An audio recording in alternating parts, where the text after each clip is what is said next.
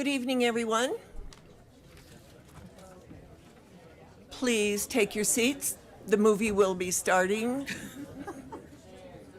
any minute.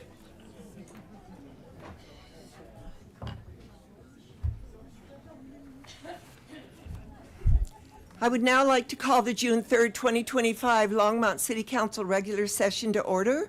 And the live stream of this meeting can be viewed at the city's YouTube channel, the Longmont Public Media.org/watch, or on Comcast channels 8 or 880. May we have a roll call, please? Yes, Mayor Peck, Here. Councilmember Christ, Present. Mayor Pro Tem Hidalgo Faring, Here. Councilmember McCoy, Present. Councilmember Popkin, Present. Councilmember Rodriguez, Councilmember Yarbrough. Here. Mayor, you have a quorum. Thank you. Let's stand for the pledge. I pledge allegiance to the flag of the United States of America and to the republic for which it stands, one nation under God, indivisible, with liberty and justice for all.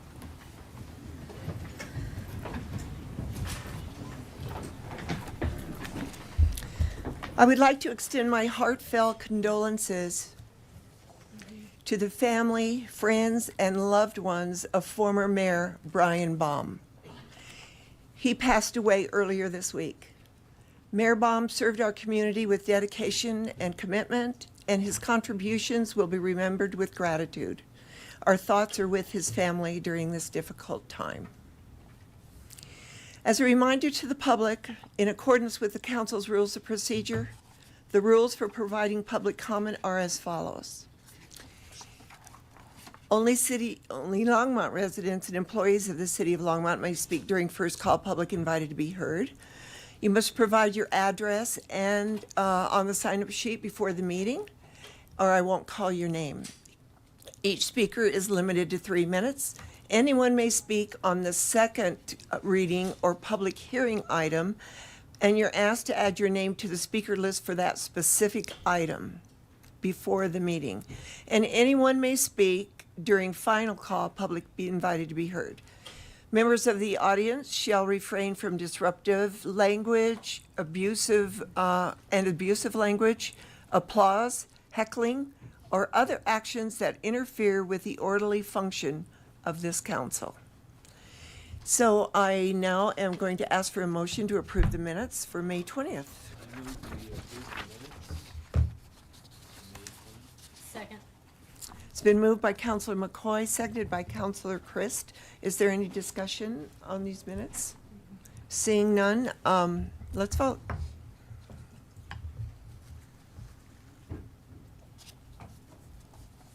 It didn't come up again.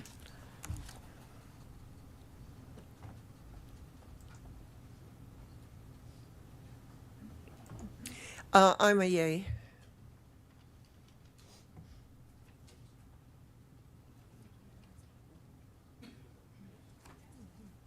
And that passes unanimously. Thank you. Do we have any agenda revisions for this meeting? I have None from us. Oh, Mayor. okay, thank you. Do we have any motions to direct the city manager to add agenda items to future agendas? Councilor Christ. Whoops, it didn't come on.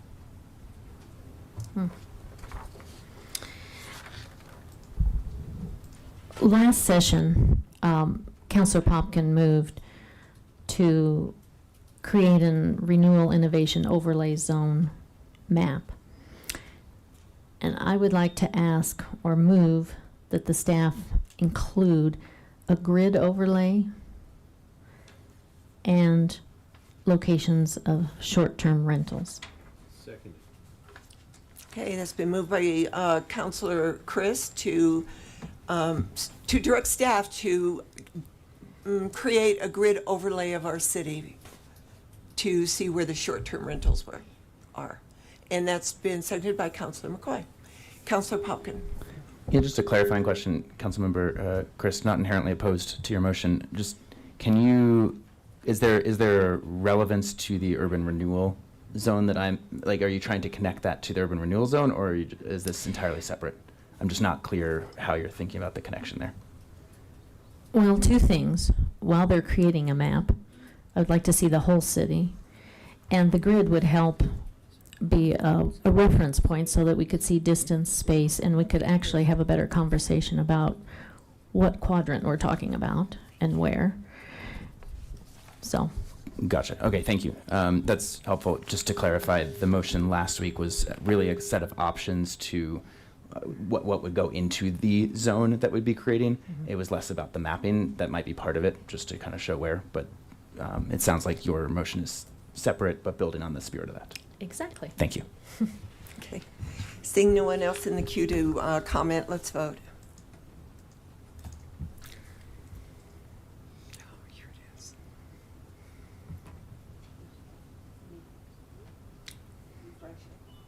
It came up. Hey, progress. And that carries unanimously. Thank you. Next on our agenda is the city manager's report. Mayor. Mayor. Oh, I'm sorry. That's okay. Councilor Popkin. Thank you, Mayor Peck. Quick one here. 2 weeks ago at our last meeting, the chair of the Senior Citizens Advisory Board came to present to council, particularly about some of their research regarding food security and those struggling with food security in our community. And they specifically asked if council would consider adding that to our list of priorities under equity, safety, and sustainability. I don't think it's an unreasonable ask, and so I wanted to direct the city manager and council to add that to a future agenda for discussion. Okay. Councilor Popkin made a motion to add to our list of the council priorities of food equity, Food security. food security, which also would be equity, I suppose. And that was seconded by Councilor McCoy. Is there any discussion? Seeing none, let's vote.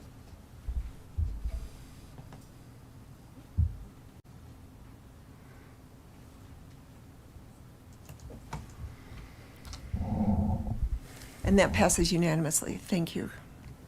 Oh, minus Rodriguez. No Rodriguez. Oh, that's right. So on our motion to pass the minutes, that motion needs to be amended that it passed 6-0 with Councilor Rodriguez absent. And on this past motion to add agenda items, both of those passed with 6-0 with Councilor Rodriguez absent. Thank you, Susie. We're at special reports and presentations, and we do have a proclamation tonight.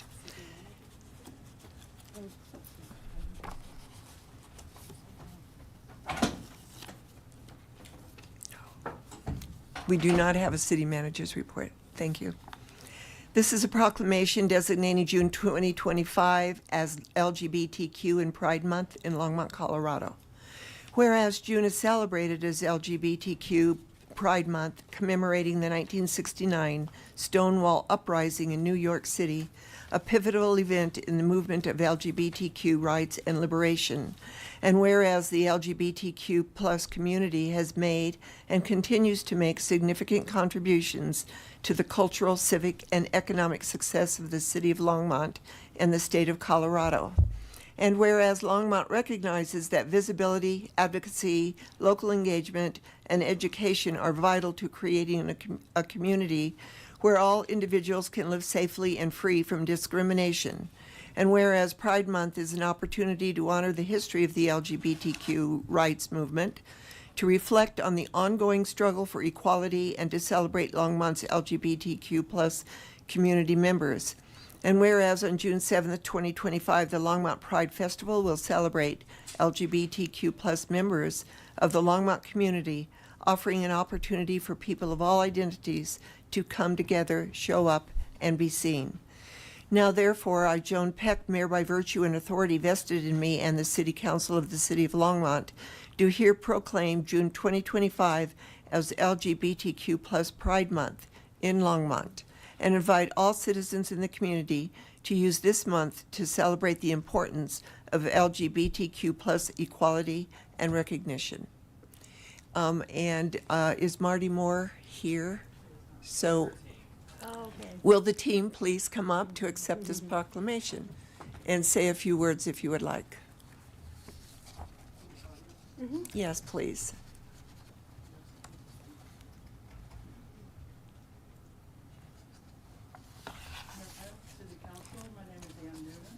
Sumner Street here in Longmont. I've been a resident since 1997, and I have watched this city grow and develop and create support for the LGBTQ community in a way that I wouldn't have expected back in the early 90s. So thank you for this proclamation. I hope everyone will come to Roosevelt Park on Saturday and enjoy the festival. Thank you. Do you want a picture? Yeah, we would love it. Yes. Please, a picture.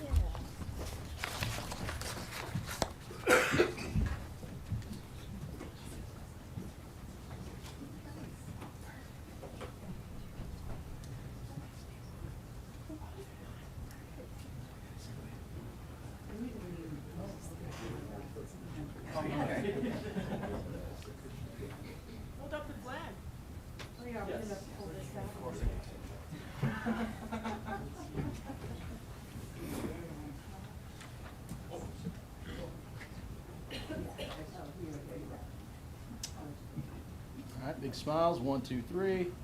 1, 2, 3. One more. 1, 2, 3. Thank you, guys.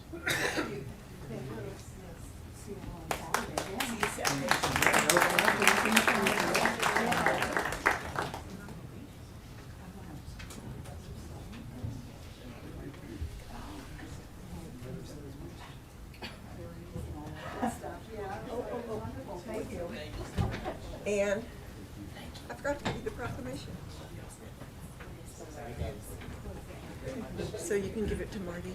Yes, Thank you. thank you.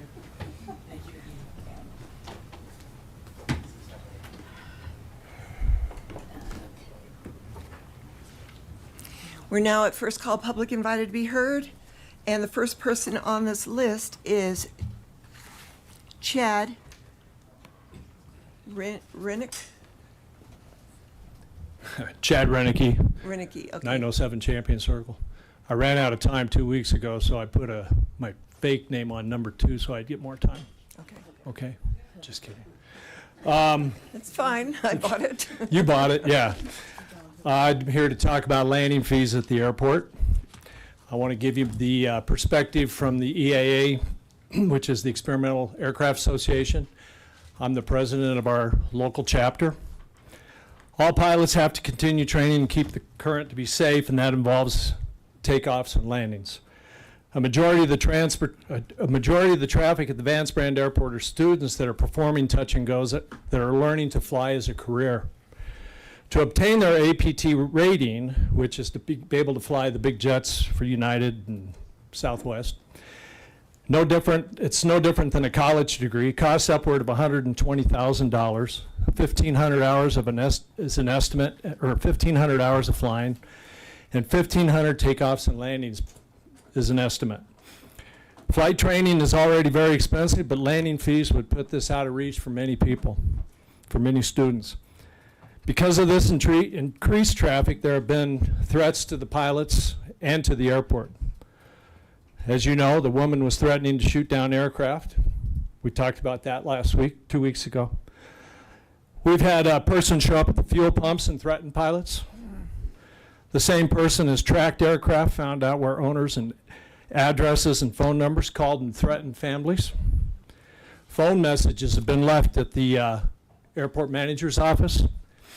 I was going to read you one, but you know what? I think it's just too inappropriate to read it. Thank you.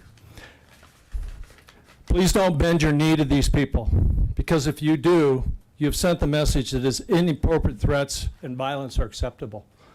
It's not. There's a small group of complainers, but when Vance Brand hosts an event like an air show, the estimate is about 7,500 people show up and enjoy it. I don't believe the complainers represent the community as a whole. Please think about this. Don't try to solve one problem and create another one. I guess I'd like to end with inviting you out to our fly-in pancake breakfast on June 21st Oh, great. from 8 to noon. Public's free. Pancake breakfast, $8. There'll be displays, silent auction with some really nice gifts, and a flyover during the national anthem. Okay? Thank you. Thank you. Jamie Simo?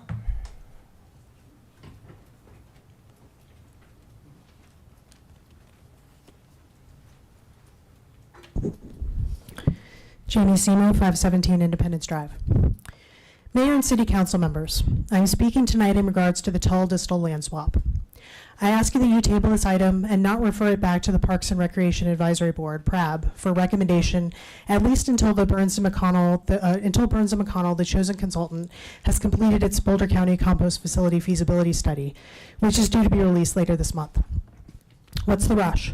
It is essential to take time to review, analyze, and understand the study's findings regarding issues such as financial viability, permitting, siting, and above all, management of contamination.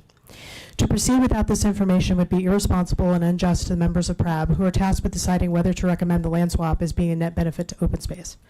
As previously stated by Friends of Open Space, prior to consideration of this land swap, two crucial elements must be included. First, a contingency clause stating that should Boulder County choose not to engage in this compost partnership with Longmont, the entire land swap proposal becomes null and void. In the absence of this clause, the land swap and designation change do not provide any advantage to the open space program or the public. Instead, it represents an easy way to skirt city regulations and acquire open space land to build city infrastructure. This sets a bad precedent for our open spaces and is a violation of public trust. I thought it was interesting that Boulder County's own compost website states that, quote unquote, Boulder County is not exploring any county parks and open space property for a compost facility. This is obviously a result of the backlash to the proposed composting facility on the former Rainbow Nursery open space property. Why is Longmont's open space, especially open space in Weld County, not just as sacrosanct? The second crucial element that must be incorporated are the 11 protective measures suggested by former Longmont Open Space Director Dan Wolford, which City Manager Harold Dominguez indicated were doable at our February 5th meeting with him. At the February PRAB meeting, board members requested additional information before they could consider this land swap. This included, 1, more information from Boulder County regarding the timeline for building a facility and the criteria to be used in site selection. 2, information from Weld County regarding the process and hurdles in constructing such a facility. 3, the answer to the question, what exactly does Longmont want to build on this land? 4, more information regarding the environmental impacts of contamination such as microplastics. 5, the possibility of providing more land and/or bigger buffers to better protect roosting bald eagles at the confluence of Left Hand Creek. 6, timelines and expense estimates for the Tull restoration that might shorten the original restoration estimate of 50 years. And 7, more information about future water storage at Tull. This is all necessary information PRAB members need before proceeding with a recommendation. This information has still not been provided. The disposition of open space ordinance requires this proposal be evaluated to determine if there is a benefit for open space. As of now, there is not enough information to make that determination. Therefore, this item should be postponed until after the county's feasibility study is released and digested. In addition, staff should revise this proposal to make it contingent on Boulder County's compost plan. Finally, the purchase of the Bigelow property adjacent to Distal, which was one of Dan Wolford's 11 recommendations, should hinge on the Bigelow property being designated as open space. Thank you. Thank you, Jamie. Sherry Malloy?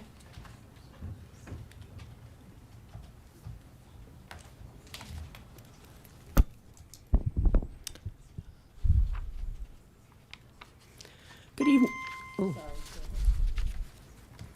Good evening, Sherry Malloy, 1632 Sherman Way. The Distal Tull Land Exchange is on tonight's agenda to further involve the public and follow up on your executive session about this matter. I presume this pertains to the purchase agreement for the Bigelow property located next to Distal. This is great news. I trust you will demonstrate your commitment to open space by proposing a motion tonight directing staff to move forward with designating this as open space property. Last year, Boulder County hired a consultant to do a thorough feasibility study, including exploring locations, conditions, materials, operations, and costs concerning compost operations. This study is due this month. It is premature for you to take any action tonight until the county's feasibility study is available for thorough review and public engagement. Therefore, please make a motion to table this for 3 months. One aspect that is not being honestly discussed about industrial compost operations is contamination. Unlike recycling end markets, which can tolerate up to 20% contamination, the compost market maintains a strict zero waste tolerance policy. This is the reason operators have ceased accepting compostable consumer items like cups, silverware, and paper. Nevertheless, the compost stream remains contaminated with plastics, diapers, and various other pollutants. Farmers, landscapers, and home gardeners don't want this dirty stuff. According to CDPHE, all industrial compost is tainted with microplastics. Despite appearing visually clean, it is actually rife with contaminants.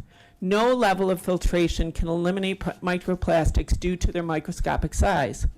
The universal approach for composting, similar to recycling, where all residents are provided with bins and instructed to adhere to the guidelines, was conceived with good intentions. However, it has resulted in huge unintended consequences, namely contamination. Achieving 100% compliance, which is necessary for a pristine end product, cannot be accomplished through education alone. Similarly, neither extensive screening nor artificial intelligence can eliminate microplastics. The current opt-in program in Longmont offers some of the cleanest compost available at A1 Organics.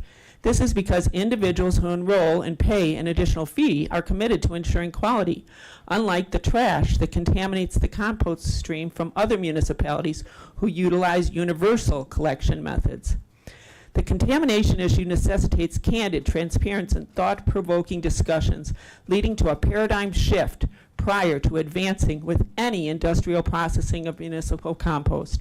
Longmont possesses both the potential and the responsibility to spearhead this crucial paradigm shift. It's not too late to reverse the situation and address the necessary regrouping that the contamination issue demands. Thank you. Thank you, Sherry. Mary Headley?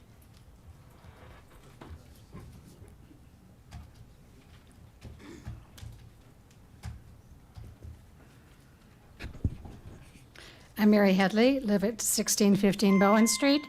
I'm here to talk about composting and the Tull Distal proposal, which is centered around maybe using this land for a compost facility. I agree with previous comments that finalizing this swap prior to evaluating the upcoming feasibility study on a county compost facility makes no sense. As a member of SRL, Sustainable Resilient Longmont, I am an avid proponent of composting. However, I want our composting efforts done in the best way possible. In March, I attended a tour of A1 Organics organized by SRL.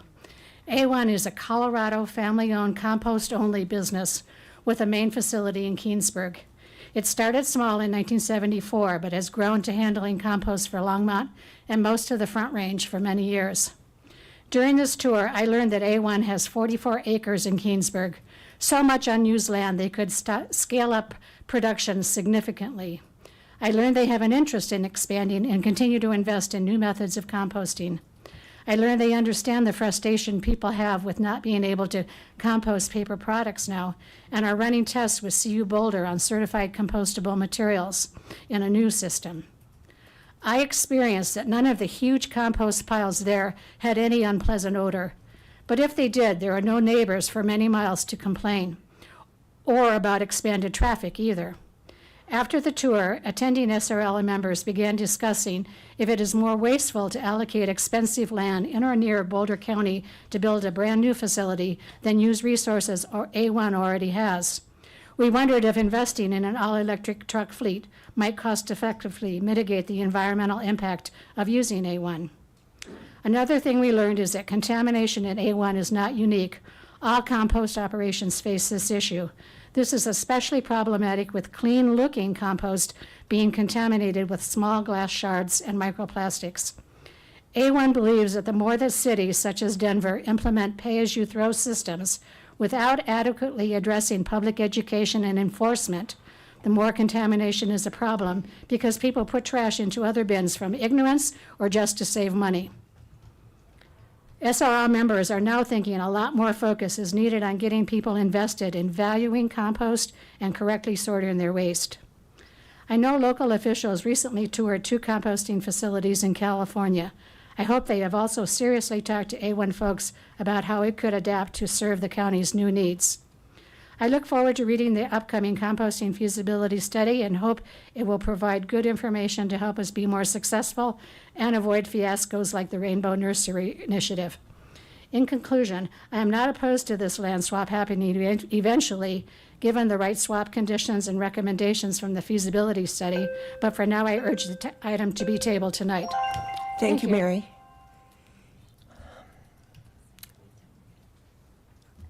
I'm sorry, I can't read this one. What is this?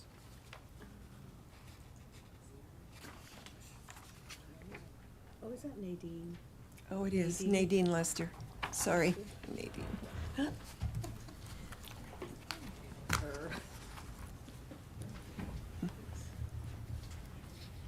Okay, so press the button. No, you're good. Surprise, Nadine Lester, 1517 Mayfield Lane, Longmont, Colorado. I'm here to add my voice to the public input you're receiving about the Tull Distal land swap proposal. I'm not opposed to the idea, and there are some very appealing aspects to the proposed changes, as explained in the packet. But count me among those who are saying that finalizing this decision in a hurried way makes no sense. Regional composting is presented as the #1 reason for the deal, but that's not yet relevant and may never be. Longmont still needs to know what Boulder County's recommendations are for a regional composting facility.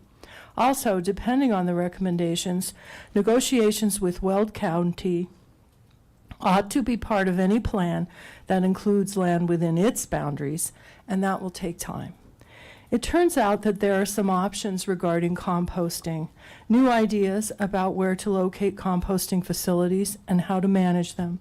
If the county decides to go in another direction, we're stuck with a bad precedent, that is, reassigning open space for unspecified pro-development goals. It ought to be obvious that if the county doesn't go ahead with composting at this spot, the whole deal should be null and void. Therefore, approving this proposal now is simply premature.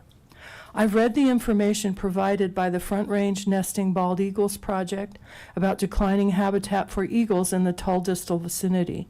I especially appreciated their map of the entire area, clearly showing the impacts to wildlife populations along the river corridors in both directions. I think the city staff and the Parks and Rec Advisory Board ought to peruse this information. Let's not label an acreage open space without considering research and recommendations from wildlife experts about this exact place. While I'm on the subject of maps, which came up earlier, since this proposal includes specific mentions of the sugar factory property, Martin Street Public Works activities, Longmont's Fire Training Center, enterprise zones along the river corridor, and affordable housing projects that this land swap could somehow enable, I'd like to see all the properties mentioned in relation to the Tull Distal lands on one clearly labeled map. Throw in tonight's Bigelow family property acquisition, which could be a desirable addition to our city if it's designated open space. There are even more moving parts. The community ought to be able to take a good look at these interrelated projects and assess their merits before council approves anything that impacts our publicly financed open space. Finally, it bears mentioning that the environmental site assessment results from the city's own study back in 2019 recommended a phase 2 follow-up to determine the extent of contamination at this site. Thank you very much. Thank you, Nadine. Malcolm?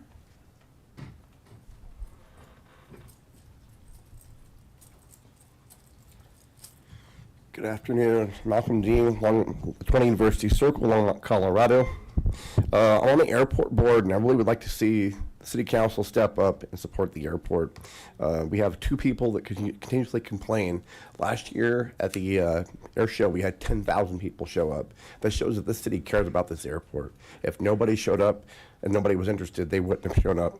Let me give you a little bit of information about landing fees that I did some digging on. 3 airports in the last few years have removed their landing fees because they found to be detrimental to the airport operations. Capital City Airport in New Cumberland, Pennsylvania, March 25th, 2019. Rio Vista Regional Airport, California, August 20th, 2024. And May 8th of this year, Safford, Arizona, remove their landing fees for all aircraft under 4,000 pounds for touch and go operations and aircraft over 4,000 pounds. When being interviewed, the airport manager at the Rio Vista Airport, California Airport, said these fees are, quote, not a significant source of revenue for the airport, and the imposition of landing fees can sometimes deter smaller aircraft operators and impact overall airport traffic. By eliminating landing fees, we could stimulate increased air traffic, support economic growth in the region, and improve the overall competitiveness of our airport, which that's what we want.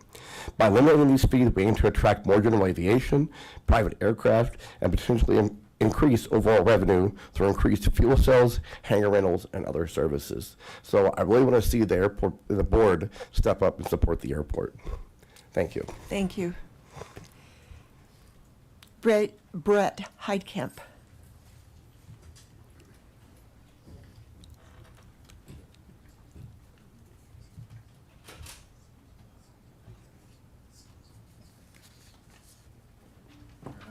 Matthew, your sign's crooked. Your name tag is crooked. Had to tell you. I'm Brett Heidkamp, 229 Hangar Way, Longmont. Good evening, City Council members and Mayor Peck. What we have here is a very tiny minority of people from the community that have a very loud voice and want to change things about an airport that they made a decision to move next to. This is a very old airport. It's the second oldest in the state, with really strong community ties. If we reacted to every small minority that raises its voice, we would never get anywhere in this world. There are tens of thousands of citizens living here in Longmont and Boulder County, and we're reacting to a few individuals. You don't hear a majority of the citizens asking to get rid of an airport. By suddenly addressing landing fees and other costs, you are bowing to a few people, not the community at large. Landing fees are being raised not as a means to raise revenue, but as a means to deter air traffic. Look at what's going on around us. Building apartments brings people, it brings cars. Have you noticed that traffic here and in Boulder County generally has gone up? I mean, I-25 is a parking lot most of the day, and it wasn't that way a long time ago. So it's certainly increased in the last 10 years. While air traffic may have increased, flight activity is up less than 2%. Our vehicle traffic is up way more than that, as anybody would agree just looking at it. So do we want to deter people from flying here and spending money and supporting our community and our businesses? Do we want to be seen as an unfriendly and unwelcoming airport? The answer to those questions is no. We honestly have one of the worst FBOs. We have overpriced fuel. We have no crew cars. So to start charging landing fees and other fees would be a bit ridiculous. Have any of you gone by the airport during the morning and afternoon, especially during lunch, and seen the cars sitting there watching the planes come and go? And the weekends where the parents are there with their little ones watching the planes do their landings. The kids are excited to see this stuff. Let's support air traffic and up-and-coming pilots. Aviation is an amazing feat of human engineering. Can you imagine your lives without being able to fly to your favorite destination? The future pilot on your 777 out of DIA may very well be learning to land at Longmont this very week. I'd like to count on your support of this amazing community resource for the majority of all of us, and ask you to step back from listening to a very vocal minority. Thank you for your time. Thank you, Brett. Betsy Ingelke.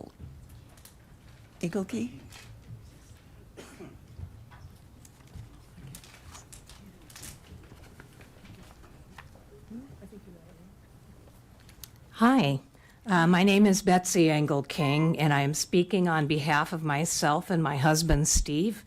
We're speaking to let you know we truly support this wonderful asset the city has in the Vance Brand Airport. We keep hearing you're being bombarded by emails by a few select individuals that are critical of the airport, and we wanted to respond. We fly out of the Longmont Airport on a weekly basis for the past 40 years, since 1986. And yes, we do follow those noise abatement rules, as do the other pilots in our hangar group. We do pay annual revenues to the city for the rental of the land on which the hangar group is built. When the houses south of the airport were going to be built, we as a pilot group came to the city council to ask that a note be put in with the contracts of people buying their houses, to let them know they are moving into right next door to an active airport, but we were voted down. I'm so sorry you are continually being flooded by email complaints by a select few, but we need to step back and look at the big picture. The people that I talk to really enjoy watching the planes. The Longmont Airport days are so well attended. On any average day that you drive by Airport Road, you will see at least 2 or 3 cars parked along the airport road with the kids out at the picnic table watching the planes taking off and landing. There are even bicyclists who have stopped to watch. On any weekend, you'll see several people at the flight deck grill having lunch and watching the planes taxiing and doing their thing. Come on over and see for yourself. Be a part of it. The airport is such a wonderful launch pad for aviation careers. Our son learned to fly in Longmont and is currently the propulsion engineer at Cirrus Aircraft. It does go forward. The St. Vrain Valley School District's Innovation Center has an amazing program in aeronautics, and the airport is key to these young kids in this STEM program that fosters engineering and math. We truly feel that landing fees would be detrimental. It would be like putting a toll road on Hover Road to reduce traffic. It's not conducive to, anyway. We would love to see you take more of an interest in helping our airport to reach out to residents and increase the revenue stream on a more productive manner. A restaurant event center would be fantastic with its views of the mountains and plains would be such a great draw. We really respect your time and thank you for the time that you've put into doing the council work. It's a tough job. But thank you so much for listening. Thank you. Gary Toby?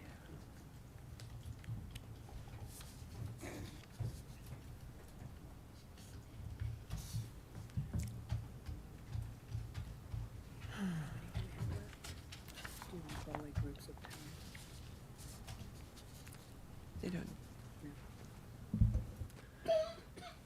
Good evening. I'm Gary Toby, longtime pilot. Wait a minute, are we? You're good. Longtime pilot, probably flew out of Longmont 50 years ago to all 4 corners of the country. Longmont is a part of international and interstate commerce, and obviously that's very important for Longmont and for every place in this country. I would say that if I'm flying from here to anywhere else in the country and I see a landing fee, I do not land there. I don't give it business. So it's one of those things that you have to put the big picture, as has been stated before. This is an important thing for Longmont and for the training of all those pilots. And you do want to have a well-trained pilot as you head out for wherever you go. And Longmont has been key to that for years. I appreciate your careful consideration and would hope that you do not impose landing fees. Thank you. Thank you, Gary. Ruby Bowman.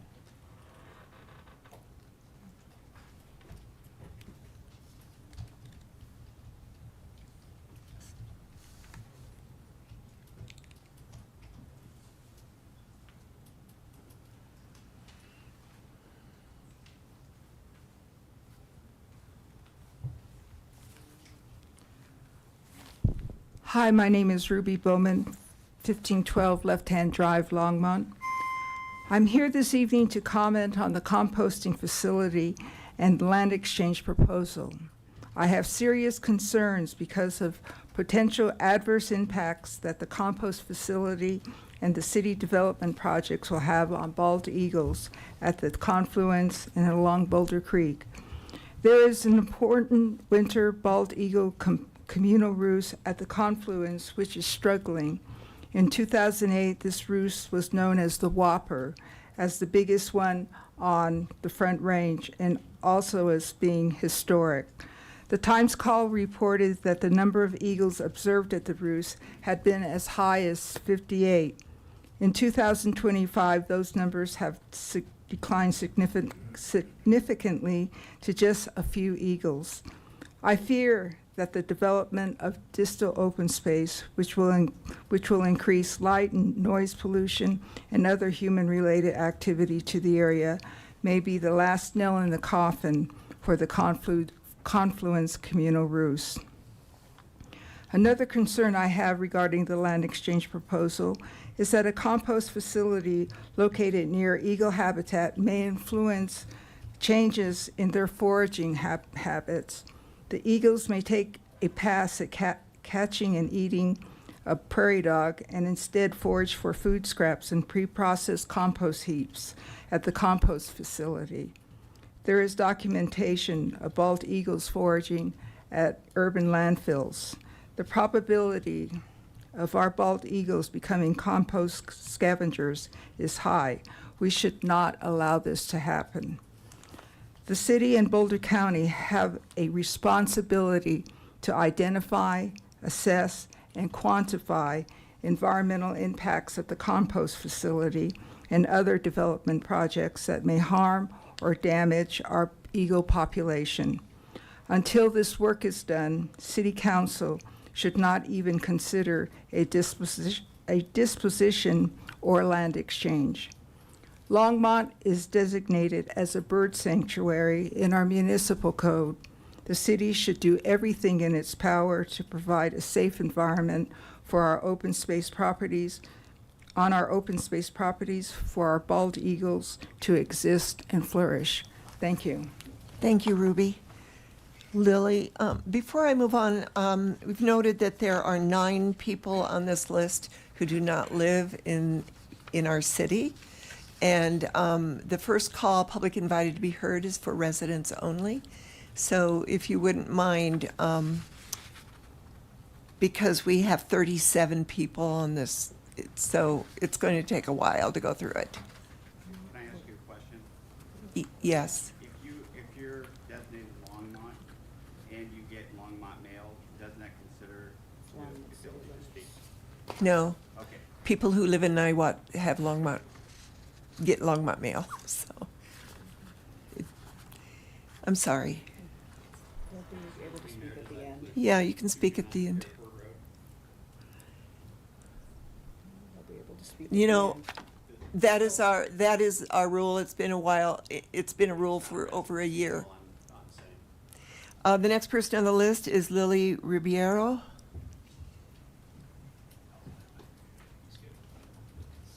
You know what? We're not.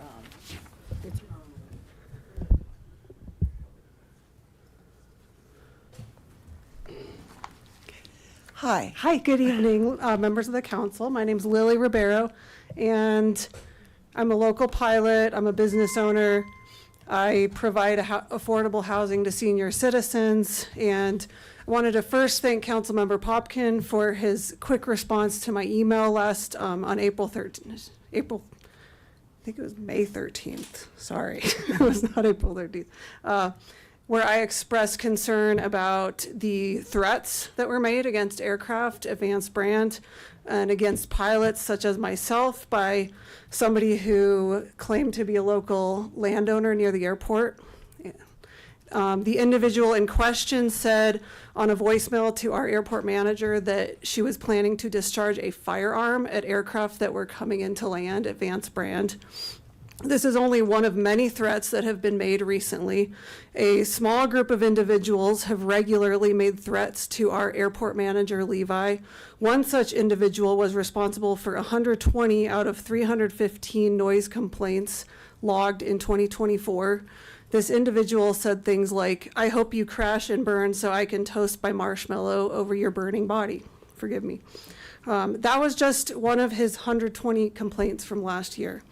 My concern is that because this small group of individuals has become very vocal, council may be listening to them over the hundreds of, maybe thousands of local citizens who use the airport daily, the thousands who enjoy the sight of airplanes taking off and landing, the families who frequent the flight deck grill in the summer months, the many airline pilots who owe their careers and success to Advanced Brand Airport, the skydiving aficionados who come from all over the country to skydive at Longmont, the veterans who got to experience the thrill of flying an airplane for the first time.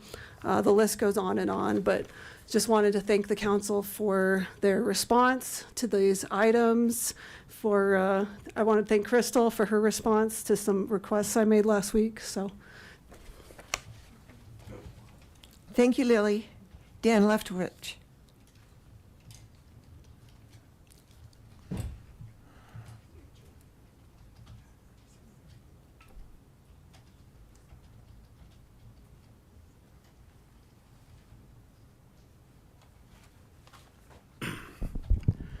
Mayor and Council, Dan Leftwich, 775 West Grange Court in Longmont. I have a pie chart that was produced by a Cora request that shows the total operations by registrant at Vance Brand Airport for the period January through April of this year. I'll hand it up at a break. Of all the registrants with at least 1% of the total operations at our airport, all but 3 are flight school operations from Rocky Mountain Metro Airport, flying to Longmont to conduct their business operations using our infrastructure at no charge. The 3 that are based here make up less than 10% of the total operations at this airport. The 2 operators that dominate the traffic at our airport are G&M Aircraft, they're from Rocky Mountain Flight School, and Spartan Education, both are from Rocky Mountain Metro Airport. I can list all the others that are from the same airport, but I won't do that. The FAA requires grant recipient airports to be as self-sustaining as possible. Does it make economic sense to allow for-profit businesses based at Rocky Mountain Metro Airport to conduct over 70% of the operations at our airport for no charge? In the first 4 months of the year, there were about 35,000 operations at this airport. Roughly 24,000 of those were attributable to touch-and-go operations. I'm not saying that you can restrict those. I am saying you don't have to allow them for free. These flight schools are not spending money in the community. They're not staying overnight. They don't even stop to buy fuel. To be clear, there should be no discrimination in the imposition of landing fees. All airplane owners using our airport should pay reasonable fees for the use of our infrastructure. At least 75, by my count, at least 75 airports around the country charge landing fees, and the sky hasn't fallen. Longmont should just step in with the mainstream and start protecting the health of this airport, the economic health of this airport, so the taxpayers aren't constantly subsidizing through the administrative transfer fee and through FAA and state grants. So if this airport is to become self-sustaining, landing fees are a good first start. Thank you. Thank you, Dan. Gordon Pedro.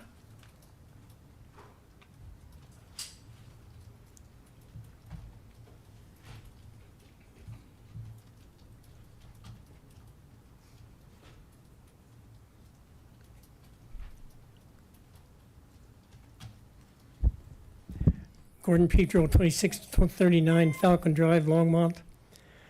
I'm speaking on item 12A. Your staff portrays item 12A as a land exchange, but it is really about the integrity of your open space program. On January 14th of this year, you referred the Distal Toll Land Exchange to the Parks and Recreation Advisory Board, PRAB, for a recommendation per section 14.52 of the Longmont Code. This code section is entitled Open Space Disposition. Beginning in February, I attended each PRAB meeting on which Distal Toll was on the agenda.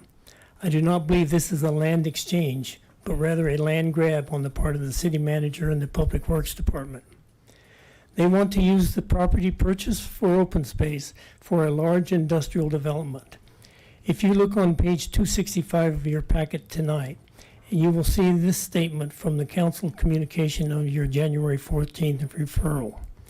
Quote, "The overall industrial condition of the distal property makes it best suited for utilities and public works purposes, such as a site for composting, a relocation of the fire training center, and or future municipal training center.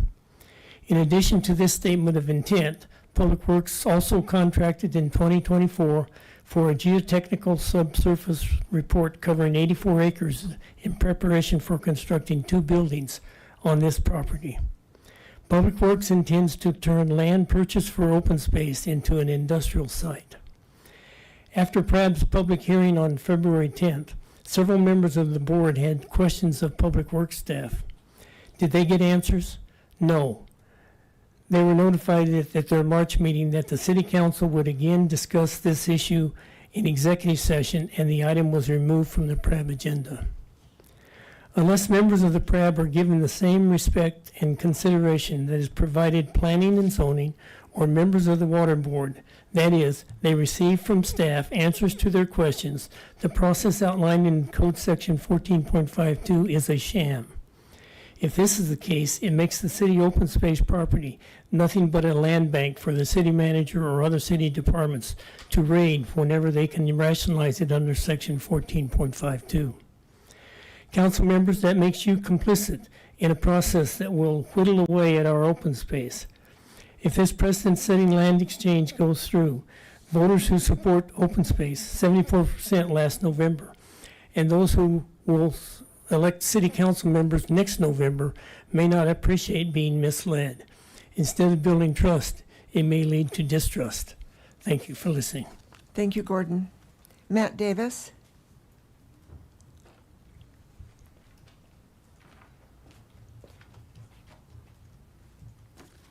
Good evening, Mayor Peck and members of the City Council. My name is Matt Davis, and I'm at 445 Greenwood Lane. I'm here tonight to present my views and experiences being a student pilot at Fly Elite Aviation at Vance Brand Municipal Airport. I thank the City of Longmont for continued support of the airport and the opportunity it affords me in training for my second career. Having retired and becoming a student pilot later in life, our flight schools afford people like me with busy lives the opportunity for flight training on our own schedules. I see the airport as both an asset for our city and as an extension of Longmont's reputation for kindness. Whether staying in the pattern or traveling to neighboring cities, we as pilots of Longmont are always interacting with pilots and citizens of the Front Range. Sitting at the end of the runway, I see many families who bring their children to sit and watch the airplanes. As a Scoutmaster, I also see the joy in my scouts when they get to participate in an activity at the airport, such as the EAA fly-in later in June. As a student pilot, I have flown at other airports in Colorado, New York, and Kansas. While Vance Brand currently boasts a 4,800-foot runway, 2 flight training schools, Fly Elite Aviation and Aerosphere, an outdoor restaurant, the Flight Deck Grill, and many other businesses, I ask the council to consider future expansion of the airport to include a longer runway, and please don't tell my flight instructor that I asked for a longer runway, newer FBO facilities, more hangars, upgrade to the aviation fueling tanks and facilities, and a year-round restaurant and a convention center perhaps. I ask the Longmont City Council to preserve this valuable asset, protect the land surrounding the airport for the safety and happiness of all, and to consider expansion of the airport to further the development of the Longmont community. Thank you. Thank you, Matt. Ron Stewart.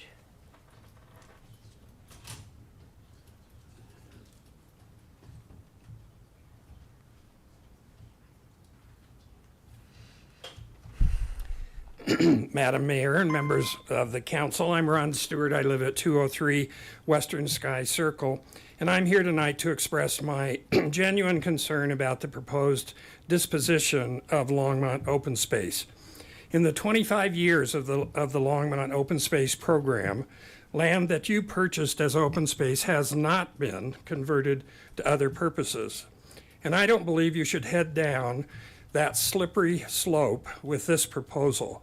You're setting precedent, and the precedent doesn't bode well for the protection of open land. I think it's important to remember that Longmont open space has never been purchased with general purpose city funds.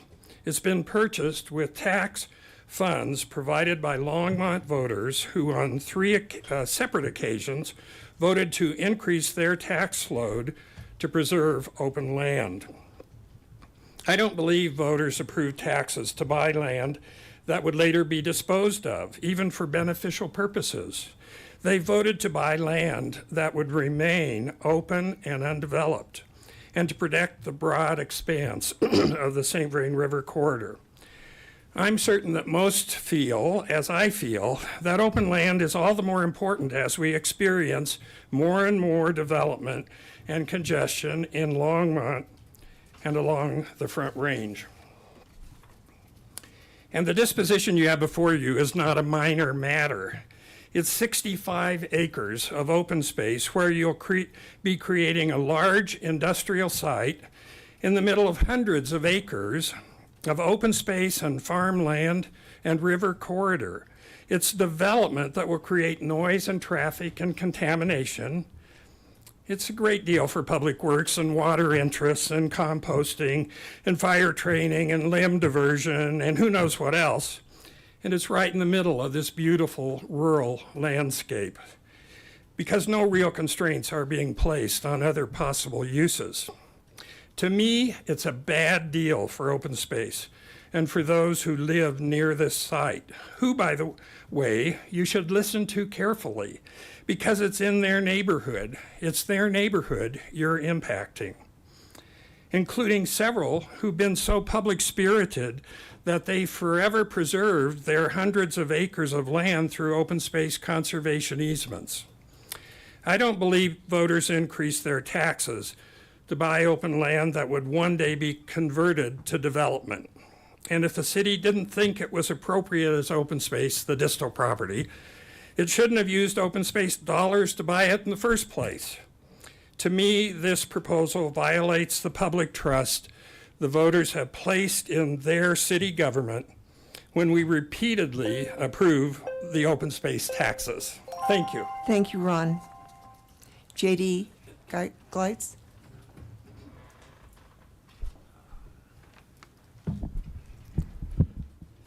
Good evening, Mayor Peck and council members. J.D. Gleitz, 1632 Sherman Way, Longmont. I'm here to speak in support of the airport. Thank you for ensuring the airport remains the asset it is. Airports are a vital part of a thriving community. As an airline pilot, I decided to transfer to the Denver base 30 years ago. Because of the annual Rocky Mountain flying in Longmont, I knew this would be a great place to bring my airplane. Tonight, I'd like to address some of the items I saw you were wanting to consider. Landing fees are not a great idea. It just adds another unnecessary expense. If one airport adds a landing fee, it might push traffic to another airport and force those airports to do the same. I rarely ever seen landing fees at small airports. Also, the expense of charging and collecting the fees, as well as the loss of business, does not make sense. Unleaded gas has gotten a lot of attention, just as the noise complaints have recently grown. The EPA, FAA, DOT, as well as the flying community are looking forward to a safe standard of unleaded fuel. I look forward to it as my old airplane prefers unleaded fuel. Several companies have developed fuels and testing has been going on. As soon as there's a safe, approved standard available, it will be used just as the current fuel is. This is not something that local government should be taking responsibility for. Leave it to the experts. Continued efforts to make sure local noise abatement procedures are followed can help some noise complaints, and I believe the airport manager will continue to work on that. Safety always comes to it first, though. I'm not sure what's being discussed concerning the leases, so I have nothing to add there. And thank you for your continuing efforts. Thank you, J.D. Tara Minza.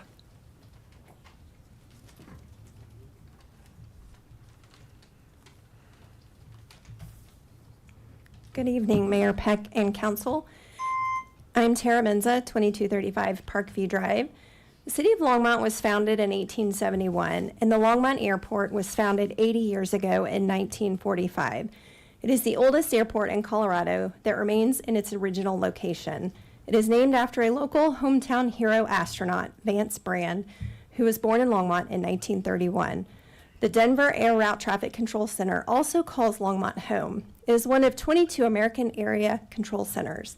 Denver Center is the 13th busiest air route traffic control center in the United States. In 2024, Denver Center here in Longmont covered 285,000 square miles of the western U.S. and handled over 2 million aircraft. Longmont is an aviation town, whether we admit it or not. In 2024, the Longmont Airport recorded almost 10,000 spectators at its air show. If our beloved airport is so rooted in Longmont's rich history, why are we allowing the same 5 people to make the most noise about airplanes? Our amazing Longmont Airport was the center hub for disaster recovery efforts in the flood of 2013 that crushed our community. Longmont would not be where it is today without the logistical efforts our airport provided. It is the hub for wildfire mitigation in the local mountain areas, bringing CDOT and the Colorado National Guard here to train every year. Our airport is a center for aviation education in our school system, with the SVVSD Innovation Center Aeronautics Program even building their own airplane here at Vance Brand Airport. Hundreds of flight students every year train at Longmont Airport for an aviation job. Without that training at our airport and airports like ours, there would be no United, Frontier, American, Delta, or any other airlines flying passengers safely. Let me repeat that word, safely, all over the world. You see, not only is our airport instrumental for flight operations that support our daily lives and our community, but it's also incredibly important to the success of our future. With Sundance coming to Boulder in 2027, it will bring an estimated $130 million to our economy. I would bet our local businesses here in Longmont want to be a part of that economic boost. Our airport is primed to host these smaller airplanes and visitors who want to come to this film festival and will bring their money into our Longmont economy. We have a beautiful airport situated in the most beautiful place in Colorado, with guaranteed economic prosperity supporting our local businesses and community. It is the responsibility of the airport owners, in this case the City of Longmont, to show our community what aviation is all about, how regulated it is, how beneficial it is, how educational it is, and simply how amazing it can be for our community. As the wife of an aviator, my husband and I love to fly our airplane to airports that have great food and explore the area. These airports don't have landing fees. They have great restaurants and FBOs and communities that understand how important the local airport is for them, and they support the airport and all businesses at the airport. Let's figure out a way to enjoy the sound of freedom and stop using the airport as a scapegoat for the 5 noise complainers we have in town and take this as an opportunity to make our airport shine. Thanks. Thank you, Tara. Ethan Algreen.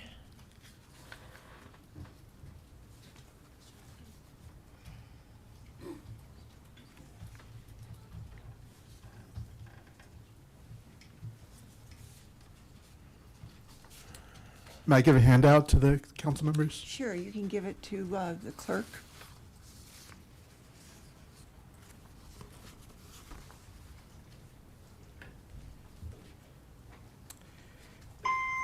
It's been the honor of a lifetime to put my master's degree in environmental leadership to work in service of this community as a member of the city's Sustainability Advisory Board.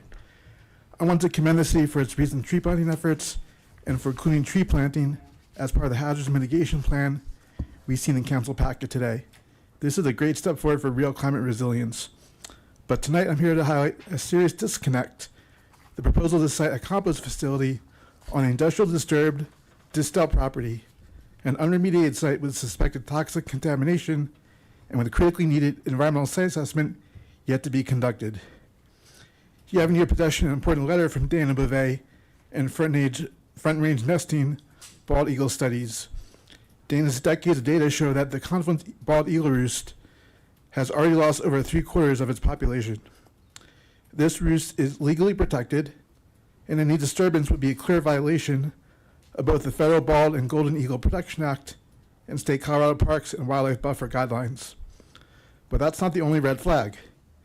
The city's own Phase 1 environmental site assessment from 2019 identified multiple contamination risks, including stained soils and inadequate spill containment for diesel and oil tanks, and historic spills on site. The Phase 1's report's recommendation is crystal clear. Additional subsurface investigation is needed to evaluate whether potential releases from the identified recognized environmental conditions have impacted environmental media on the site. That means a Phase 2 ESA is required. The city cannot responsibly move forward with new municipal industrial uses without knowing if these lands are contaminated and what that means for water, wildlife, and public health. Composting is the vital part of sustainability, but it's imperative that we look at composting safely on clean, well-drained land that won't become a vector for toxic runoff or wildlife destruction. I urge you not to refer this land use reclassification to the Parks and Recreation Advisory Board, and instead direct staff to complete and publicly disclose a full Phase 2 environmental site assessment. Let's ensure that land use decisions are based on solid data and a shared commitment to steward these invaluable ecological resources, like our treasured local bald eagle population, for future generations. There's nothing more American than bald eagles, and if you vote to advance item 12A on your agenda and harm the bald eagles, you're not only anti-environment, you're anti-American. Thank you, Ethan. Matt Menza.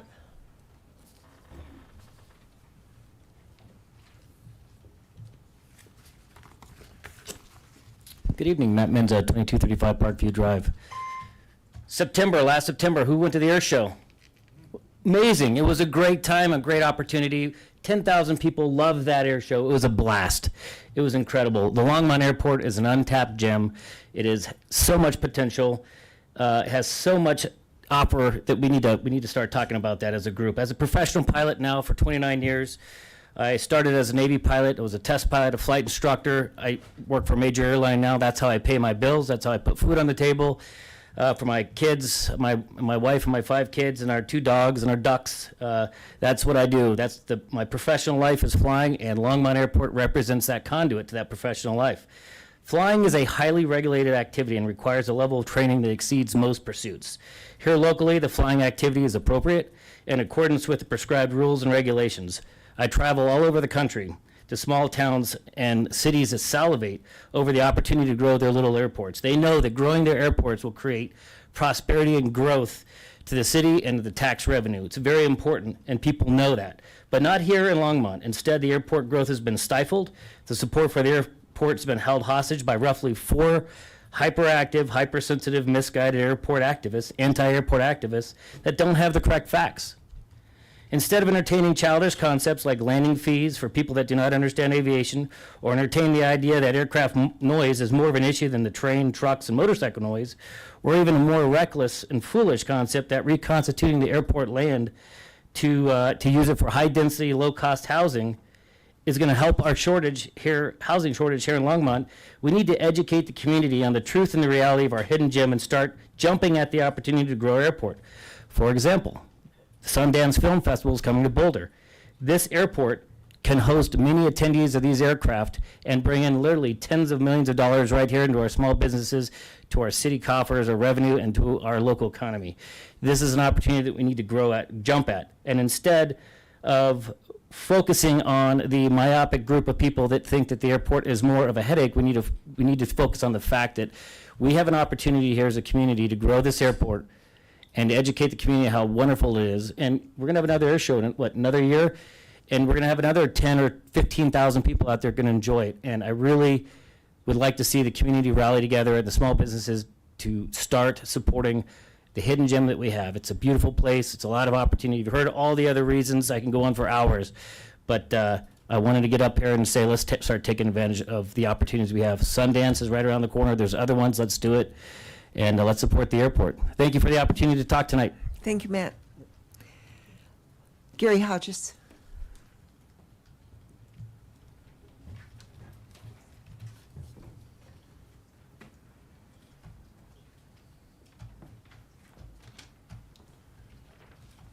Good evening, Mayor Peck and council members. Gary Hodges, 2148 Stewart Street.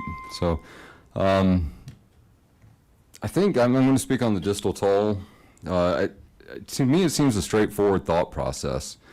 There's another gentleman earlier really touched on a lot of what I'm about to as well, but open space is not an asset intended to be freely developed or traded at the whim of elected officials. It is the widely understood purpose of the open space tax we pay, and that the public overwhelmingly supports, that purchased land is meant to be set aside forever, that it remains as protected space. And that is the common understanding of what open space means. So even if a compelling argument can be made in support of a horse trade, it doesn't change the basic principle, especially when a compelling argument for any trade or in fact a wholesale dissolving could be made for any open space property. And in truth, such compelling arguments are easily made. It only strengthens, and in truth, that such compelling arguments are easily made, it only strengthens the basic premise of setting aside land in perpetuity. Thank you. Land that is purchased by the people for exactly that, to protect it from trading, from development, or anything other than protection in the common understanding of the word. A compelling argument does not rise to a compelling reason to get rid of the land. So that's what I have on Distal, and I just want to comment on the airport. I've heard airport supporters speak many times at these council meetings, and I have to say that they're generally really compelling statements from them. I don't fly plane. I mean, I fly commercially, but I don't pilot anything. But it's interesting to listen to their comments. And just living here, it seems obvious the airport is an economic driver. Regarding landing fees, admitting ignorance on this, but it does seem like it might be a backdoor idea to achieve another agenda. And I think as a citizen or a resident of Longmont that it's just short-sighted to not support the airport. One thing I have been wanting to mention about the airport for a long time is something I've seen is housing at airports that combines hangars with high-end housing. And I haven't heard anybody mention that. And we talk about housing a lot. We talk about affordable housing a lot, but it's not very often that we talk about higher-end housing. And that is something that some people in the city do talk about. They wonder why council doesn't address that. And I wonder if that might be something that could happen at the airport. You know, maybe a dozen really nice houses that are out at the airport that have their own private hangars. So it's just something I want to throw out there. Thank you. Thank you, Gary. Martin Orner.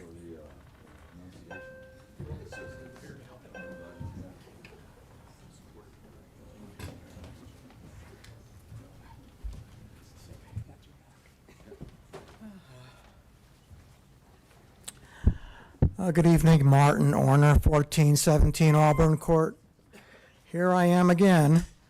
I'm here before you as I was 2 weeks ago about the mess that is the 17th Avenue right-of-way going west from Hover.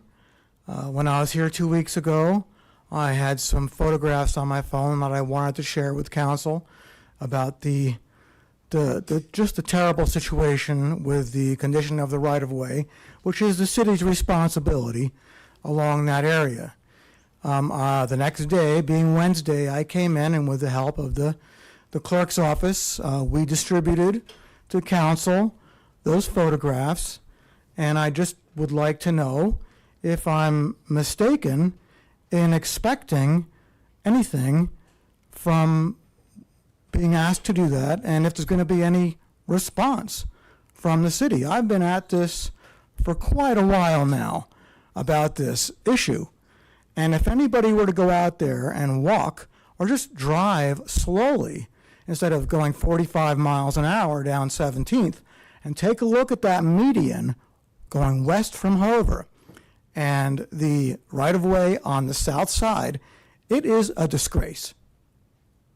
I can't understand why nothing happens after probably a year of bringing this before the city. Nothing. And I don't understand it. So, at the expense of being just a nuisance, I'm just going to stand here and ask for a reply. Okay, you're going to get it. I've been CC'd on those emails that have come from the Parks Department and from David Bell, and have talked to him personally. They are working on it. They have people figuring out what kind of grass to put in that area, if they need grass, do they need rocks. So Martin, we replied immediately. Thank you for the pictures. Thank you. I would like to be included in this discussion with the city, with David Bell and whoever else. So, David? So that I know that this is happening after all this time. It is. Of my time and the city council's time of hearing me come before you. So thank you. just for the people in the chamber, we do respond. Maybe not on your timeline, but when we can. The next person on the list is Roseanne Jenny.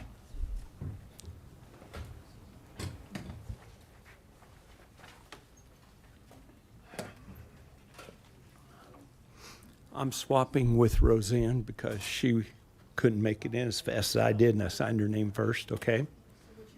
Terry Moore. Welcome. I live at 3 Birdsville Place, and I have some notes here. I'll try and get to them as soon as I can. I wanted to say that money has strings. Why is it so difficult? What could be the issue? Who does the LPC invoicing tool favor? Who does it aid? What is an invoicing tool? There are several people who are harmed by smart meters. Being sensitive to RF radio frequency is not a choice, it is a fact. And there's lots of doctors and lots of research that'll back that up now. Why is this council ignoring those who are sensitive to RF energy and having a policeman step outside to be told so the LPC can tell someone that they are going to put the meter on or cut their power if they don't let them? Could this be the strings I've mentioned before and I've mentioned in the past? Who benefits from the smart meter invoicing tools? And it's not called a smart meter, it's called an invoicing tool on much stuff. Propaganda, my book. Why are you driving so hard to get all of them switched on? To those who read the meters, it saves time. To those who own LPC, it means less employees, so they save money. To those who are RF sensitive, it is a sentence to prison outside their house while they fight City Hall. Are you guys City Hall? Which one are you, City Council? Are you generating lawsuits coming back at you? Did you negotiate reduced rates for less meter readers? I don't know. I have my suspicions. I don't like it. Thank you very much. Thank you, Terry. Joanne Burton.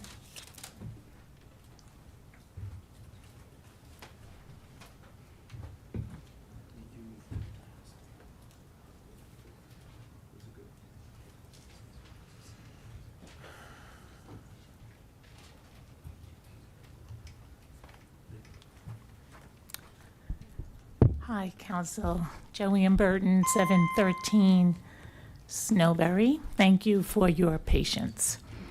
As a homeowner and taxpayer, I am dismayed to learn that taxpayers are subsidizing the airport at the expense of the general fund. In the airport fund, it states, the Airport Enterprise Fund pays for all expenses associated with maintaining and improving Vance Brand Municipal Airport. My initial understanding was that the airport was financially self-sustaining. It's not, and it hasn't been. The city budget says airport fees and charges will be reviewed annually to determine whether all operating expenditures are recovered. The airport is supposed to establish fees and charges to cover their expenses. In 2018 through 2024, and now in 2025, the airport has not been meeting their full financial obligation. The airport's budget is being balanced with a 50% discount for the services provided to the airport by the taxpayers. The amount of taxpayers' subsidy for those 8 years is over $600,000. I don't believe taxpayers should be subsidizing the airport's shortfall. And honestly, I'm confused because I keep hearing the jewel of Longmont, and they have to rely on taxpayer dollars to operate this airport. So moving forward, how can the airport meet its financial obligations without continuing to burden taxpayers? One solution would be to charge airport operational weight-based landing fees. Charging landing fees distributes the cost of operating the airport across all aircrafts utilizing the airport. This idea has been suggested, and we know that the FAA can impose a two-part landing fee. Okay, as taxpayers, we pay additional fees when we use city services such as the rec center or the city golf course. The rec center charges $7 for adult residents. Golf course charges $30 for 18 holes of golf. I think the city council gets the point. Thank you, Joanne. Vic Pizzo.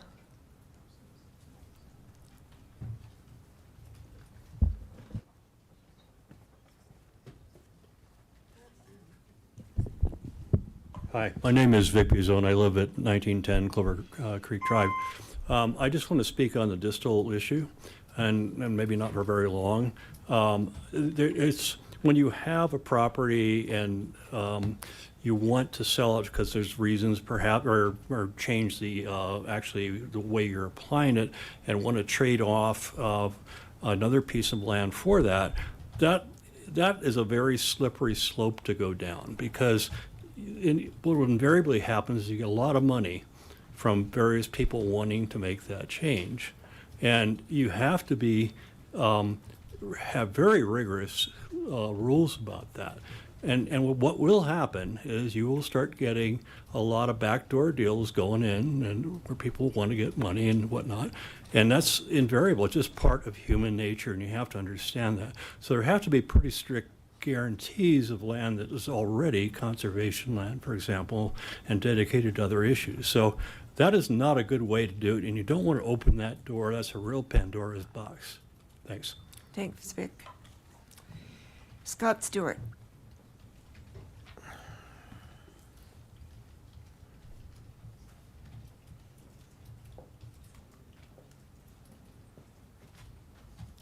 Mayor Peck, members of council, Scott Stewart, 229 Grant Street. What Joan had to say about airport financial responsibility, I completely agree with. Aviation community is strong, no doubt. I think we're receiving better data from the airport monitoring stuff that the airport manager has information on. That data needs to be shared with the decision-making people. Learning to fly as a career, I've heard some of the things I've heard from the airplane community. Learning to fly as a career, do we understand that 80% of the people that start flight lessons never get their pilot's license? It's 80% dropout rate. I'm one of those people that's critical of the airport. I think some people call it a complainer. Just to say, I'm totally not opposed to it. I've jumped out of helicopters, I've skydived a couple of times, I've flown a soar plane. That's what they call them back east when they're gliders. I've taken a flight out of Longmont Airport. I'm not completely against it. I just want reasonable responsibility for the airport to the community as a whole. Air show, I was there. Great air show. If there's one in Fort Collins, I'll go to that one too. I'll go to the one in Rocky Mountain if there's one there. I don't care where it is. And I think most of the airport community all wants to go to Oshkosh, Wisconsin for the big air show. So there you go. Landing fees can be a significant source of income. I didn't make a decision to move next to an airport. I live in Old Town. You know, my house is built in 1915. I don't know what the dates are of the airport being built or what have you, but, you know, it's whatever. People come here to spend money. Okay, 2022, 2023, I was looking at the tie-down fees. Transient aircraft in 2022 and 2023. Transient aircraft, not aircraft that's based out of Longmont. The records of the airport only show 4 in a 2-year period. If people are coming here to spend money, do they not tie down their aircraft and, you know, go into town and spend? They have to go to the FBO. They have to. Let's get an accountability. If we got all this business coming in and all these transient people spending money and spending nights at hotels, there should be some way of showing this. You know, maybe I'm reading the report wrong. Watching the takeoffs and landings, sometimes that's me. You know, you can sit next to that little tower next to the picnic tables and hear the radio chatter. It's kind of interesting. The claim that St. Vrain Valley School Districts is part of the airport, no. They started that program on their own, and the airport benefits more from it than the students do from this. Students can go to any airport. Thank you, Scott. Thanks. Steve Altschuler.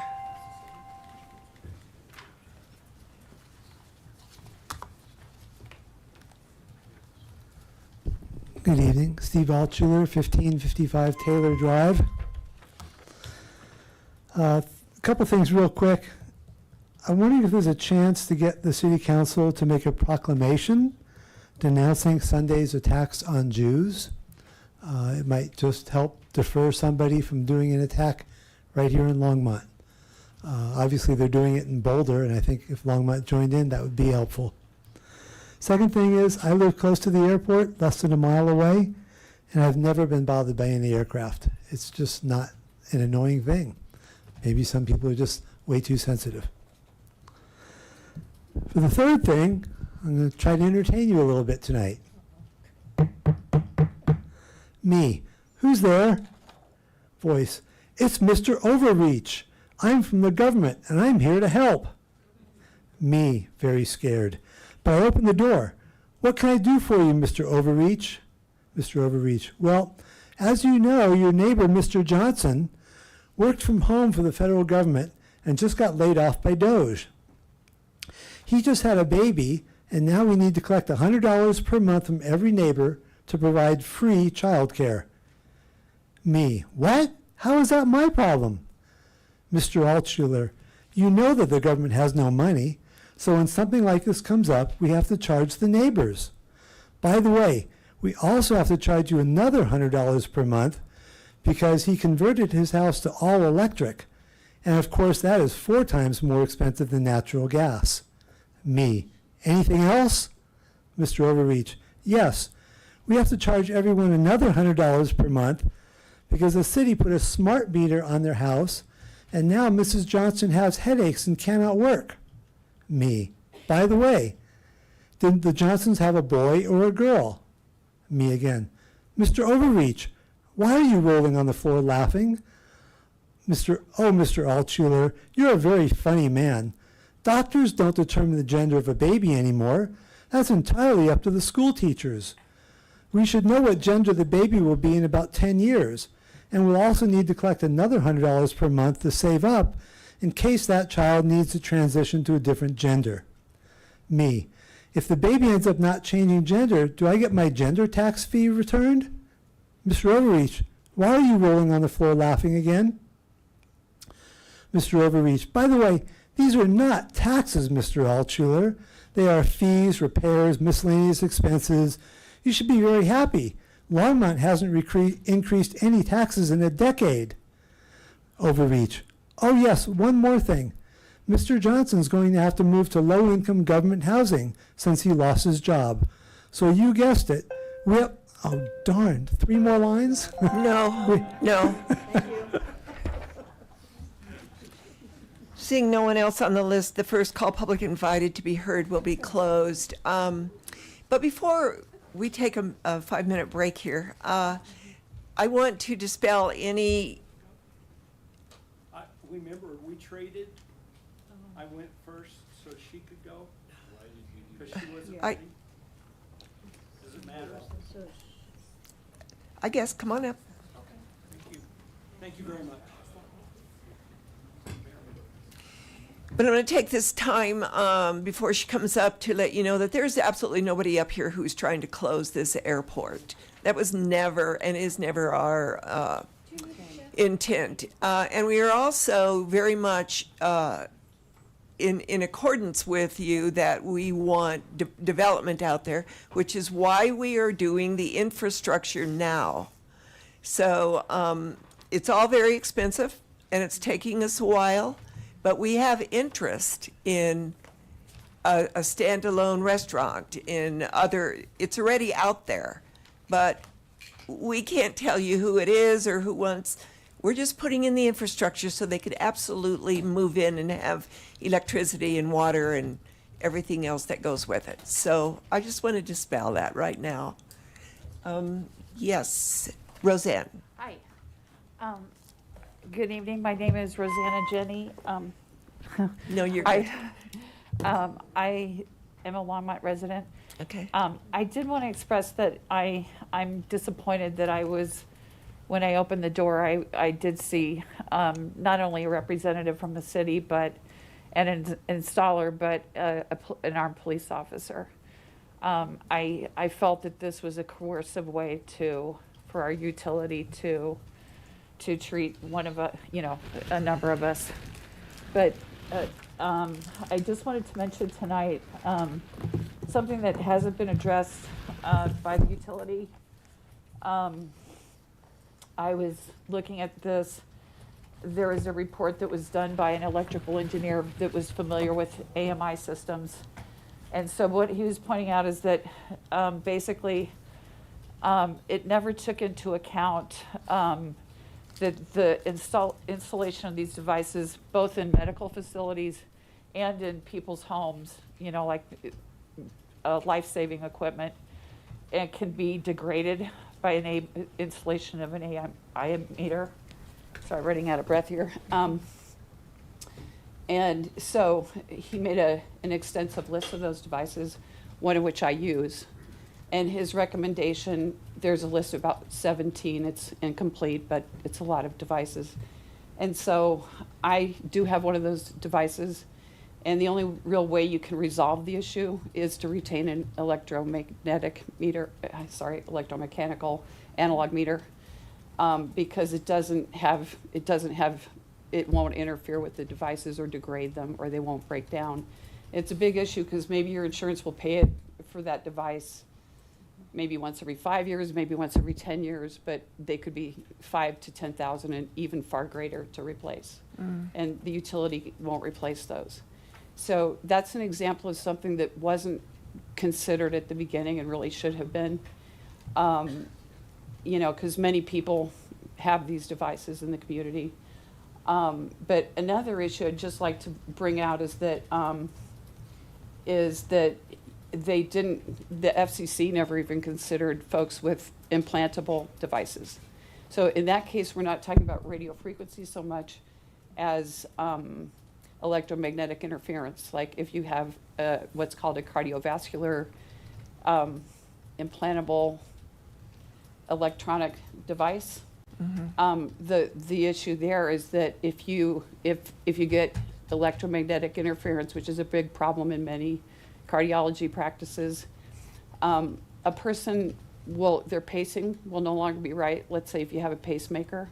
And so that person, if they don't pass away, which would be the worst case scenario, then they have to be shocked which is obviously distressing to that patient. Okay. But Roseanne. it may also, cut off their lifespan.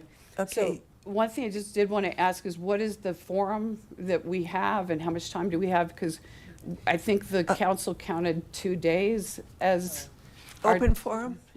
No, they said we would have a hearing over the issue of the smart meter installation. And right now, the final thing I'd just like to say is, because of all these reasons that were brought out, it's not an option for some of us Okay. to. Roseanne, thank you, but your time is up. Okay. And we will, can you give your let me make sure I have your correct address. Okay. 1115 1224 Venice? It's actually 1224 Venice Street. Okay. That was my fault. That was your, okay.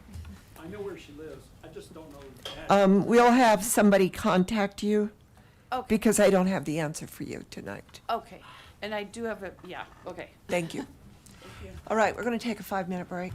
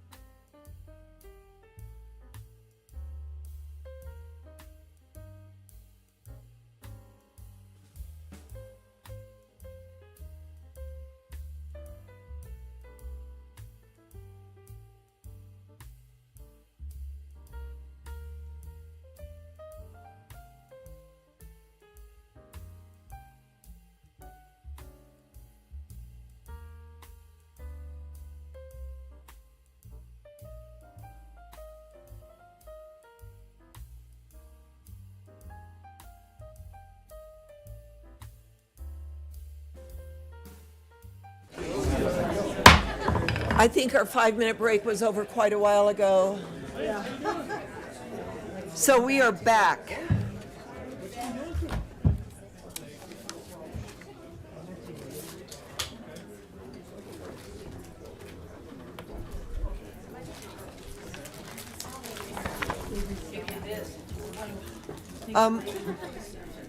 Okay.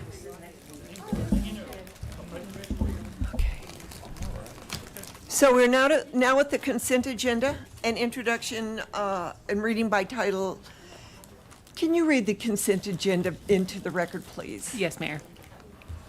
The second reading and public hearing for all ordinances introduced on this consent agenda will be held on June 17th, 2025. Item 9A is ordinance 2025-38, a bill for an ordinance making additional appropriations for expenses and liabilities of the City of Longmont for the fiscal year beginning January 1, 2025. Item 9B is ordinance 2025-39, a bill for an ordinance amending Title 10 of the Longmont Municipal Code by adding section 10.24.130 concerning sitting or lying down in commercial districts. Item 9C is resolution 2025-27, a resolution of the Longmont City Council approving the revocable permit and agreement between the city and Avid Ford Venture for summer camps at Union Reservoir. Item 9D is resolution 2025-28, a resolution of the Longmont City Council approving the intergovernmental agreement between the city and the state of Colorado for a state aviation grant for taxiway reconstruction at the Vance Brand Municipal Airport. Item 9E is resolution 2025-29, a resolution of the Longmont City Council approving the intergovernmental agreement between the city and the state of Colorado for a grant from the Colorado Energy Office Clean Air Program for methane recapture at the wastewater treatment plant. Item 9F is resolution 2025-30, a resolution of the Longmont City Council approving the 2025 intergovernmental agreement between the city and Regional Transportation District for fare reimbursement on the Longmont local routes and access to ride services. Thank you. Are there any items that councilors would like to pull off this consent agenda? Councilor McCoy.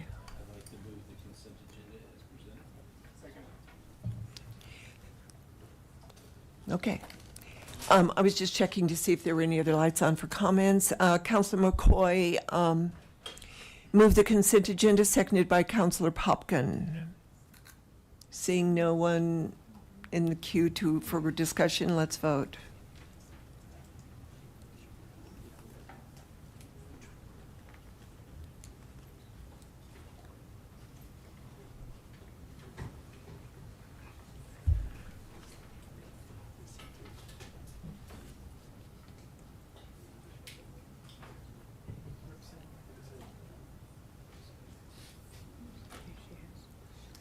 Oh, it didn't come up.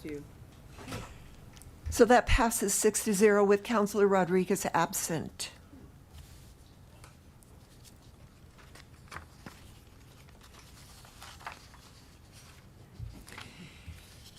We are now at ordinance on the second reading and public hearing items on any matter. The first one is 2025-34. It's a bill for an ordinance conditionally approving the Union Reservoir Number 4 and Weld County Road 26 annexation, generally located east of Union Reservoir and west of Well County Road 5, and zoning the property in PF non-residential public facilities. Are there any questions from council on this bill? Seeing no one, I'll open up the public hearing on 2025-34. Is there anybody in the chamber that would like to speak to this bill? Seeing no one, I'll close the public hearing and ask for a motion. I move ordinance 2025-34. Second. It's been moved by Councilor McCoy, seconded by Councilor Christ. Let's vote.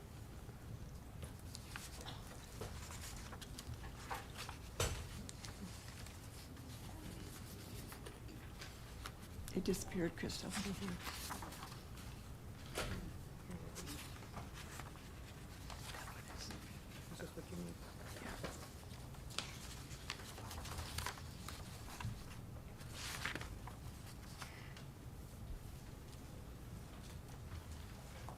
That passes unanimously.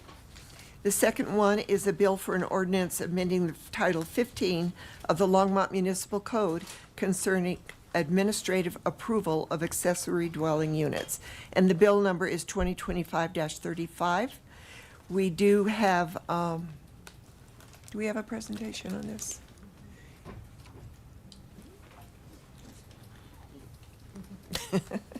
We do have a presentation. Mayor, members of the City Council, Don Burchett, Planning Manager. No formal presentation for you tonight other than to say that we amended the ordinance as directed by the council at the last meeting, and I'm here to answer any questions if you have anything. So thank you. Okay, sure. I see no discussion from council, so I'll open up the public hearing on this ordinance. Is there anybody in the chamber that would like to address this? Come on down, Huck. I don't see her, do you? Wasn't there a sign-up sheet? Yeah. There is Sharon, and Huck's on it first. Oh, I thought you said sign-up. No, you're fine. I see you.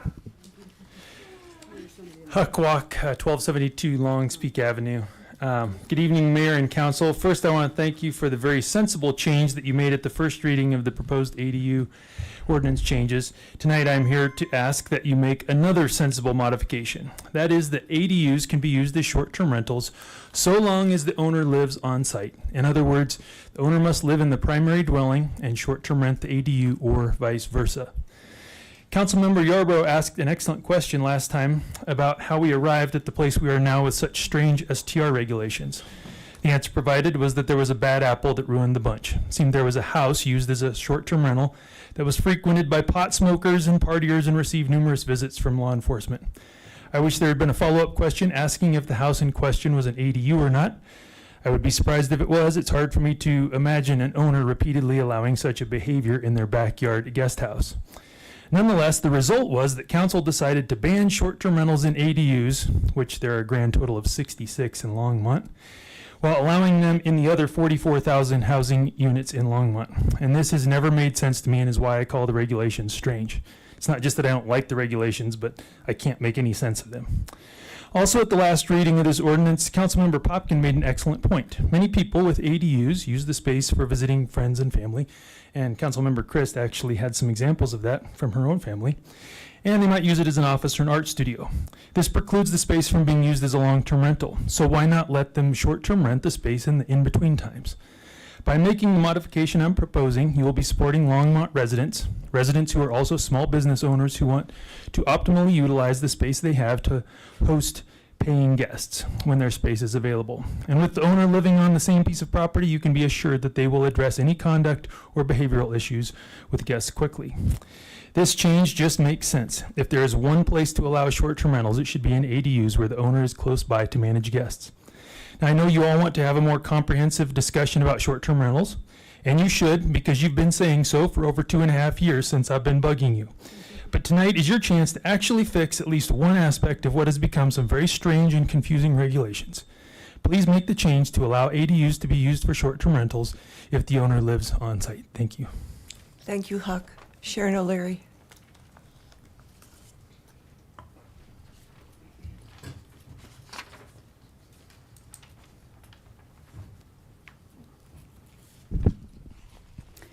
Good evening, Mayor Peck and council members. Sharon O'Leary, 534 Emery Street.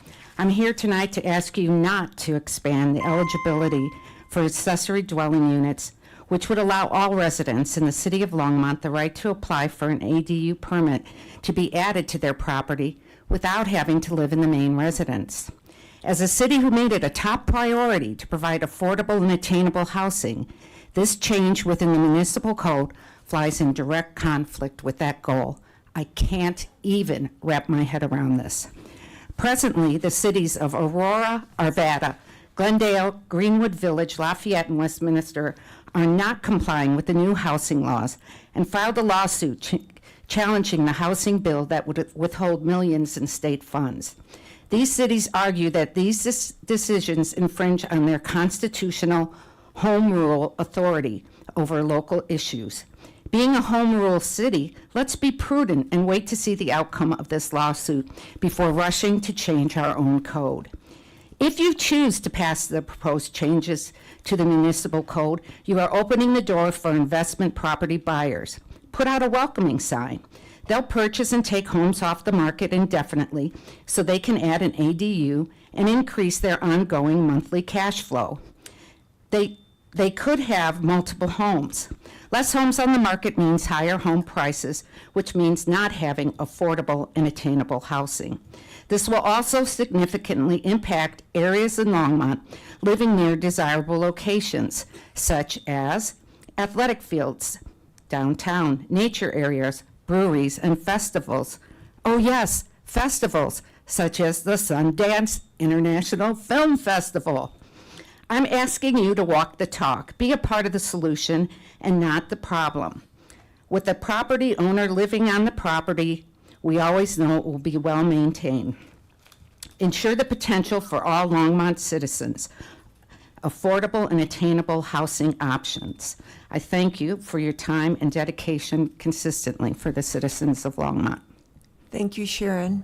Seeing no one else on the list, I'm going to close public invited to be heard and ask for a vote on this bill. I'm sorry, a motion. Councilor Popkin? Whoops. Can you turn on your light again? Thank you, Mayor Peck. Eugene, can you tell us a little bit about the referenced lawsuit that?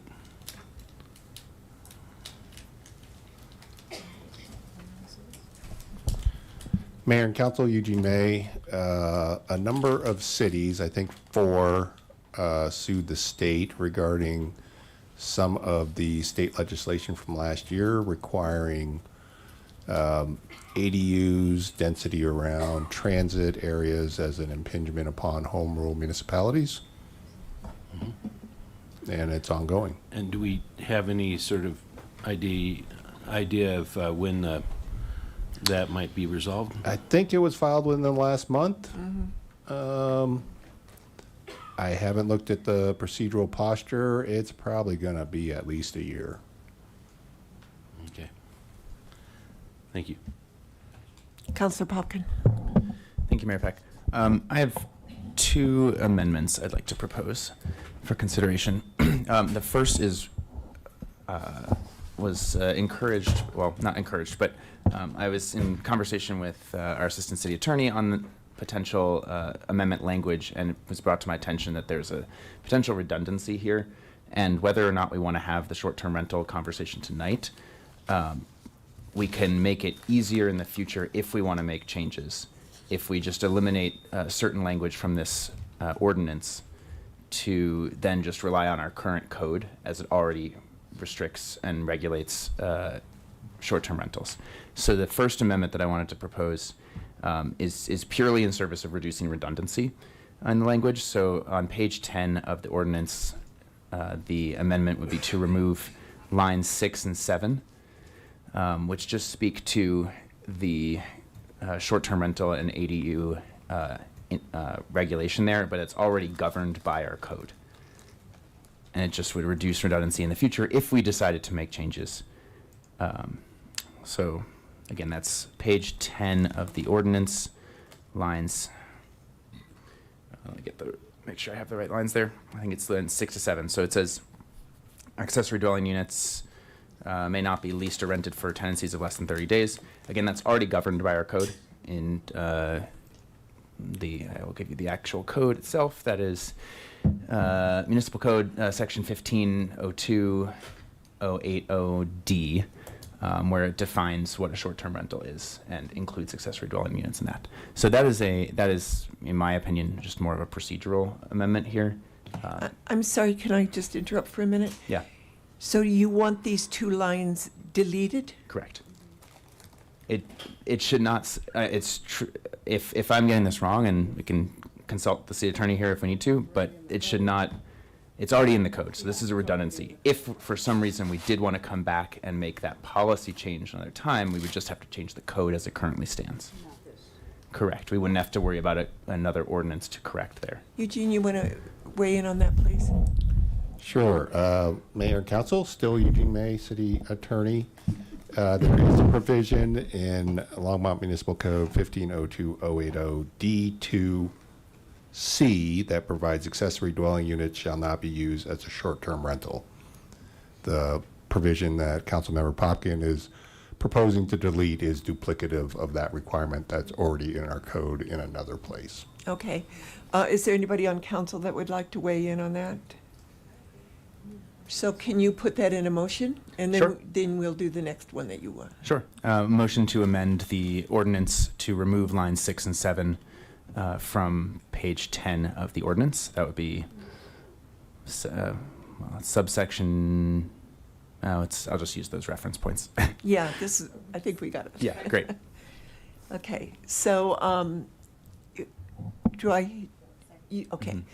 Counselor Yarbrough seconded Counselor Popkins' motion to remove these codes. Is there any discussion on it again? No, let's vote.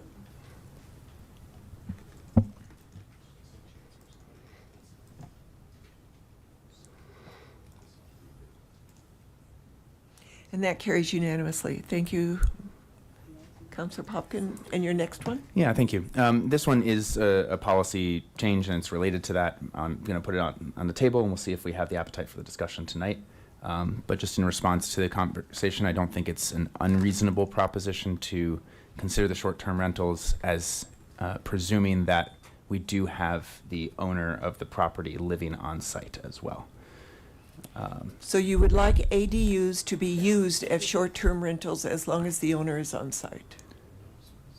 Is that what you're saying? Yeah, let me read more specifically. So the language I'm thinking of here is that it would basically create an exception to the restriction on short-term rentals and saying if and only if the owner of the principal dwelling resides in their principal dwelling as their primary residence and provides proof of residency consistent with Section 2A of this ordinance on an annual basis.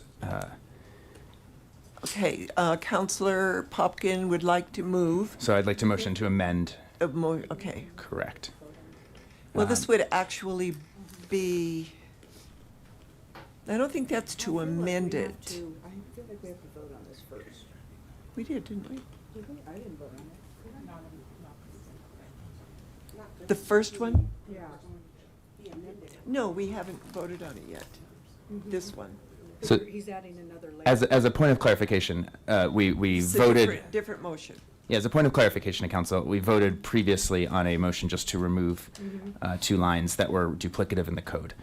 So we have a motion, we have a second, and now we're in the discussion part of it. I just see waiting. Who seconded Okay? I don't think we have a second yet for this. I was clarifying the motion for. Oh, I'm sorry. Unless I missed that, in which case I'm sorry. Well, okay.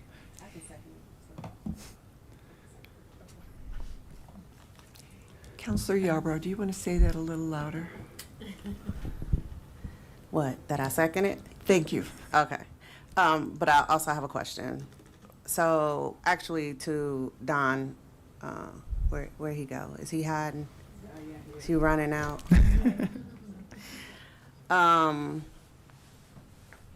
So for this motion that Counselor Popkin is asking, this is totally separate from what we were supposed to be voting for, ordinance 2025-35, right?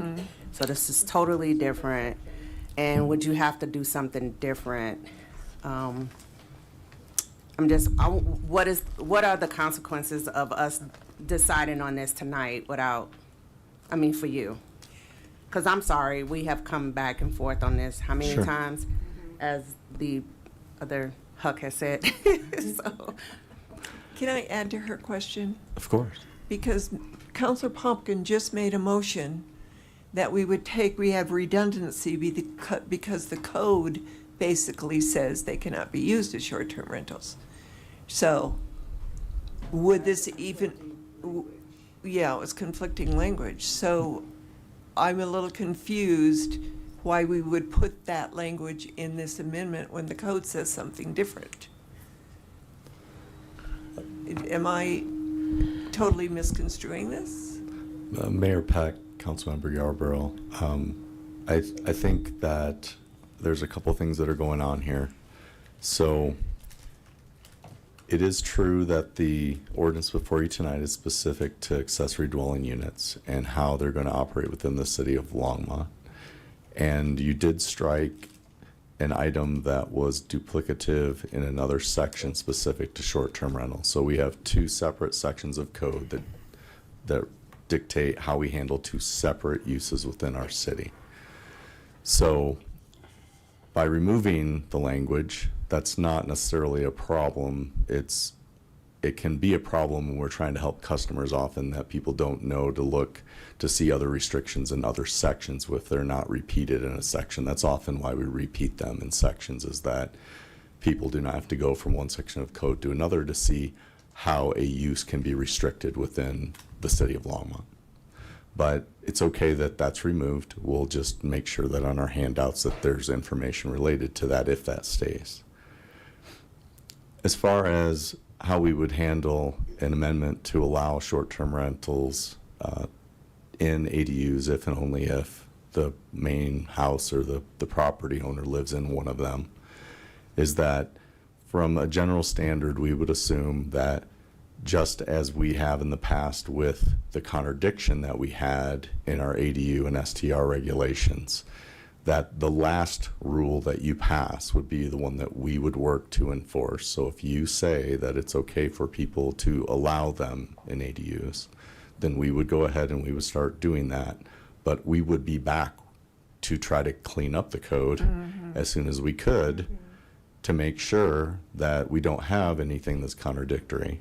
Okay. So is it the cleanest way to do it? It's not. It's going to cause us some angst a little bit, but we'll work through it. We're big kids. We can figure this out. We can make that work. But it's not how I would, if you were asking my recommendation of how to handle it, I wouldn't do it that way. But you can.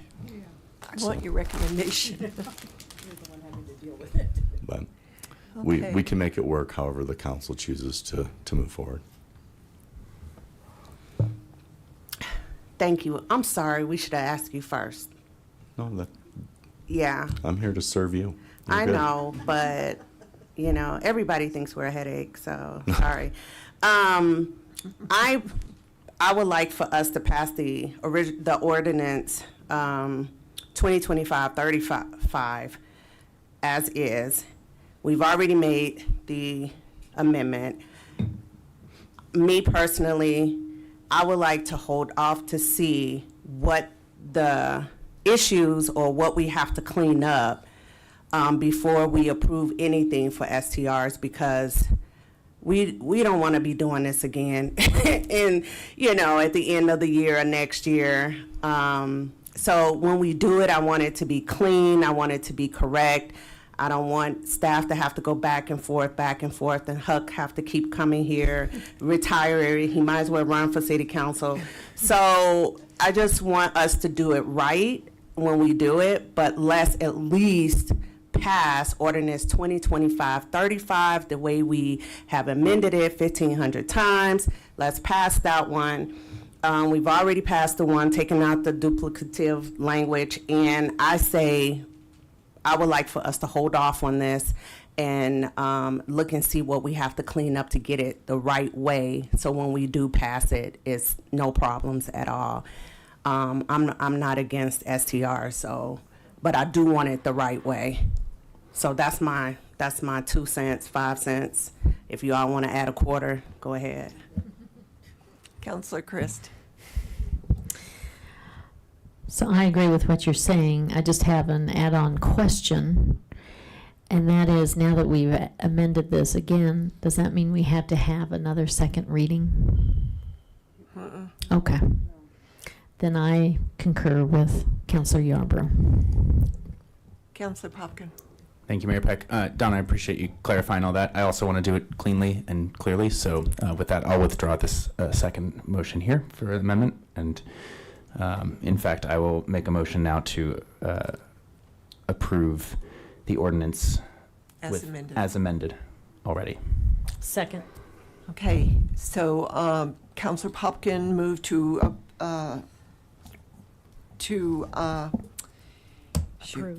approve 2025-35 2025-35 as amended, seconded by Councilor Crest. Let's vote.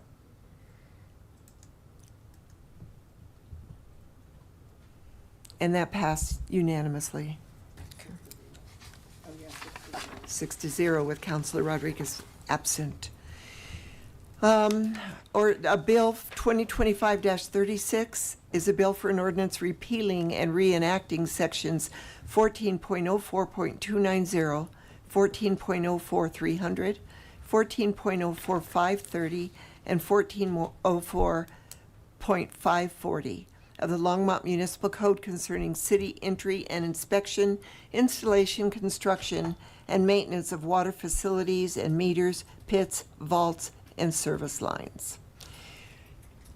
Are there any, do any counselors want to pull this for discussion? Seeing no one.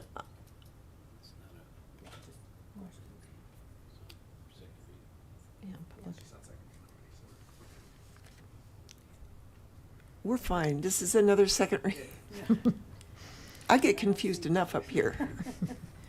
So, seeing no counselors wanting to pull this item for discussion, I'm going to open up the public hearing on 2025-36. Is there anybody in the chamber that would like to speak to this? What? Oh, did you have, well, your mic was on. I was just telling you to turn it off. Yeah, if there is no public I'm sorry. comment, I would just move it. Ma'am, yes, Okay, please, come up. Leave your mic off if you're don't have a question. I'm sorry. She's gesturing and I'm looking at her. I know. was telling you to turn off the I mic. know. Can you turn on the mic? Thank you, Harold. I heard in the titling of the bill? At law, yeah, that something about the maintenance aspects of that the city is responsible for. I was just kind of curious, what is the city's responsibility on those things? To make sure they're in good repair, to make sure that they're working properly, that we are getting they're not going to go down when we need them, just regular maintenance, replacing parts. What happens if something goes wrong and something causes damage? Go ahead, Harold. Thank you. So the code revisions are being proposed to section 1404 to promote the relocation of water meters from inside homes to water meter pits. So right now we have a number of homes. The first home I lived here actually had the water meter inside. And so this is part of that. I'm going to ask Chris, if you want to come down, or John can come down and help me answer some of these questions. But generally, if we're performing work and something happens, just like in any other case, we would ask the person to reach out to risk management, file a complaint, and then we would work it through our process. Okay. And, but ultimately, is there some responsibility of the city to, if severe damages occur, for something to be done? Of course. Thank you. Is that in the record? Yep. Thank you. Does anyone else from the public would like to address this bill? Seeing no one, can I have a motion for 2025-36? I move 2025-36. Second. It's been moved. No, it's Diane and, Oh, it's already on? yeah, it was. Okay. That works for me. And it disappeared.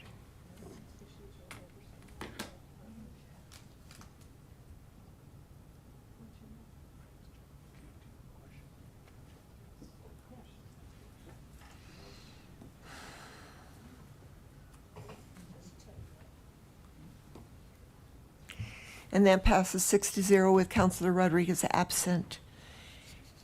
So we have another bill. It's 2025-37. It's a bill for an ordinance amending Titles 6, 9, 10, and 15 of the Longmont Municipal Code, implementing marijuana hospitality licensed establishments. Are there any questions or comments from council? Seeing none, I'll open up the public hearing on this bill, and I see that we have 4 people that signed up. Nick Torres.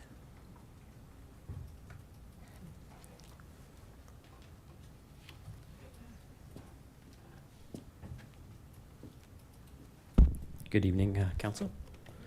Nick Torres here representing the American Lung Association. The Lung Association and other public health partners do not support the proposed ordinance carving out exemptions in the smoke-free air law for marijuana hospitality establishments. Public health groups strongly oppose the provisions in state law that allowed for these local exemptions. We opposed Denver adopting the exemption. We voiced opposition when Boulder was exploring such a change, and will continue to oppose other Colorado municipalities exempting marijuana from their smoke-free air laws. It used to be a radical idea that everyone deserves to breathe healthy, smoke-free air in public and on the job, no matter what that job might be. When the state was considering these changes, health groups did polling on this and found overwhelming public support for including marijuana in smoke-free air protections in public, an astounding 86% actually. The idea that a worker deserves to incur a certain amount of risk simply for working in the hospitality sector is inequitable and anti-worker, frankly. Restaurants, bars, and other public workplaces are smoke-free for a reason. Secondhand smoke is harmful to lung health, whether from tobacco or marijuana.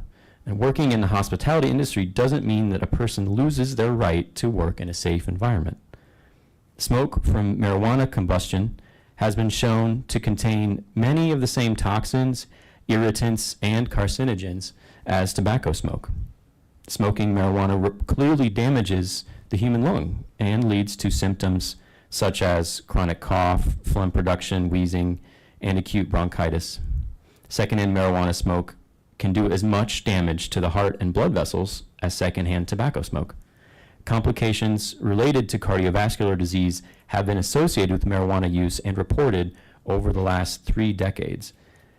Workers in these businesses will be working long shifts in these establishments in jobs, honestly, probably not offering health insurance. And so there are costs incurred to our community, to our society for these unhealthy public workplaces.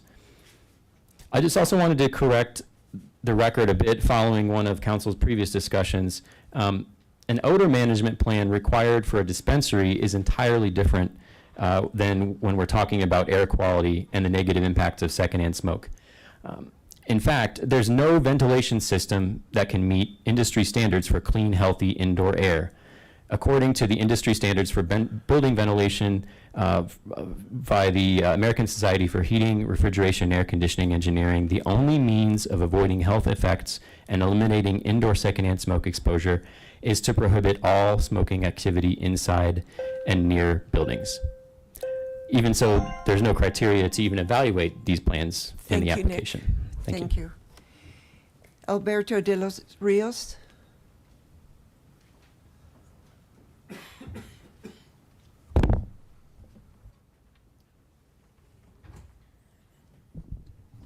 Good evening, Mayor and Council members. My name is Alberto Los Rios, and I'm calling or speaking on behalf of Boulder County Public Health, also as a Boulder County resident. And I want to support amending the ordinance as it is currently written. While patrons of these businesses consent to expose themselves to smoke, that decision doesn't happen in a vacuum. We need to consider the unintended consequences that impact surrounding tenants, employees, and businesses, especially multi-use or shared buildings. Smoke doesn't respect property lines. It creeps through HVAC systems, walls, gap vents, and shared utility spaces.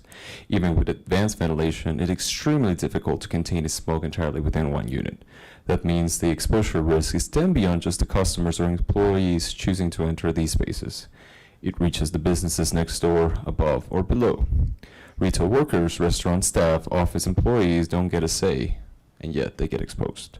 We do not allow indoor tobacco smoking in indoor settings for these very reasons.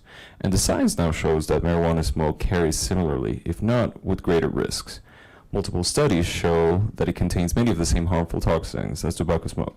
For nearby multiple businesses that don't allow smoking, whether for health, safety, or customer comfort, this kind of intrusion is unfair and avoidable. This isn't just a health concern, it's an economic one. No business wants to lose customers or employees because of their workspace smells like a cannabis lounge. And small business owners shouldn't be forced to choose between staying in an affected location or eating the cost of relocation just to avoid secondhand exposure. This is about environmental justice, workplace safety, and the right of adjacent businesses to operate in a clean and healthy environment. I urge Council to prioritize the well-being of all businesses and workers in our community, not just those operating in consumption lounges, and I please ask you to amend the ordinance accordingly. Thank you. Thank you, Alberto. Abby Tracer.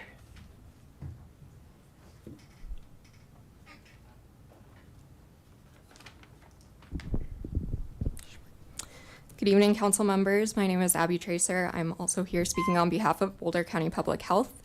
As Longmont moves forward with marijuana hospitality businesses, it's essential that accompanying regulations protect not only patrons and employees, but also the broader community. While the proposed ordinance is a thoughtful starting point, there are several areas where stronger local safeguards would better align with best practices. There's been some discussion in previous Longmont City Council meetings that state regulations offer sufficient protections. However, state hospitality law is meant to be a baseline, with the expectation that local governments will build upon it. In this case, Longmont, not the state, is the final layer of protection for its residents. Public safety and impairment are key concerns.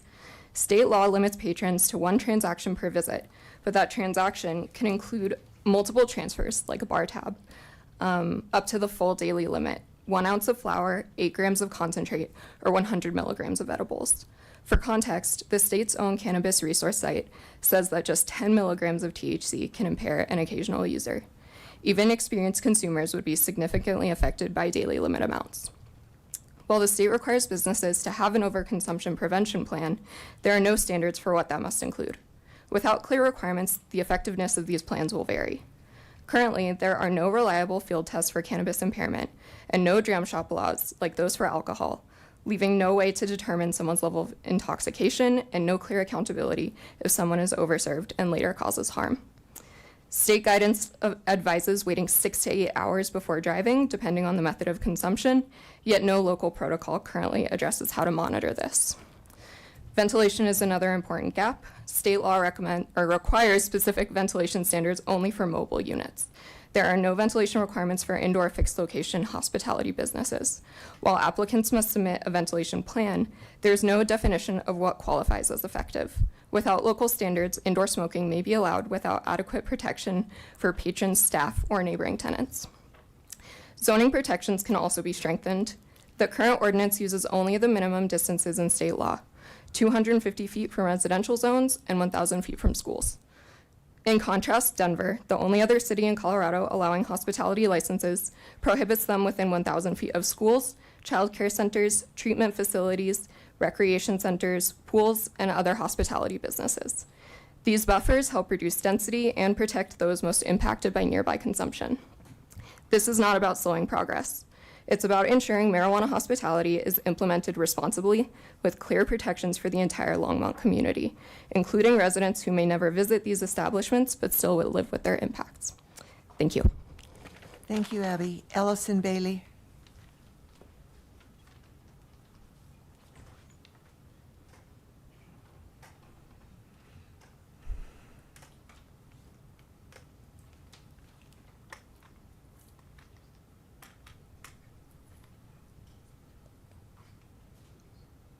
Thanks.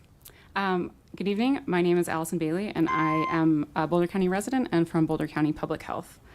We appreciate the City of Longmont's efforts to make sure that safety is at the forefront of conversations about any expansion of the marijuana industry in Longmont. We are concerned that the current proposal does not adequately address protections for employees working in those environments. Workers in a venue that allows indoor smoking will face unique risks related to exposure, workplace safety, and fair labor practices that must be carefully considered. Without clear guidelines and safeguards, employees may be vulnerable to unsafe conditions and lack of access to necessary health protections. The current state guidelines do not provide enough guidance for protecting these employees. Protections should include robust ventilation standards, routine air quality testing, require employers to provide personal protective equipment, limit the length and frequency of exposure to areas with smoke, and other best practices for employee safety. It's also important to address a common misconception, the idea that employees know what they're getting into when they're employed at such as an establishment, or they're less at risk if they themselves use cannabis. recreationally. In reality, using marijuana occasionally or recreationally is very different from being exposed to concentrated smoke for several hours a day, several days a week. A safe workplace should be the standard for all workers in Longmont, regardless of their personal use or the nature of the work they perform. We urge City Council to prioritize employee protections and consider the consequences of allowing indoor smoking on the workers in Longmont. Thank you. Thank you, Allison. Is there anyone else in the chamber that would like to address this bill? Seeing no one, I will close the public comment and ask for a vote. Councilor Popkin, a motion, I mean. Thank you, Mayor Peck. I continue to be concerned about the implementation of this ordinance and this policy overall. I continue to be concerned about unintended consequences of this policy, many of which we just heard about from multiple speakers, and in particular, the changes to our indoor smoking prohibition. So I would like to make a motion to amend the ordinance, but before I make the motion, I just want to clarify with the city attorney that I'm doing the appropriate thing here, to be clear and not confusing here. Eugene, my understanding of this is that the part of the ordinance that, Tim. Thank you, Eugene. Tim, my understanding of the ordinance is that section 3, all of section 3 basically is what changes the code to allow for indoor smoking. Is that correct? So that's lines 19, that's page 1, lines 19 through line 11 on page 2. Mayor and members of council, Tim Hall, Assistant City Attorney. You're correct. The edits to Title IX are the sections that allow indoor smoking or that are specifically address indoor smoking. So deleting section 3 and renumbering is appropriate would amend that as you're requesting. Great, because section 3 of the ordinance refers to section 9 of the municipal code, correct? Just making sure we're getting our sections correct here. Thank you. I appreciate that clarification. Is there any, Tim, are there any other sections we'd have to amend to address the indoor smoking piece of this specifically?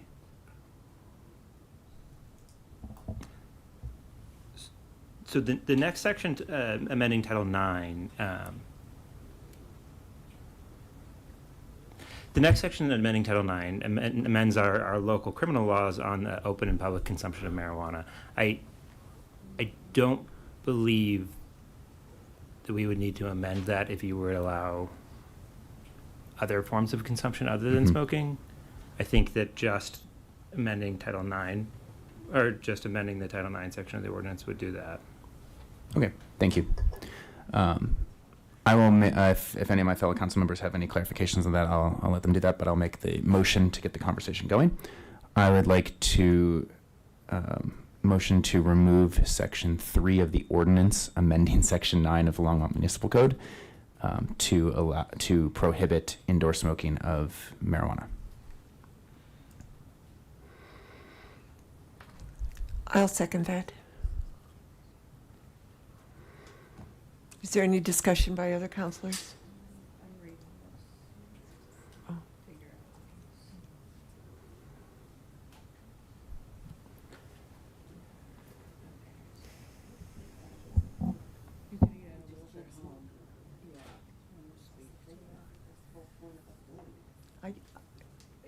You need to. I'm not doing any amendments. I'll vote for this. I'm not amending nothing.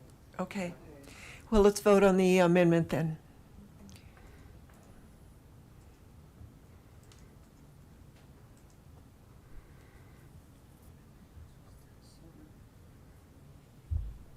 It's not coming up for me.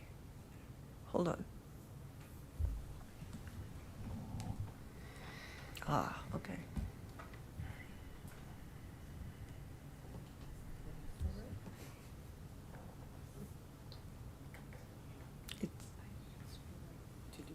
It's not coming up. So I'll just give voice. Am I the only one that hasn't voted? Yeah. So I'm voting against it. Against the amendment? So that is a nay vote? No. No, you seconded it. Yeah, I'll vote for it. I'm sorry, I was thinking of the whole ordinance. That's a yes vote? Yes. Yes to remove it.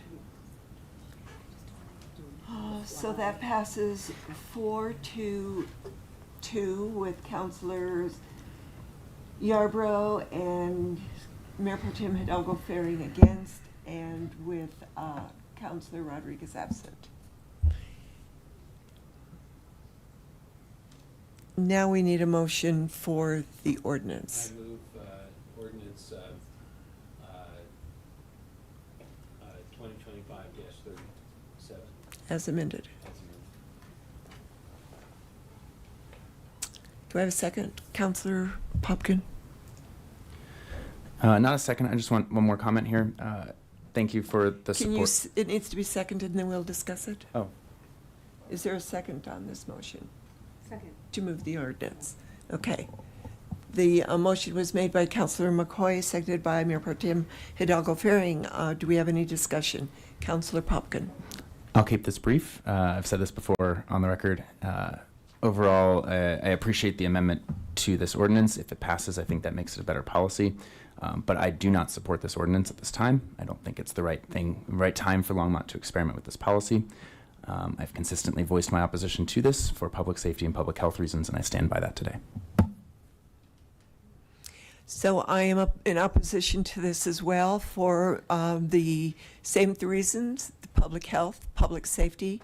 Until there is a way to monitor the amount of THC in a person's body, then I don't think that we should be adding more unintended consequences.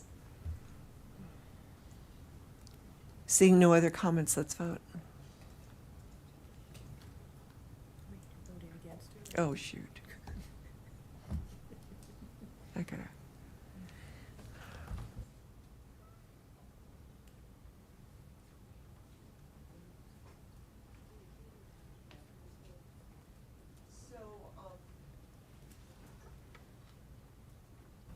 The vote was 3-3, so it is a dead. It totally failed. So now we are on to the next thing on our agenda.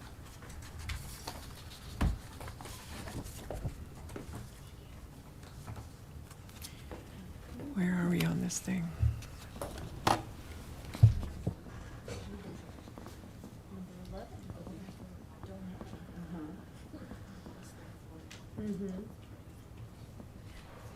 We are now at 12A. We're on general business. And is consideration of amended referral for the Distal Toll Land Exchange to Parks and Recreation Advisory Board with supplemental information per disposition of open space ordinance. So Mayor, Council, I'll be presenting on this. We have a lot of staff members that have been working on this, and so we'll move you through that. One of the things as we go through this presentation that we wanted to, that I wanted to remind you before we got started in this, is that there have been a lot of conversations with items that are ancillary to this topic and things that we wanted to clear up, as well as kind of walking council through how we ended up to this point with the amendment and how we started this conversation. Bear with me. Because I am having some issues with my fingers today and having two systems. So we'll go to the first slide and really talk about why are we, no.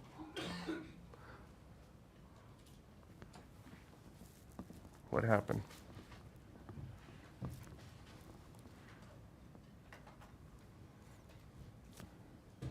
I am not sure what happened. Jane or somebody, can you help me?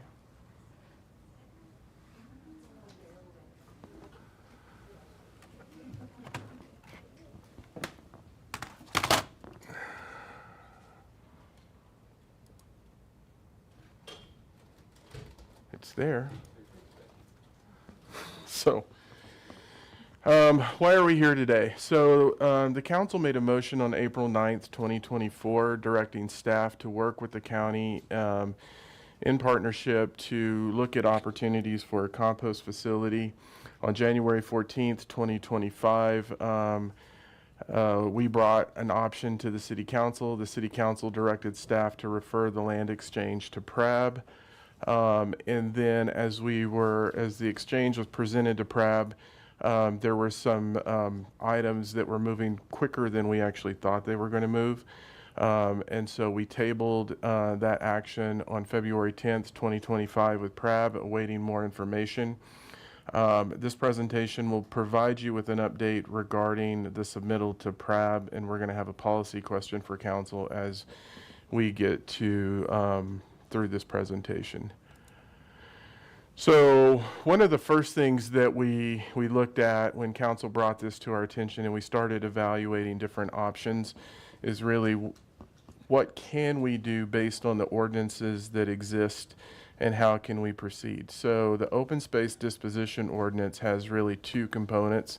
So if you look at A1, the first piece is public purpose, which means it includes but is not limited to the use of property for right-of-way and easements for city roads, utilities, and life essential infrastructure, and the sale of exchange for property interests that result in a net benefit to the open space program.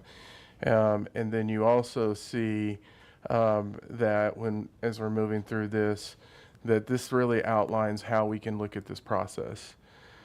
As we started looking at this and really evaluating everything that was in place, the council has set a number of ambitious goals for us to look at as we're moving forward in this process. So we broke it down into three distinct categories. So you see sustainability and environment. Obviously, composting is at the heart of this conversation.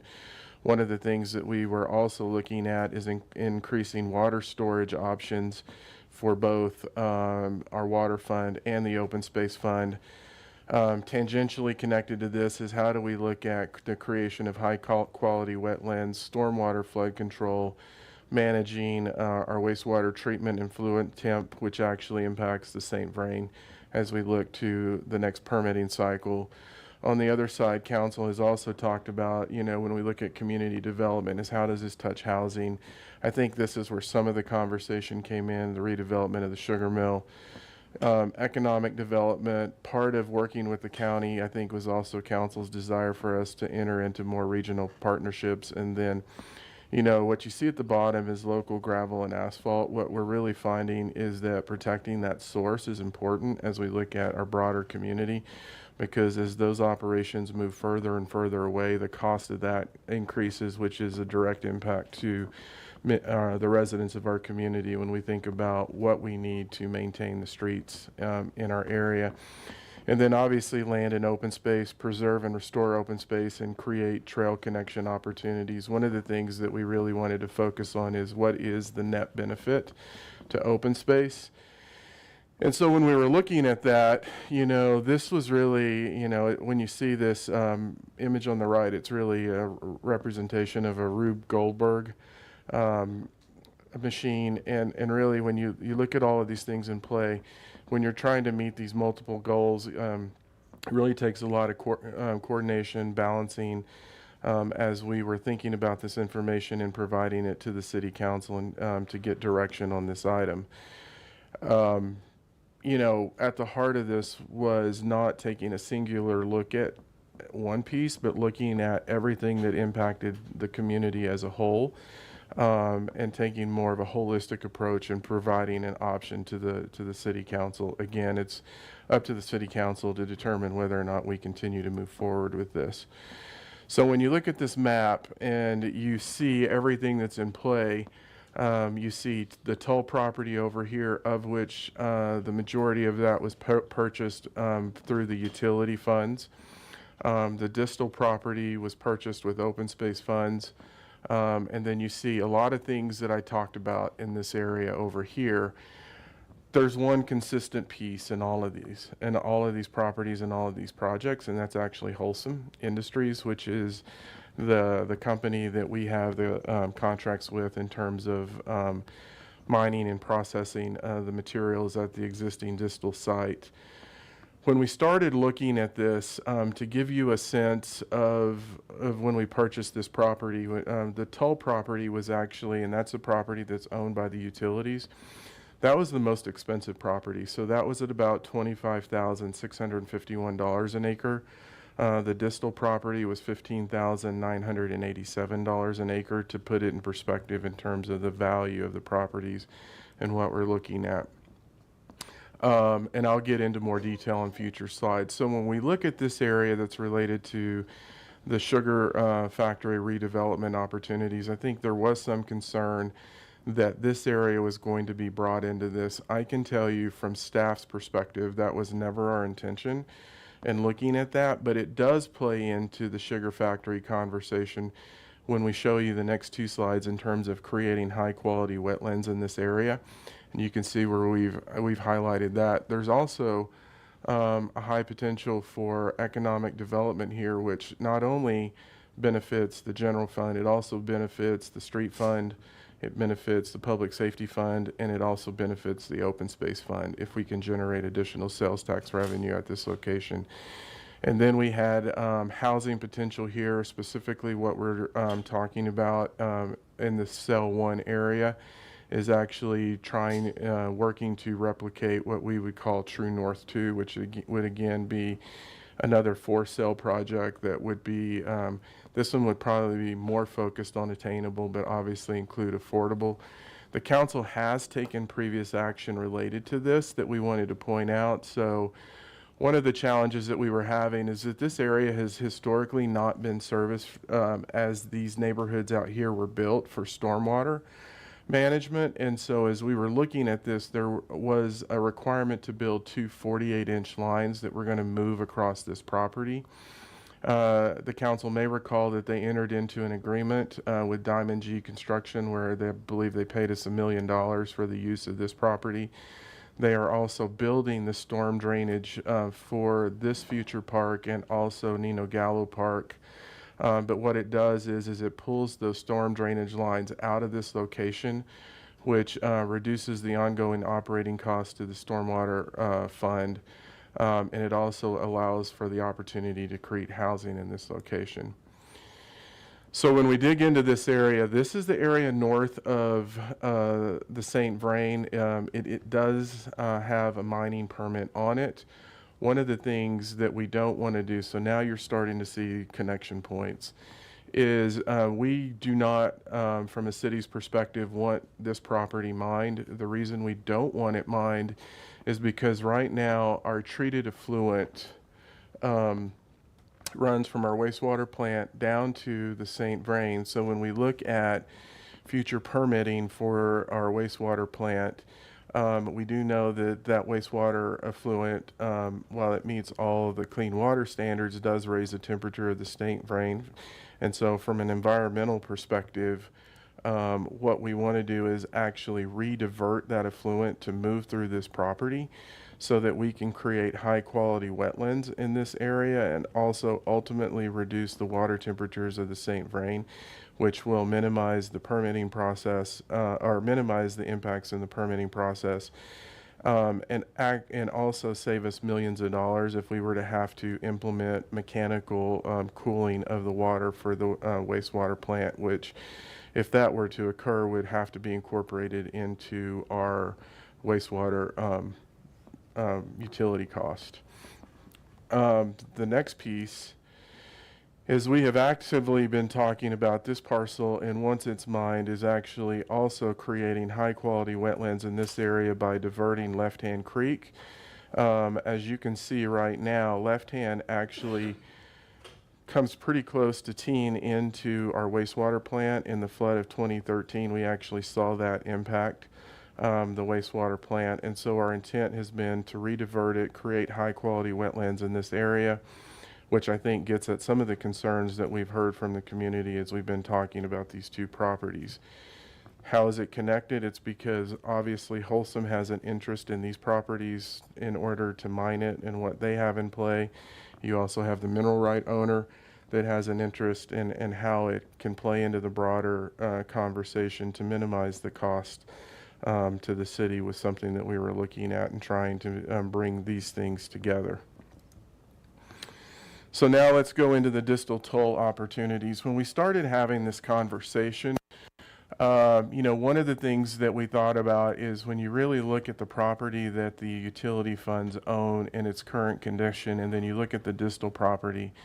The distal property is currently an industrial site. I know there's some questions about the environmental issues associated with distal. We do have Chris Huffer here that can answer council's questions, but when we looked at it and talking to our open space and natural resource staff, one of the things that I think came forward pretty quickly is, why would we take an existing industrial site and then reclaim it and then go and create another industrial site on Tull? Because that's part of why the purchase was made, is for many of the things that we were talking about overall. Again, council's conversation, we've talked about, could we do what we're proposing on distal on Tull? Yes, it would be more expensive and more time consuming if we were to do that. Some considerations in this area. This you'll see us talk a little bit about when I go over the purchase of the Bigelow property. Is the city doesn't control all the land in this area, so obviously it's in Weld County. It's also in the Frederick planning area, and so that was something that we were looking at. Actually, multiple funds own property in this area, and I'll talk about that in terms of some council options that you'll have as we continue to look forward. So you obviously know that open space owns property here. The utility funds own property in this location. The sanitation funds owns property that's the old landfill closer to 119. And then the general fund actually is the owner of the majority of Sandstone Ranch in that area. So there are a number of funds that have ownership in the property in this location. I explained a little bit about the logic of why we were looking at those two areas. And then, one of the things that we looked at was the bald eagle roosting areas. They're technically closer to Tull. Danielle can answer specific questions regarding that issue and how far we are away from those roosting areas. And then, one of the things that showed itself pretty quickly was the water storage opportunities on Tull. Council may remember when we had our open space tour a couple of summers ago, one of the things that we did spend some time talking about was the need for water for some of our open space properties. So again, kind of updating the timeline, you can see where we were moving through, and they tabled the item. And so how did this start? So this is the existing condition when you look at the current ownership. And so green is open space. And so you can see, where the utility funds own Tull and distal's in play. The scenario 1 that we presented in the council meeting on January 14th, that was referred. You can see where we were looking at this option to move through it. We talked about scenario 2 at Prab, and then based on some of the things that we were seeing from the mining operations, what we're presenting to you today is scenario 3. You can't see it on this screen, but one of the things, and I'll talk about it on the later slide, is you can see the amount of land. When we talk about what the net benefit is, we were committed to making sure that there was a net positive benefit to open space as we were moving through this. So what's in play? So let's start on the top 50 acres. One of the things that we're trying to negotiate with Wholesome is actually expediting the reclamation of the 50 acres that's highlighted. And so we would, right now that's currently scheduled to start reclamation in 2033.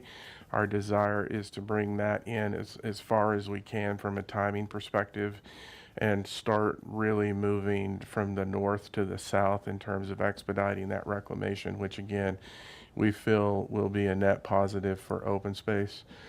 When we talk about this, we're, in play is an extension of the Wholesome lease. What you see in this is really green setbacks. So when you think of the acreage, what we're really wanting to design here in listening to neighbors is creating a buffer, for lack of a better description, a mounded buffer that's essentially going to look like open space and be managed by the utility fund, to take into account some of the issues that we were hearing from people who lived in the area. You can obviously see that we've expanded the open space area in this location, so there is connectivity that's coming into play. And then you can see the opportunity for water storage in this location. By transferring this property to open space, it really creates more of a clear line to where they can utilize the water on that location. One of the things I failed to mention earlier that you'll see show up later in the conversation is council may remember about 2 years ago when there was a motion to potentially look at utilizing oil and gas funds for a museum project, and staff had to do a fair amount of legal research. When other funds own property, to make it simple, the benefit has to go to those funds. Those funds can't push money or push property over to another fund unless those funds receive a benefit for it. And so that's something in this process.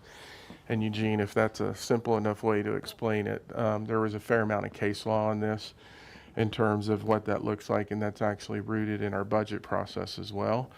So this is why we were focused on this, to really try to accomplish this water opportunity for open space. And then you can see, how do the utility funds benefit? That's the water fund that would come into play on this in terms of how we look at our overall water portfolio on the part that's owned by the utility. There's been some question of how long it'll take. Our desire is to develop it as quickly as possible, because we know there's a need for that water. Obviously, that's going to be dependent on the partners that we bring into that conversation, the funding opportunities. But my desire is to do it with, hopefully within, ideally, if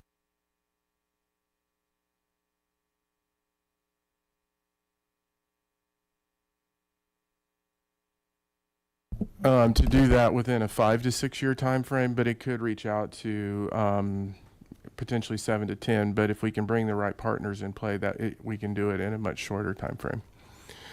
And then obviously the expansion of the open space immediately adjacent to Boulder Creek and really protecting that environmental area. So this slide really gives you a sense of, based on council directions, what we were thinking about in presenting an opportunity for you all to consider and how you wanted to direct us to move forward.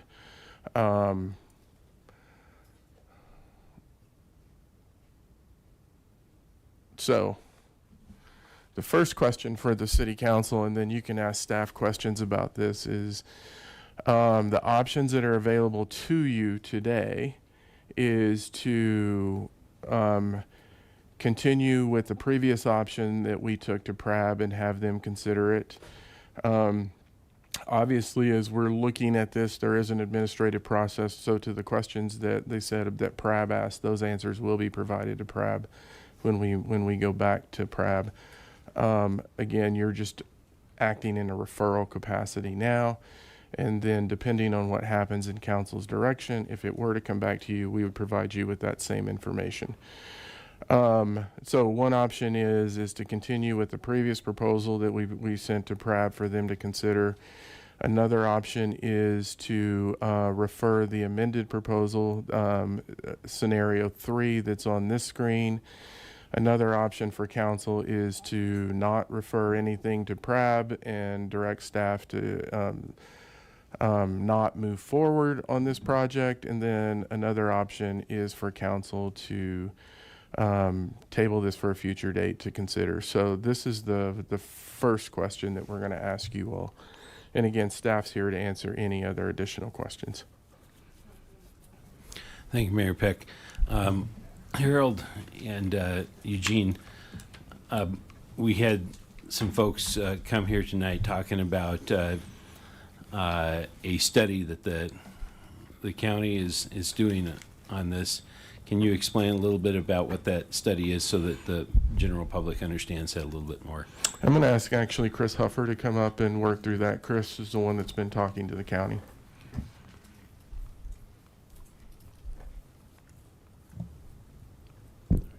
Mayor, members of council, Councilmember McCoy.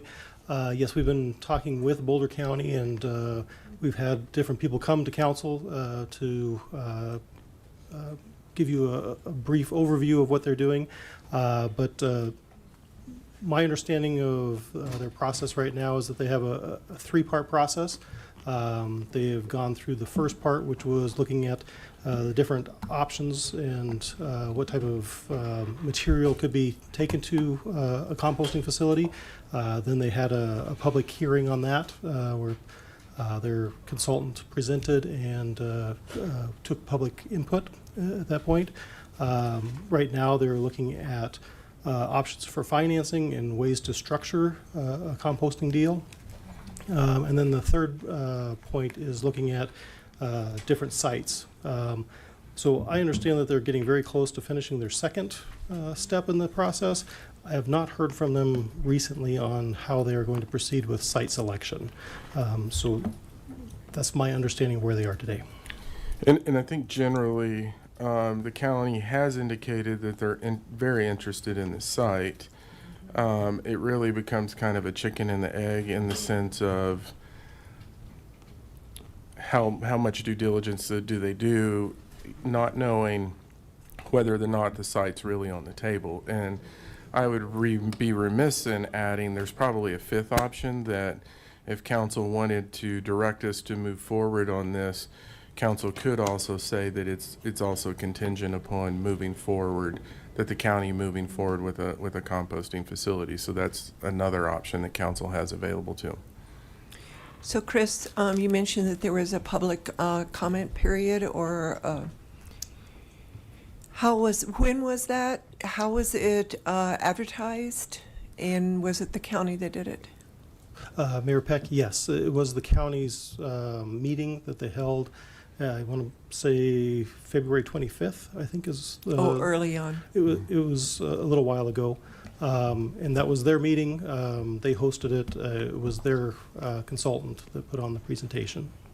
Okay. Do you know if there is a future meeting planned for the community? I believe that there is, but I don't have any details on what that looks like. Okay. When you get them, if you could let us know. Yes, certainly. That would be great. Councilor Popkin. Thank you, Mayor Peck. Harold, thanks for walking us through this Rube Goldberg contraption here that the city has been working on here. Couple clarifying questions for you. The referral process to PRAB, I think this is the first time I'm going through this on council here, and so I heard some concerns from the public about kind of waiting for the report timing before we make a decision on this. If I'm understanding the process correctly, if we are referring this to PRAB for consideration and advice, we wouldn't be deciding on this tonight. No, you're merely pushing this forward in the referral process. Then PRAB would have their public hearing process on this. And there's another slide where we're going to ask you about some timing questions. We really weren't sure where council wanted to hit timing, but no, then they would make the decision, make a recommendation on the referral process. Then it comes back to council for you to actually make the determination as whether or not you want to do the land swap. And so then, if there is a report that is a forthcoming county report coming out in 3 weeks or 2 months, most likely that referral process would probably come back to us post that report being released, or it depends on council's direction on this. So we're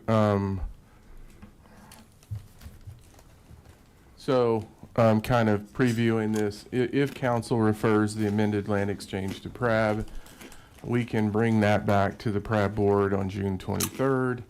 Hold on. I move my head a lot when I talk. So So then, council could indicate that you would like to see it on July 8th, you would like to see it on July 22nd, or you'd like to see it in August. Again, that's really council giving us direction in terms of the timing that you would like to see that. And then we would return, if it's council's prerogative, with a resolution and the PRAB recommendation for you either to vote for or against the land exchange. Okay. Got it. Thank you.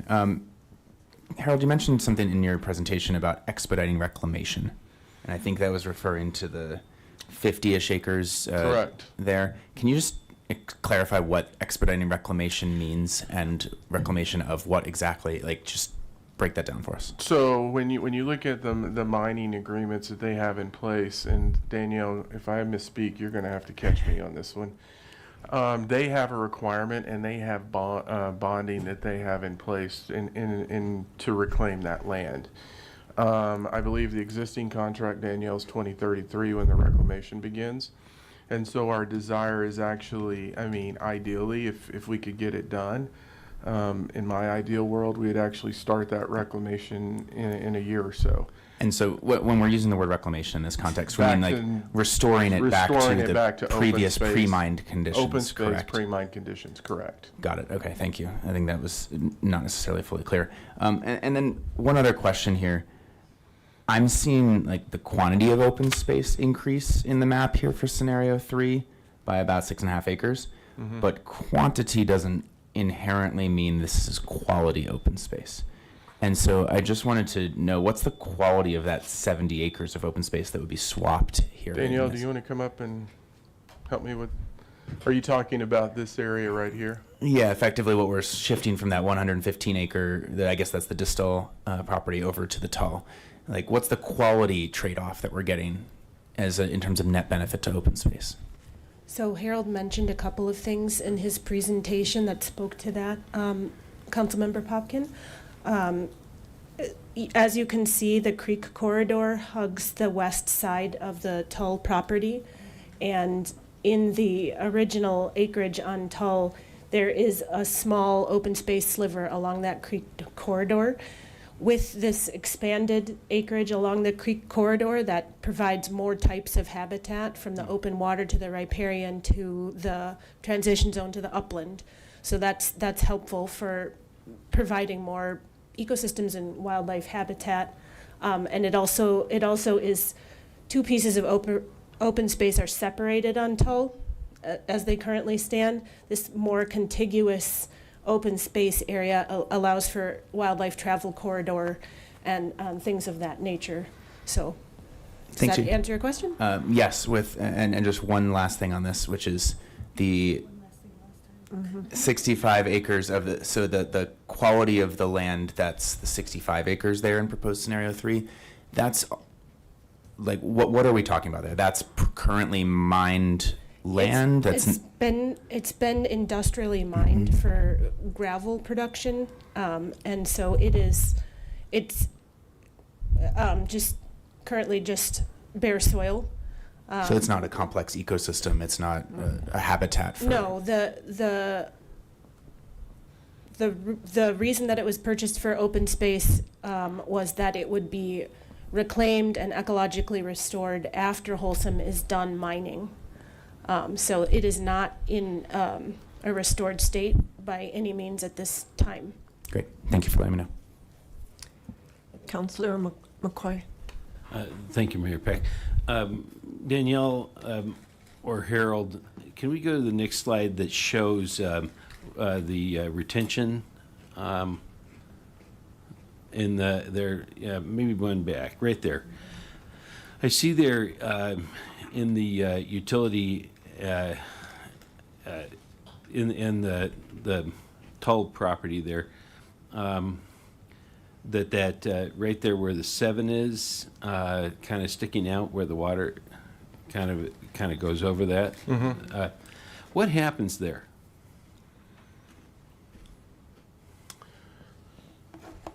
So obviously, when we look at that, that is something that we could talk to council about. It could be used by the utility fund. What you will which you saw on the other slide, is council has ultimate designation of properties and how we utilize that. And so depending on how we looked at it, we could look at maximizing property that would potentially be for, it looks like open space, but it's utility property, as we zero in on what we would potentially need. Would there ever be a chance that that could change from looking to physically having some aspect of some sort of other activity? Like if we decided that there wasn't enough space in that 65 acre of distal to be used for. I think that would be hard because just me talking about, so when you have a water resource at this location, what you're going to be mindful of in terms of putting next to that water resource is going to be pretty important in this location.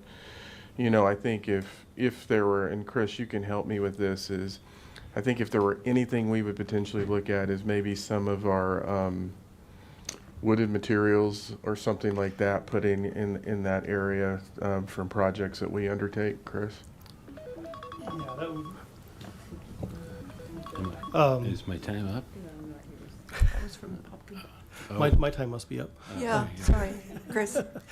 Utilities and Public Works has a need for disposing of clean fill material, which is, while that was in operation, we would put our fill material there, and then we'd be reclaiming that.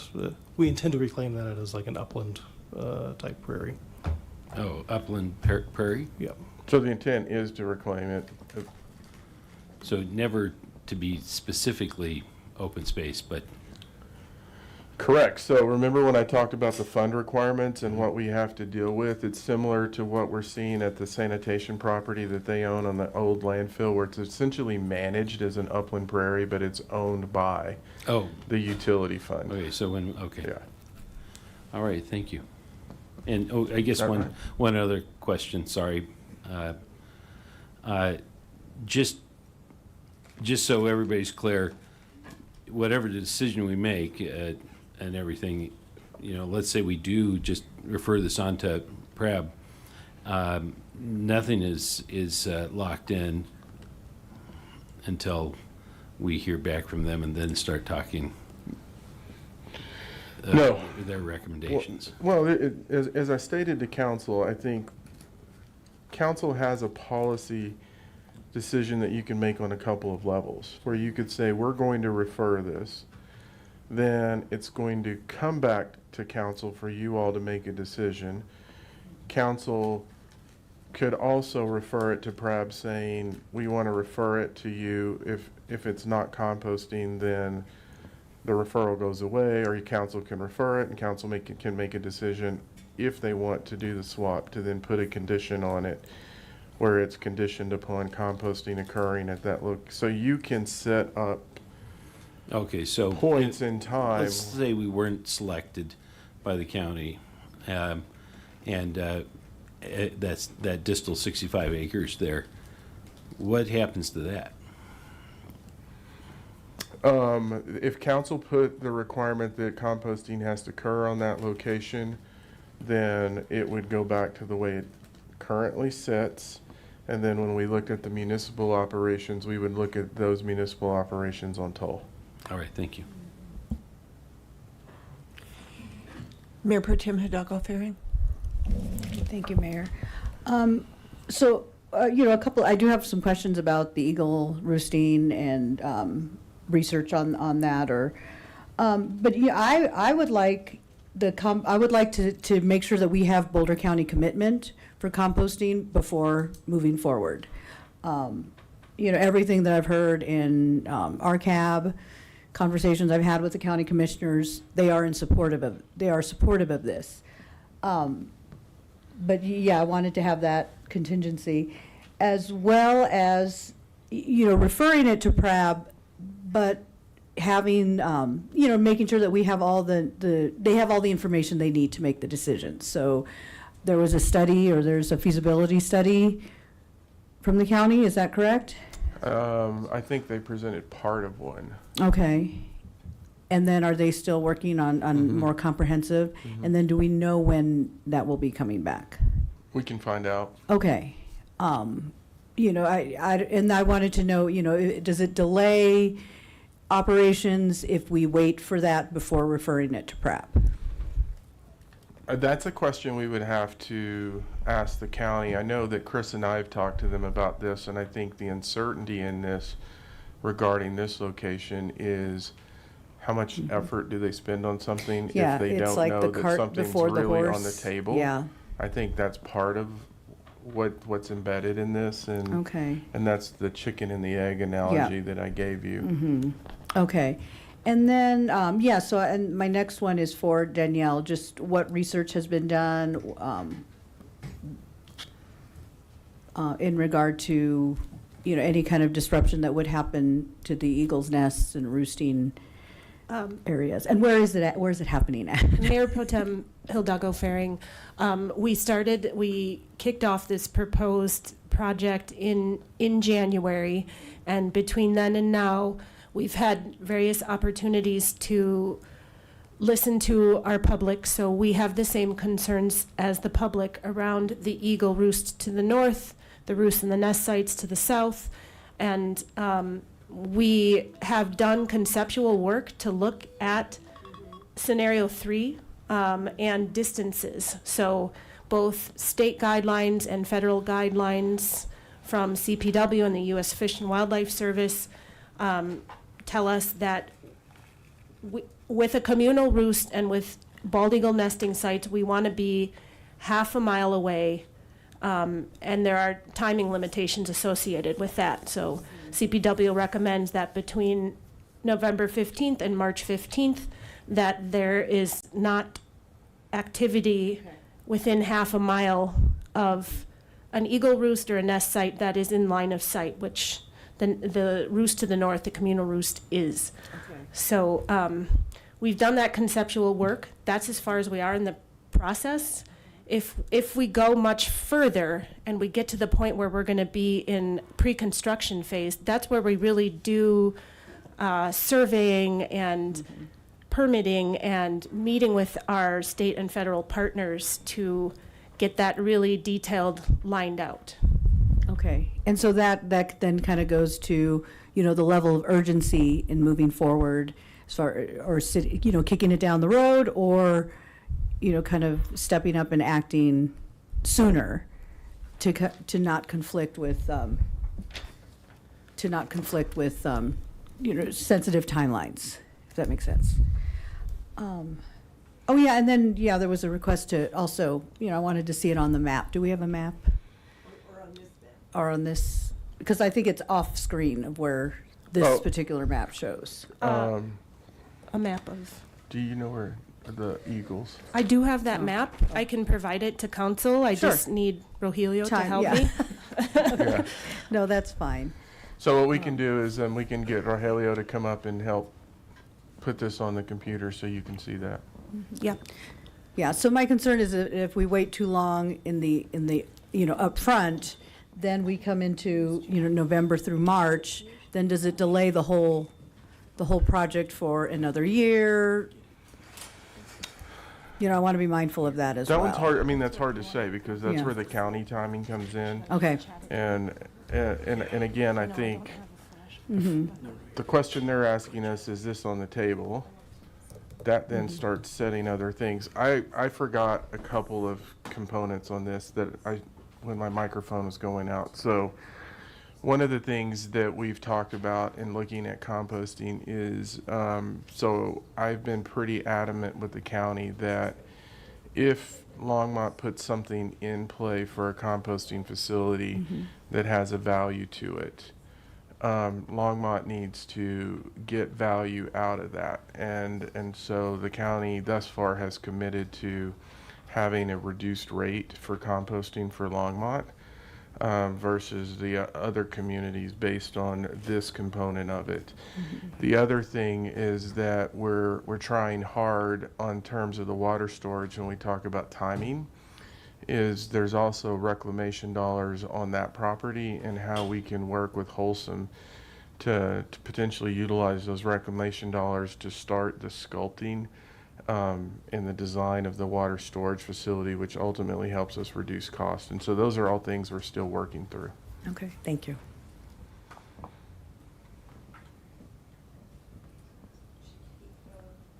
Counselor Yarbrough.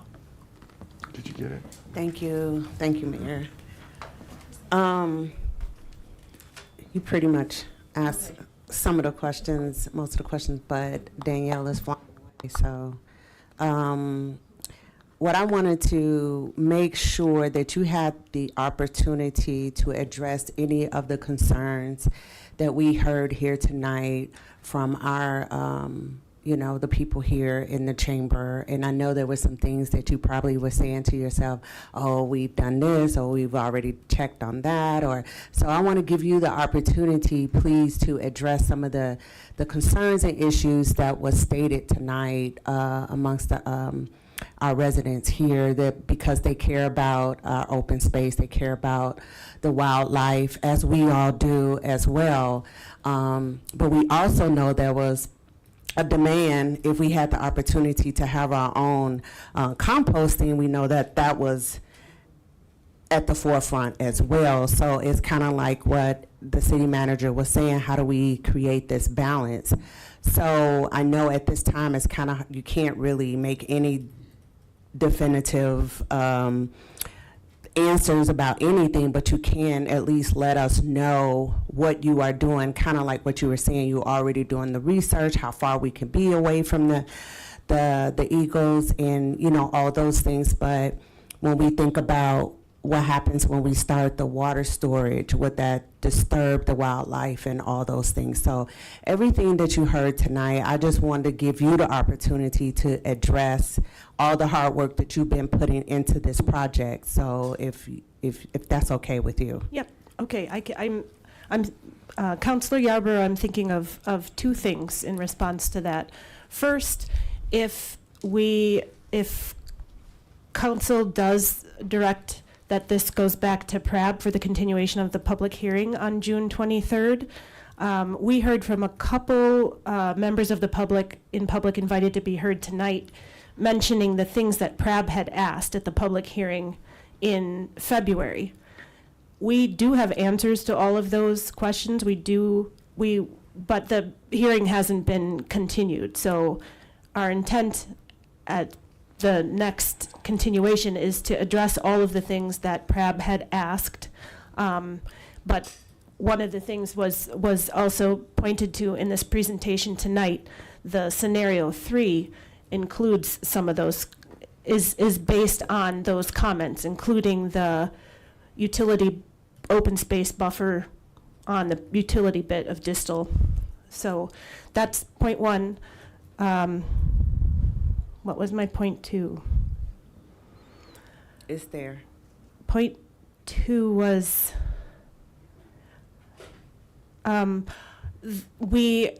because we're still at a conceptual phase, that's where we are with the water storage question. And what does that look like in terms of developing water storage on open space? How does that look ecologically? What does that do to the habitat in the area?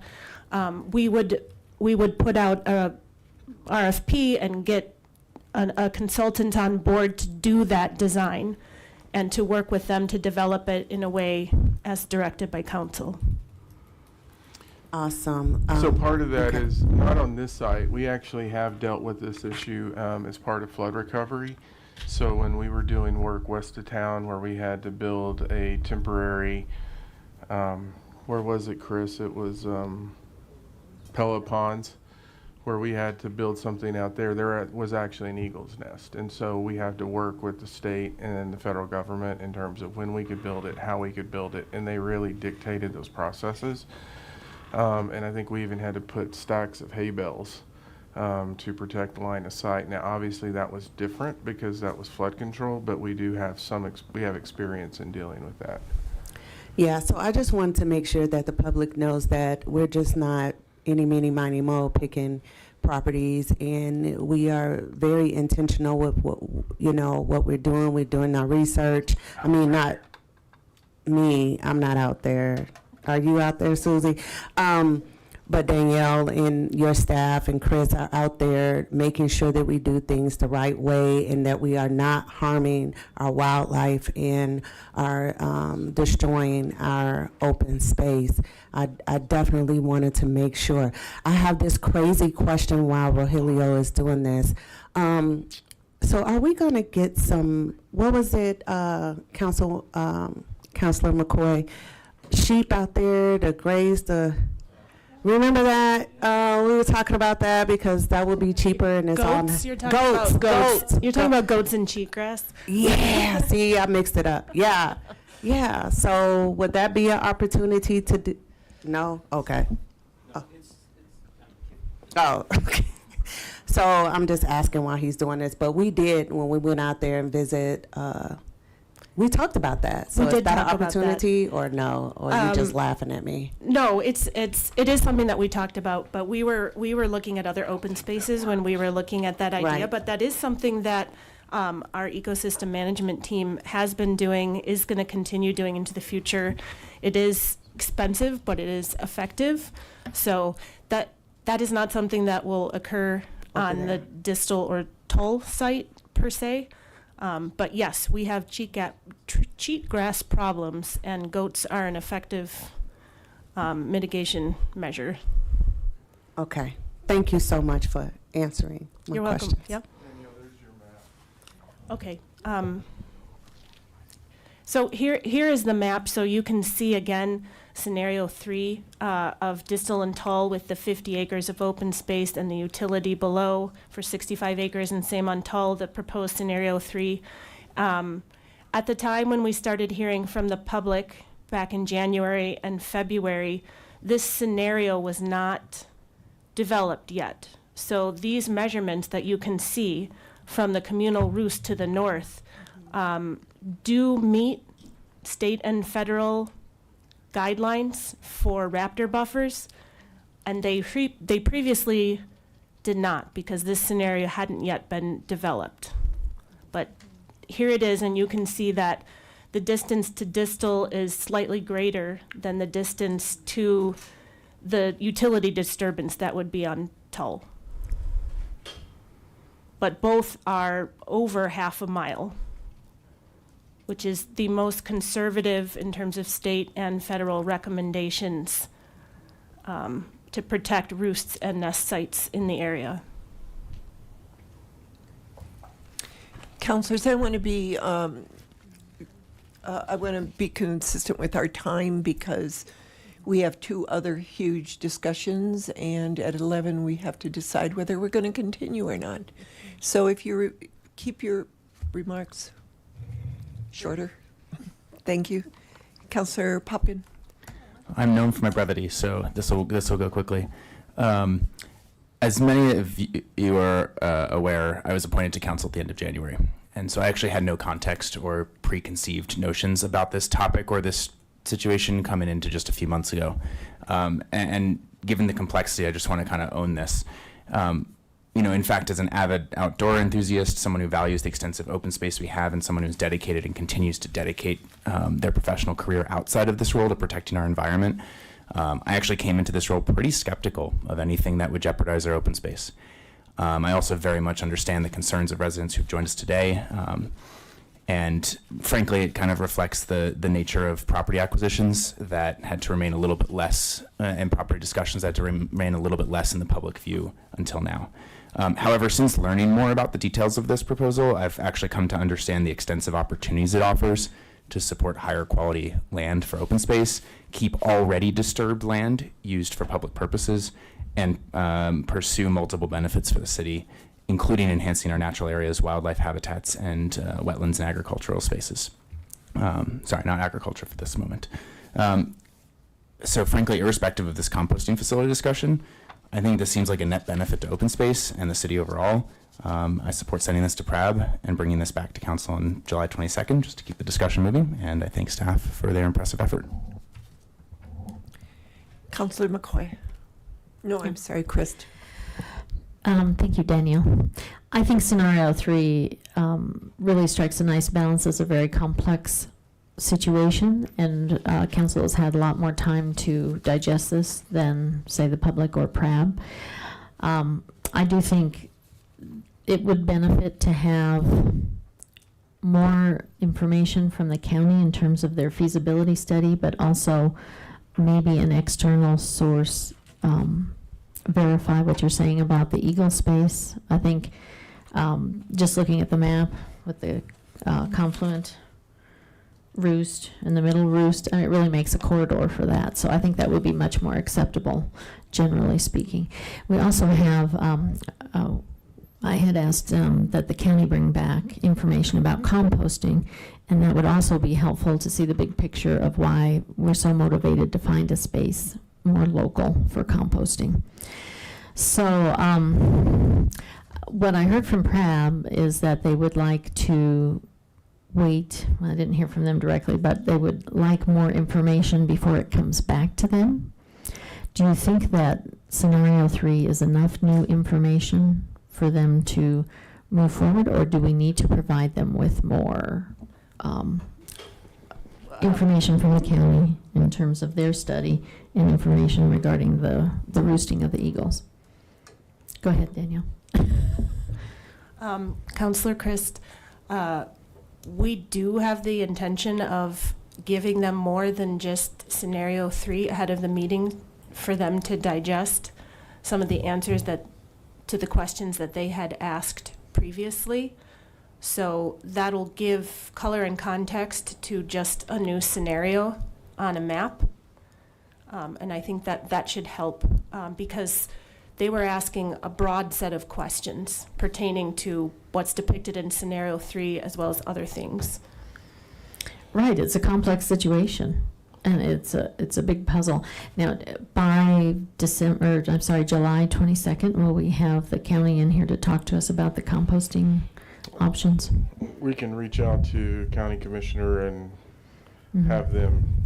This doesn't have to be the new scenario, but where we are right now with Yep. composting would be nice We can to definitely understand. Present that request from council. Okay.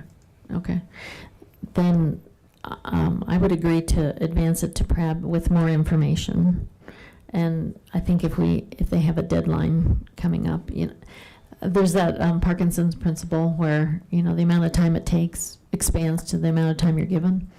So I think if we keep it a little bit tight, maybe we'll move this along faster, but be fluid and flexible if we need to be. And that could, I'm sorry, Councilor McCoy has more to discuss.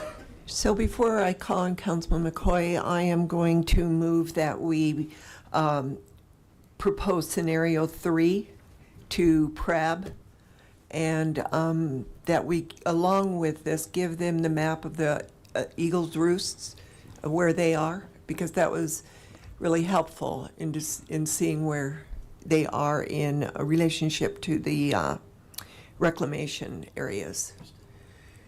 So, do I have a second? Second. Okay, that's been seconded by many people, but I'll call on Councilor Yarbrough to second it. Now it's open for discussion one more time. And this is going to be a 3-minute max. Okay.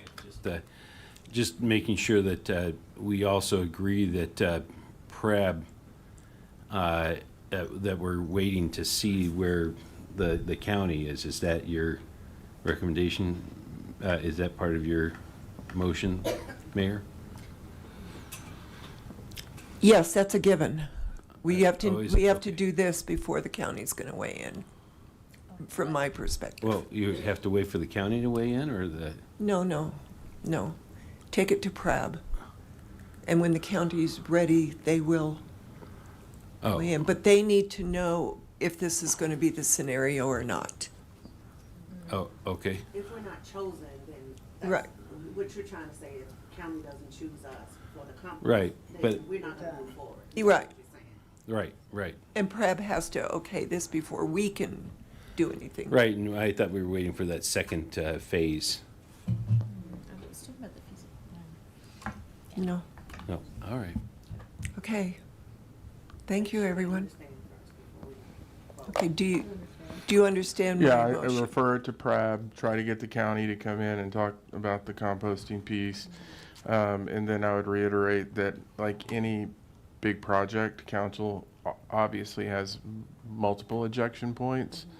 And I think as staff, that's our responsibility to you, is to not take anything as in a given, because conditions may change. Correct. And if conditions change, it's our responsibility to bring those changed conditions back to you so you can make an informed decision. So basically, nothing has been totally set in stone here at all. No. We're going through the process. Right. Okay, we need to vote. Yeah. And when would you like for staff to shoot? We could do July 8th, July 22nd, first part of August. Okay, first of all, the motion passed 6-0 with Councilor Rodriguez absent.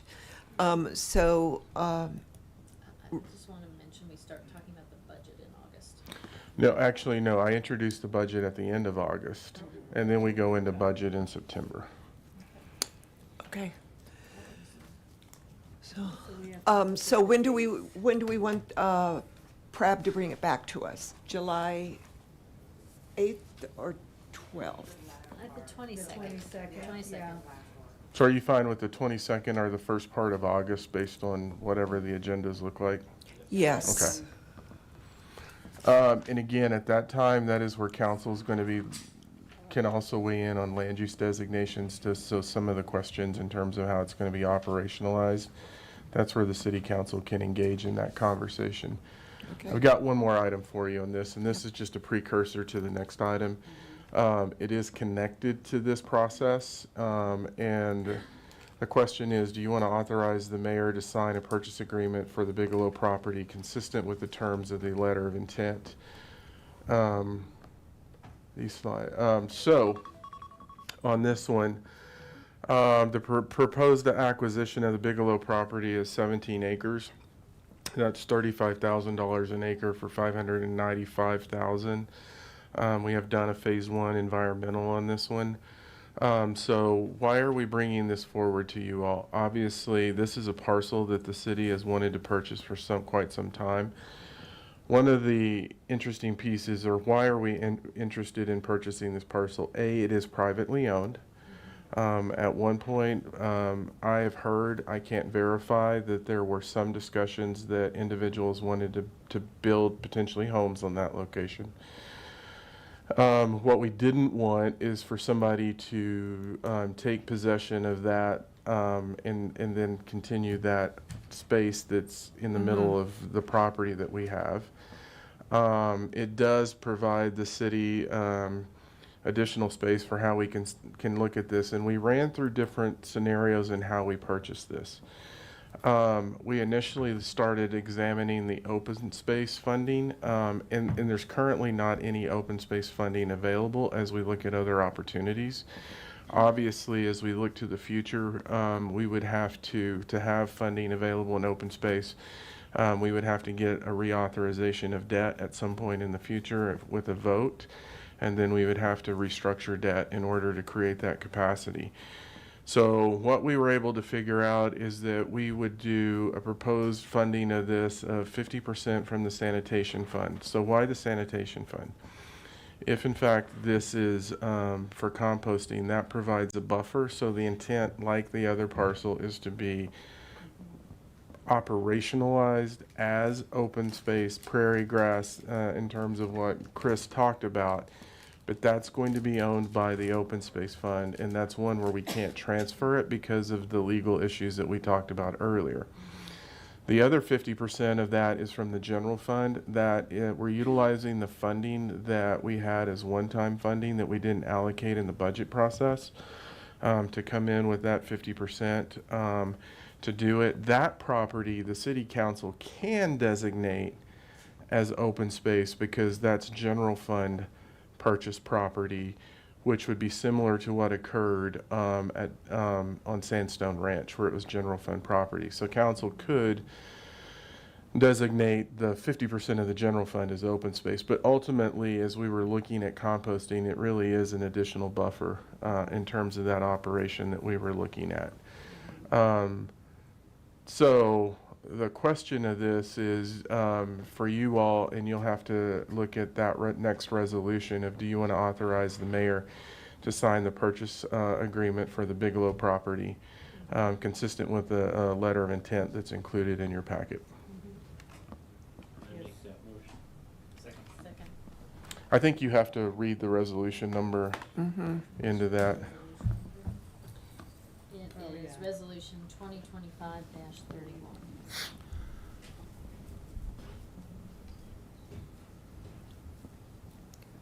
I move R 25-31.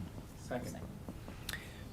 It's been moved by Councilor McCoy to purchase the Bigelow property per the resolution number, and was seconded by Councilor Crest. Is there any other discussion? Are you discussing it, or? Thank you. Okay, let's vote.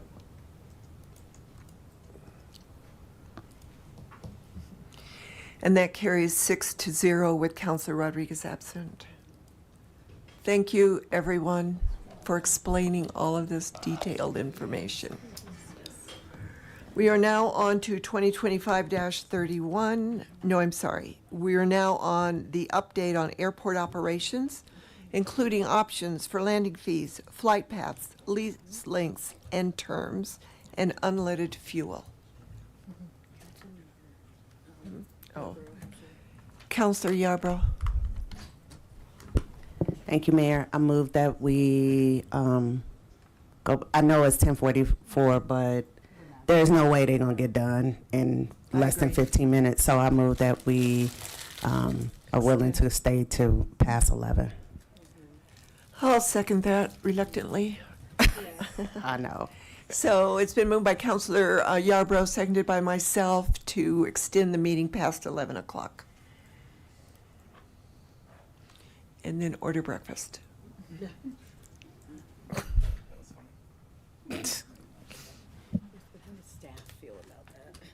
I don't know. Susie, are you going to vote? Oh, yeah, I didn't have it on the right thing, yeah. And that passes 5-1 with Councilor Christ opposing and Councilor Rodriguez absent. Whew, that's a lot.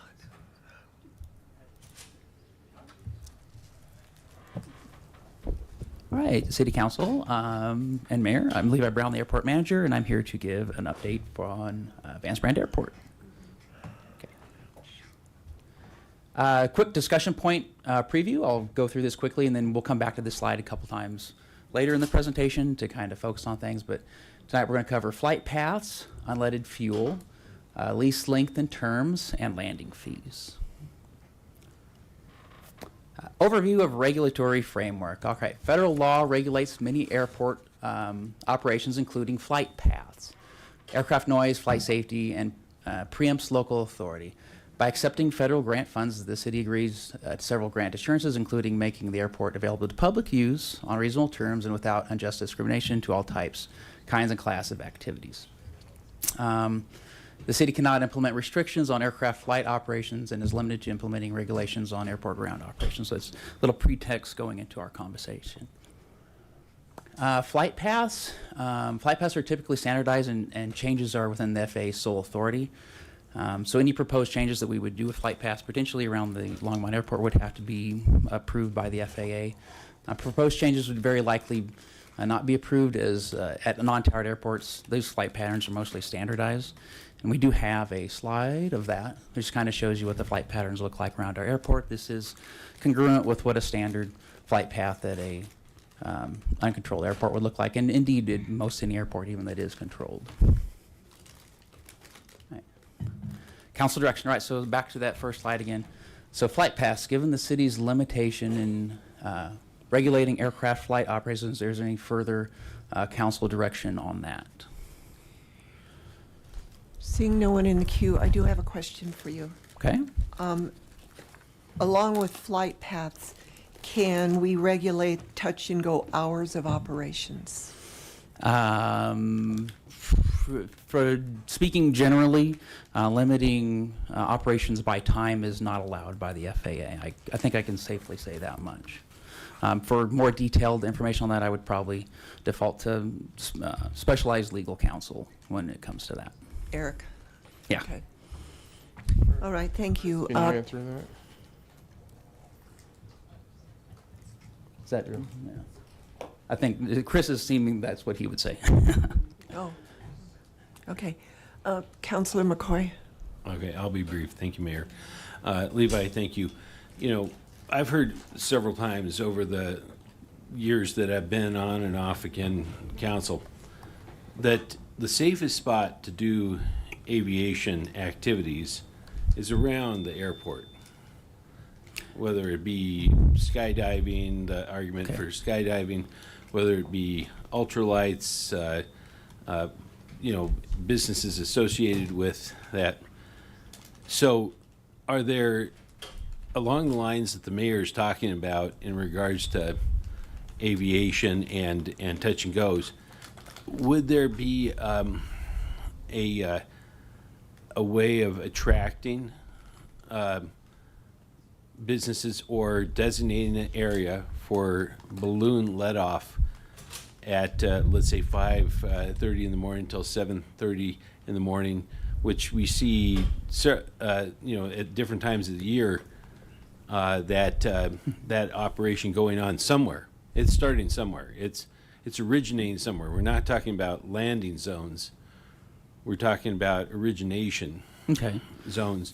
Is there a way that we can designate a section of the airport for that type of aviation operation? We're getting into pretty detailed questions that which have to be vetted by the FAA. I can't speak from some personal experience for this particular case, though. I have vetted that out prior with the FAA. The question is, you know, could potentially balloon operations be conducted at a small airport?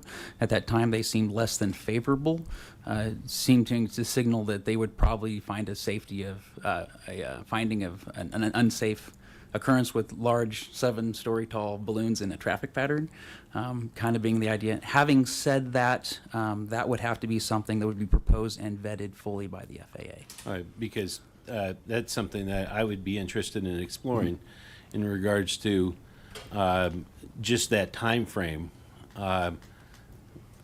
during, you know, during either specific months of the year or some sort of thing like that, so that so I don't know if somehow as we look forward with this, I'd like to see if we could somehow get that checked into to see if that's a possibility. It seems to me that let off is different than trying to designate a landing zone. And it's always a conversation that could be had. Certainly, I would say probably the first step in that would actually having the interest for a company to do that. Right. Well, I mean, there's companies letting off somewhere. Okay, thank you. Yep. Any other questions on this specific item? All right, moving on. All right. Unleaded fuel. The city cannot currently prohibit it or restrict the sale of leaded fuel. That's kind of came about the FAA Reauthorization Act that came out last year. Colorado House Bill 1235, which is a bill which also came out last year in Colorado, does provide specifically revenue to small airports who want to invest in unleaded fuel structure. So that might be something that we certainly want to talk about. Moving forward, let's see, where am I? The city is not restricted from pursuing unleaded fuel alternatives or subsidizing or encouraging the use at the airport. So when we get into that realm, we're thinking about, you know, are we providing, you know, incentives for using unleaded fuel? Perhaps we're, you know, waiving our fuel collection fee or our fuel flowage fee, something like that. Little quick history on unleaded fuel in Longmont. We were actually the first on the Front Range to offer an unleaded option, MoGas. Kind of the motivation for pilots to use MoGas is the fact that it is lower cost, so that it's kind of self-incentivizing, if you will, that particular, get a little feedback there. That particular product, and kind of harking back again to that, this previous slide where we talked about how CDOT or the state of Colorado is kind of offering grants and funding for investing in infrastructure. Our current infrastructure at the airport is coming pretty close to end of life, so it's kind of good timing for us if we want to start looking about how we want to transition from not only our current system, but our type of fuel that we're switching to also. So it's kind of good timing in that respect. So second question, council direction, unleaded fuel. Does council want to pursue unleaded fuel alternatives such as state funding opportunities for new infrastructure when available? Yes. Yes. Okay. Councilman Popkin.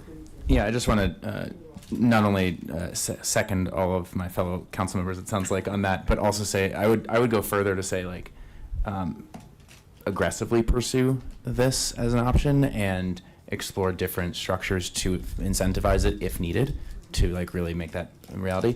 And I'll add one more piece of this, which is another version of unleaded fuel is our other fueling types altogether. And so I don't see any reason why electric aviation should not be part of this, and investing in electric charging infrastructure for planes shouldn't be part of something that we pursue. If I recall correctly from previous briefings, there are at least 2 or 3 other airports on the Front Range that have some electric charging for planes. And something tells me, like, connectivity matters in creating a network to allow people to more seamlessly go between airports as well. And so providing that would help us lead the way in electric aviation innovation. Yep, and that's a conversation that we have been having with the city and with the electric department too already, is what kind of conduit space we're looking at, what kind of lines are we going to be laying and stuff like that. So that conversation has indeed begun. Well, I will just... if I can add real quick to that, we've brought LPC in, not only looking at it from the potential of, actually I'm going to back up a little bit to provide some context for you all. So when we talk about, and you'll see it in a later slide, when we talk about investment at the airport and we talk about the 60,000, that really is a council decision that said we want to reduce the ATF, because that's actually allowing us to generate money within the fund balance as a match for different projects at the airport. And so when you look at the south side of the airport, we had to build money up to get a grant to build water and wastewater lines out there. We actually weren't able and didn't have enough money to build electric lines out there. We're starting to have conversations with LPC when we look at things like the potential for a distributed energy resource, and potentially looking at carport type covers for hangars that actually have solar panels on it that could be used as a distributed energy resource. We're also talking to them about the need for potentially additional space for a substation when we look at that area. Those are areas within the FAA guidance where if the airport is getting a benefit for something, then it gives us some negotiating ability with LPC to say, for example, we won't charge you a ground lease if by putting the conduit in, we can also service development on the south side of the airport and do things like that. But it's also really how do we position ourselves for electric aviation. When we just consider when you own the electric utility, that's probably something that will accelerate that as potentially part of the process. But what you're going to see in the later slides is really the biggest challenge we have at the airport into why we haven't been making improvements is because the airport doesn't have the funding available to make those improvements. And so that was really the ATF conversation that has been referenced on a few occasions. Yeah. Storage for solar as well. The whole package. Yeah, it'd be battery, solar, distributed energy, potentially working even with Platte River Power. Okay, thank you. All right. So you got your direction on the unleaded fuel? Yes, I think we're good on that one. yeah. Okay. Right, lease terms. So I've got quite a few slides on this. I'll try not to bore everybody by reading slides, but I want to make sure I cover all my bases here.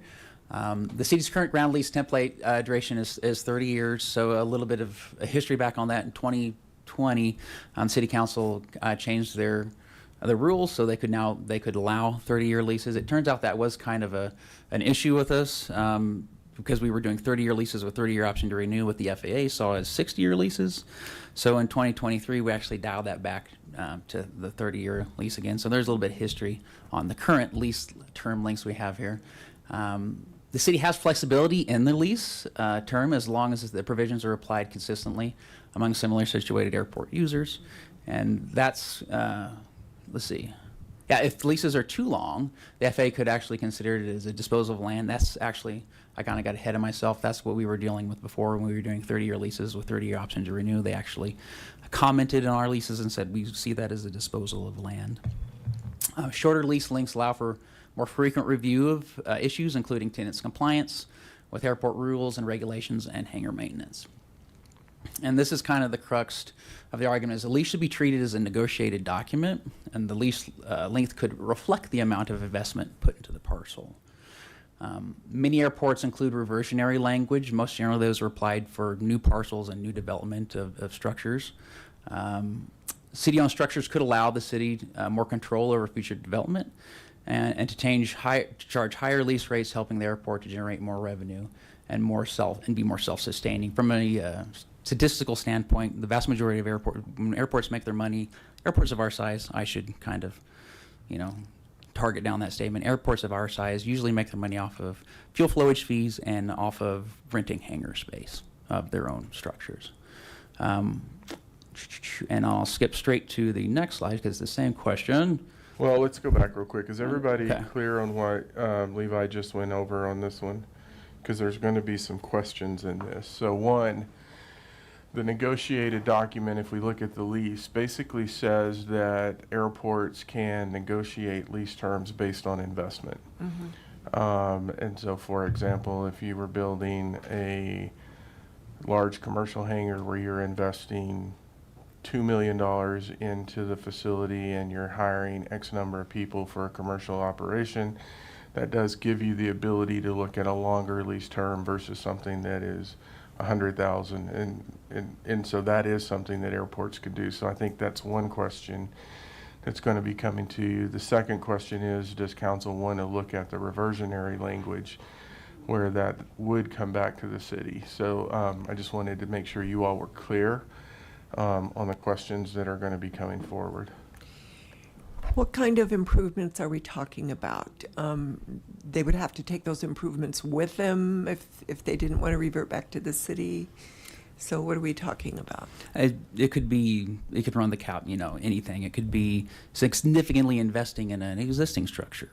It could be, developing a whole new structure. It could be anything, and that kind of harkens back to this idea that every lease is really a negotiated document. Okay. Everything's unique. Well, I think your question was on the reversionary language. Yeah. And so Yeah. I think what Levi's referring to in the reversionary language is it says at the end of the lease term, the asset reverts back to the airport. Or you can take the asset with, I think. Not if it's a sunroof. Is that correct, Chris?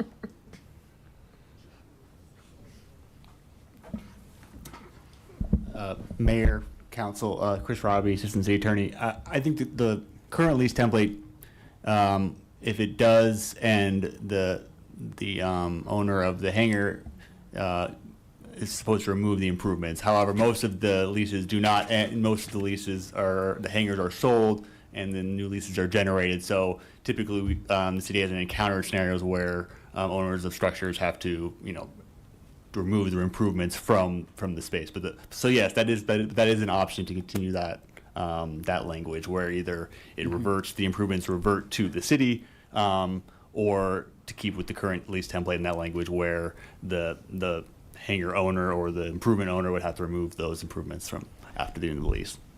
If that makes sense. It does.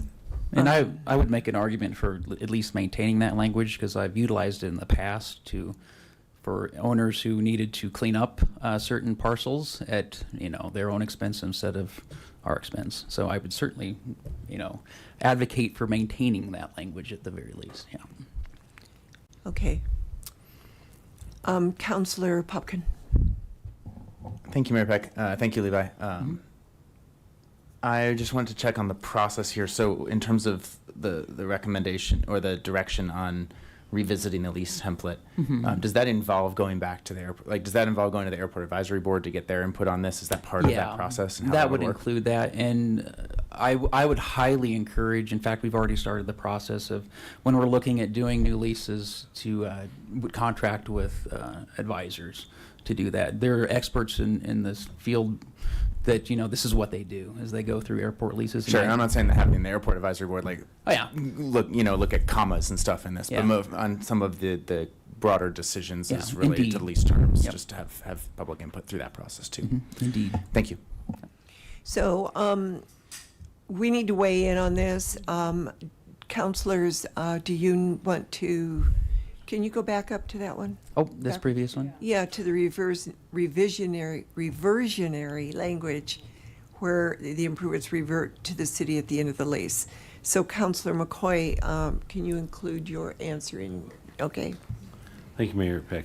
Chris and Levi, is there any concern about kind of a reason why, we don't see this today, but if there became a situation where a tenant kind of got controlling, aspects of almost every lease on there and decided to sublease, is there any issue that we have, any recourse or limitations on somebody, some industry saying, hey, we're going to buy up all these leases and then sublease them as some sort of venture? So I'm not sure if I understand the question. The concern is a company could buy the hangers The on the hangars airfield? and then sublease them back to people, or is there a limitation on how many leases any one I entity can't can- think of any limitations. Can you think I mean, of I don't know any? if there's any advantage there, but I mean, I don't know. Yeah, it's not an occurrence I've ever come across in the airport world. So that would be I'd have to kind of look more into that, I suppose I should say. And to go along with what the mayor asked, I think this is something we should look into.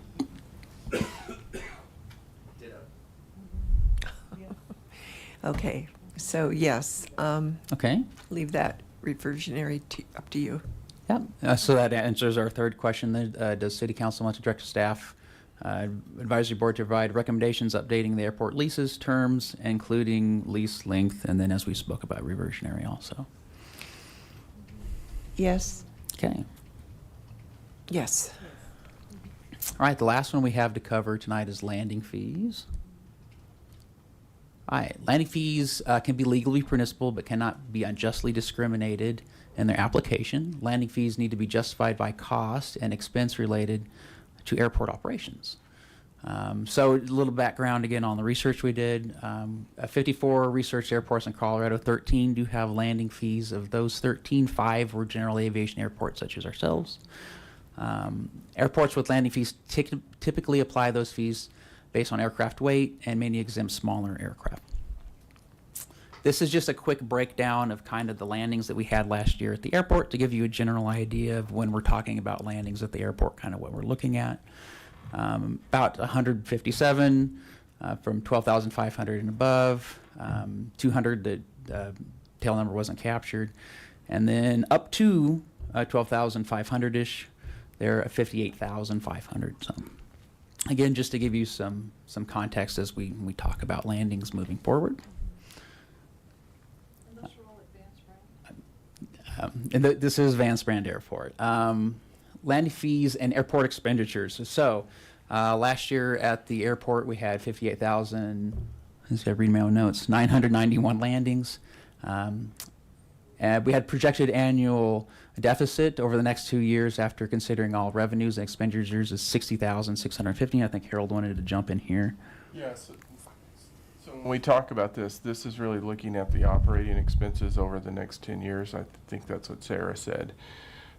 This does not include the capital needs at the airport. So obviously when you think of what are the capital needs, generally we have a road that goes around the west side of the airport that is not paved, and so we have issues with, as vehicles are traveling on it, bringing foreign objects and debris onto the taxiways, and so that would be a capital project. We talked about the need for electricity. That would be a capital project. And so when you think of the number, it's actually the needs of the airport are much greater than just this. This is just the operating deficit. Okay. So operating, does that go into funding for, let's say, interns or, no, that's not capital? No, it's not capital. We have to manage the budget to try to build capital up, but that's why we said it's tough. Operating is, that's why we have one person at the airport, is when we look at the operating expenses on an annual basis, there's not enough funding. We made some adjustments where we're partnering with our operations group. Is that operating dollars? So there is some capital. Okay, but not major capital. It's just the matching dollars. Oh, it's matching. So that's matching as part of the normal grants, but not the major capital that we need to probably put into place. So I don't understand this slide completely. Is this slide before, or like, is this deficit without landing fees? Okay. Yep. All right. Any other questions at the moment? And then to the point, this last point, it does not include full reimbursement of the administrative cost in the general fund, and that was previous direction by council. Looks like the deficit equals the landings almost. So if we just charged them $1. All right. I'll hit the next slide here. Landing fee administration. So this is kind of a slide where we just talk about some of the nuances and some of the challenges that we're facing. The main landing fee vendor, who does landing fee collection, has indicated that moving forward, they're adjusting their business model away from charging landing fees on lower weight aircraft. Specifically, they mentioned that they highly encourage 9,000 pound or greater aircraft for charging landing fees to. It's tough to tie down specific costs at the airport. We just essentially went through that whole issue. The FAA has allowed pilots to make registration information private, which will also restrict the city's access to that information. So I'm going to jump in on this one. This is a big issue for us right now because council may have, the example of how this is impacting it is we've all received emails saying, there's a plane flying, but the tail number is not showing up on these commercial sites. That is directly connected to, we think, the process that the FAA has implemented. So it's not that the FAA can't see it. They can see it. Mm-hmm. The commercial sites can't see it because they're marking their tail numbers as private. And so when we talk about that, one question that none of us can answer right now is, I think Levi's been trying to get us some numbers on how many are marking themselves as private, but what we can't tell you is what's going to happen in a year, 2 years, or 3 years in terms of those, because that does fall back into how you're going to be able to bill them. The other question comes in is, well, how did the large airports do this? Well, towered airports are different because the towered airports provide the data to the airports in terms of the planes that are landing and who they belong to. I don't know. I'm trying to remember back to when I had a towered airport. I don't think they give you the tail numbers. They just tell you Mayor Peck her plane has landed 20 times in the last week or something like that. Is that correct, Levi? Yeah, with Towered Airport, it's a little bit different. We rely upon technology to kind of track aircraft, if you will. And again, that is very new technology that's just kind of fleshed out. Traditionally, Towered Airports, they have air traffic controllers in it. When an airplane flies in, they're essentially required to tell them their tail number on top of that. And also from a traditional standpoint, the concept of sending landing fees, let's say in the mail, is also kind of a new idea. Traditionally, it's been done. Let's say you fly into the airport. It's a towered airport that has a landing fee.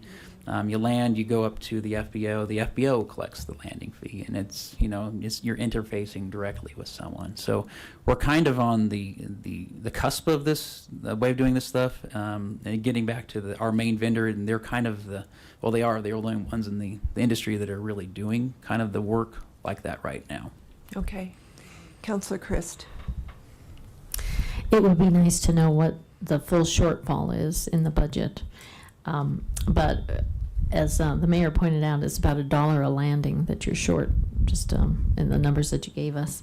But I'm wondering, is it permissible to offer for instance, if you have rent at the airport, that you don't pay landing fees, since you're already paying rent for a hangar there? How the landing fees are structured kind of depends on us. There are airports that I know from research I've looked into that they exclude based aircraft. So if you're based at the airplane, they don't. You don't get a charge. There's airports that exclude things for other reasons. So there's some flexibility there, to my understanding. Of course, all this is contingent upon approval by the FAA.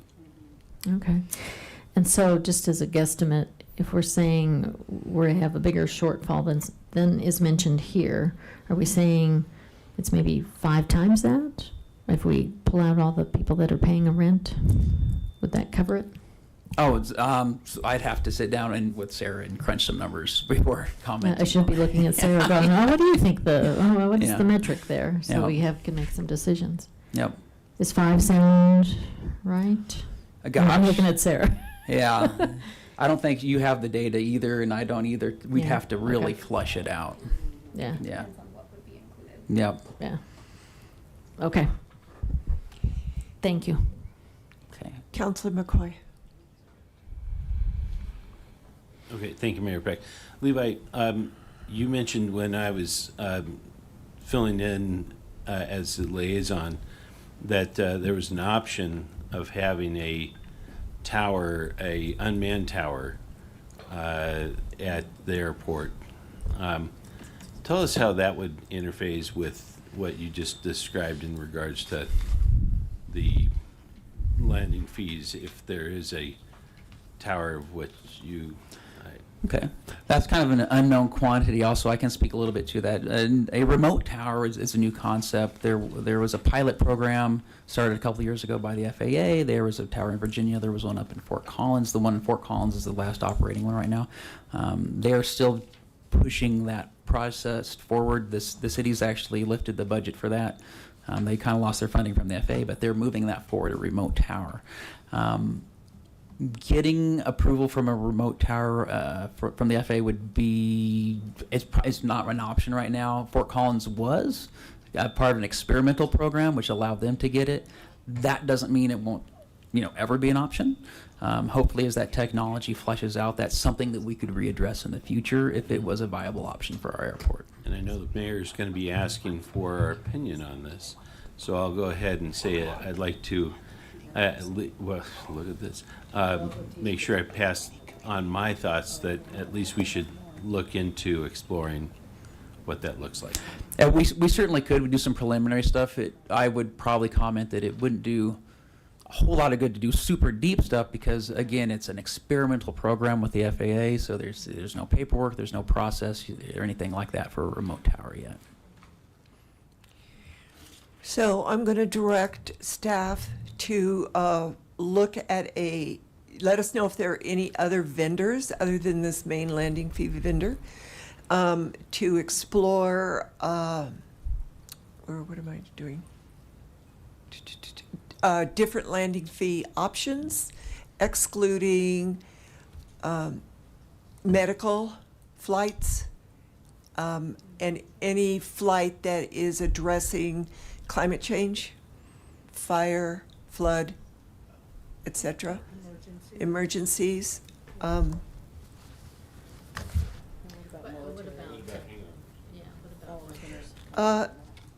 The amount of hangar owners, and then when you bring back the landing fee, we'll have an idea of what excluding them would be. Okay. The landing fee options. And then we could decide if we want to go that route. Okay. All right, sounds good. Do I have a second? Yeah. Oh, well, that was just direction. Yes, that was just direction. Just direction. Well, we do need. Do we need a motion on this? We do need 4 to direct us to do that. Yeah. So those who think that's a good idea, nod your heads. Okay. Okay. Member Tim Rodriguez. No, Hidalgo Ferry. Hidalgo Ferry. It's getting late. After 11.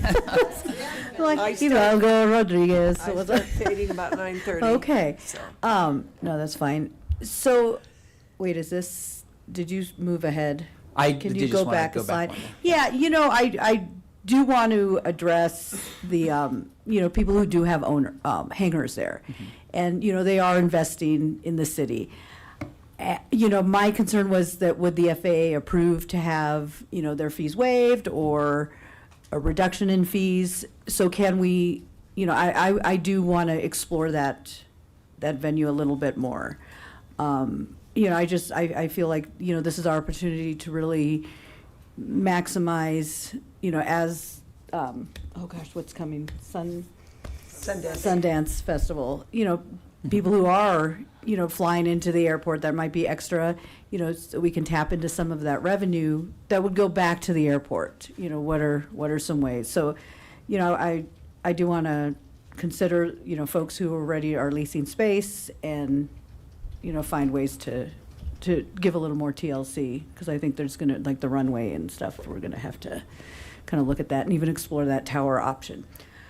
So yeah, moving forward with that piece. And I think, was there anything else for this particular? I think so. that was it. Yeah. But yeah, also including people who are leasing space there. What can we do to offset? Okay. Counselor, wait a minute. That's me. Yarbrough. Yes. Okay, you're on. Thank you. Well, I would love to move forward, but I need to know some things first. I mean, Harold already said there's a reason why you're the only employee over there. So who's going to do all this work? And do we have the money to contract somebody for a vendor to come and do all of this? How are we going to, if we can't even, if pilots are not registering their, what did you call it? Yeah, they're private. How are you going to determine how are we going to get this money? And you know what I'm saying? Is it going to be double the work on you? That's something we can vet out as we look into the options. So, we have a general idea that the vendor that we've been looking at is straying away from doing this kind of work for various reasons. So, we'll take that into consideration, present that, as an option, present, what it would cost the city to do the same. I'm sure would be vetted out in that process also. Yeah, I think that's part of the question or part of the motion that I heard is find another vendor or a different way to do it. So we would bring that back with different options in terms of how we look at it. There may be some technology that we could implement to manage it with cameras and so there's a technology piece that I can't quite talk through right now, but we would need to bring those options back to you all. One of the things I appreciated listening to the residents tonight and pilots and everything is that we're not experts.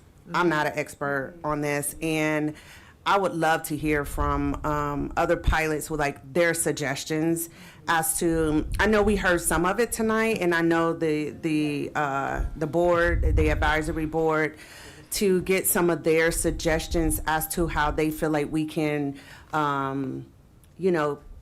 make more money with the airport, especially since many people brought up the Sundance is coming in 2027.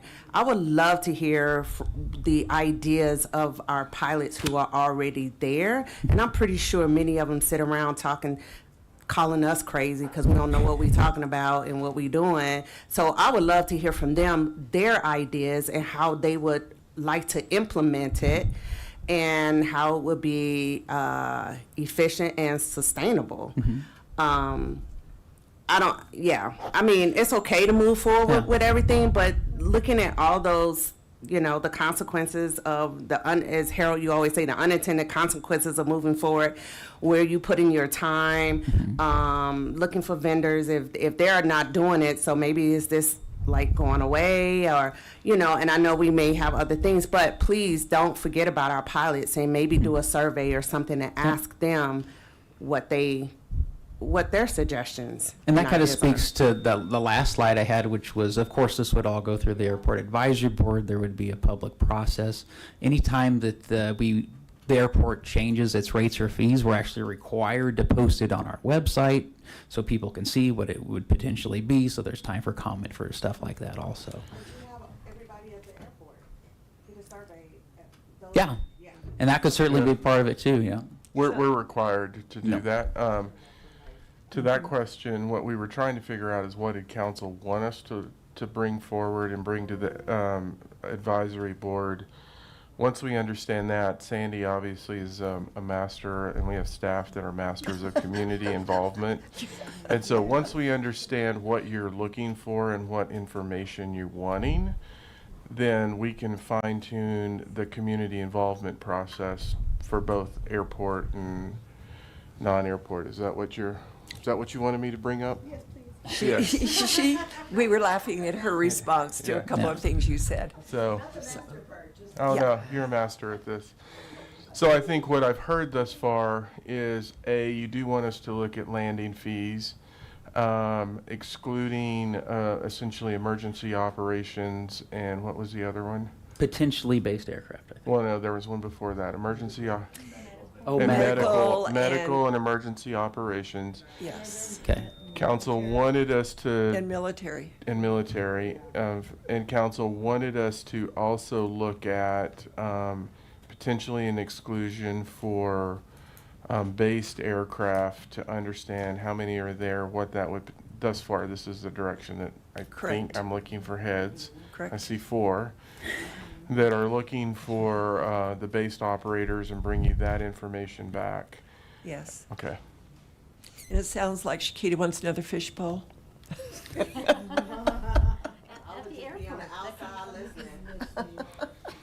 Me too.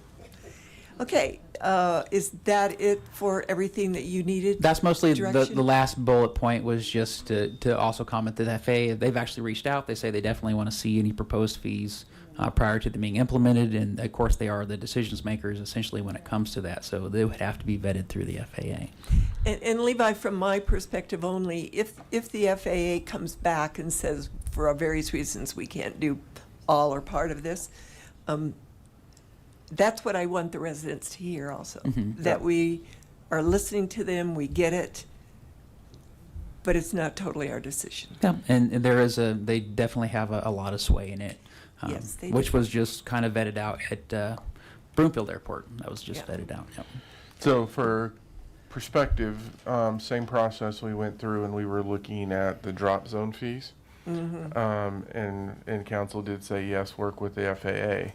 That's incredibly important because we actually did end up in a Part 16 on that, and that Yes. FAA review was, I think Eugene and I can both say, was critical to us being successful in the outcome of that Part 16. Okay, great. All right. Councilor Pumpkin. Thank you, Mayor. I echo a lot of the comments of Councilmember Yarborough on this, and I really appreciate her thoughtfulness on that. I want to add just a couple other elements of this.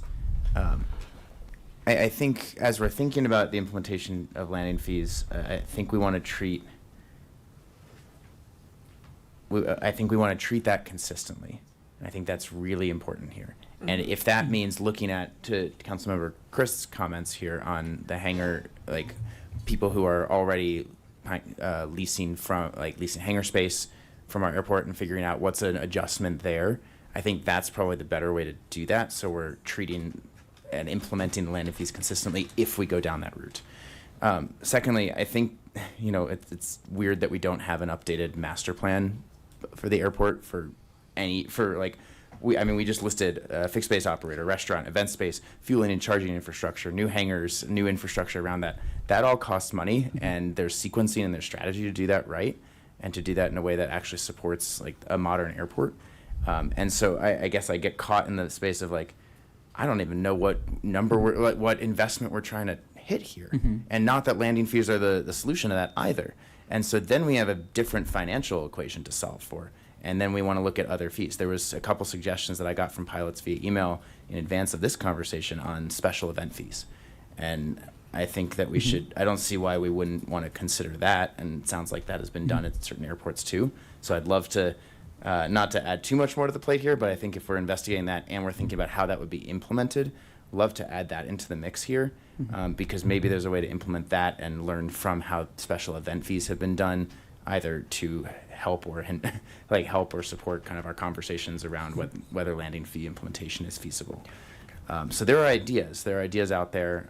I didn't come up with the special event fee, pilots did, and listening to them on that. Yep. And so I think it would be incumbent on us and appropriate for us to look into how we would roll that out, what revenue we get from that, and how the hell it starts to achieve some of our infrastructure investment goals. Yeah, and those are fees which are charged at other airports. There is some history of that, and certainly something that could be well vetted out and rates and charges review.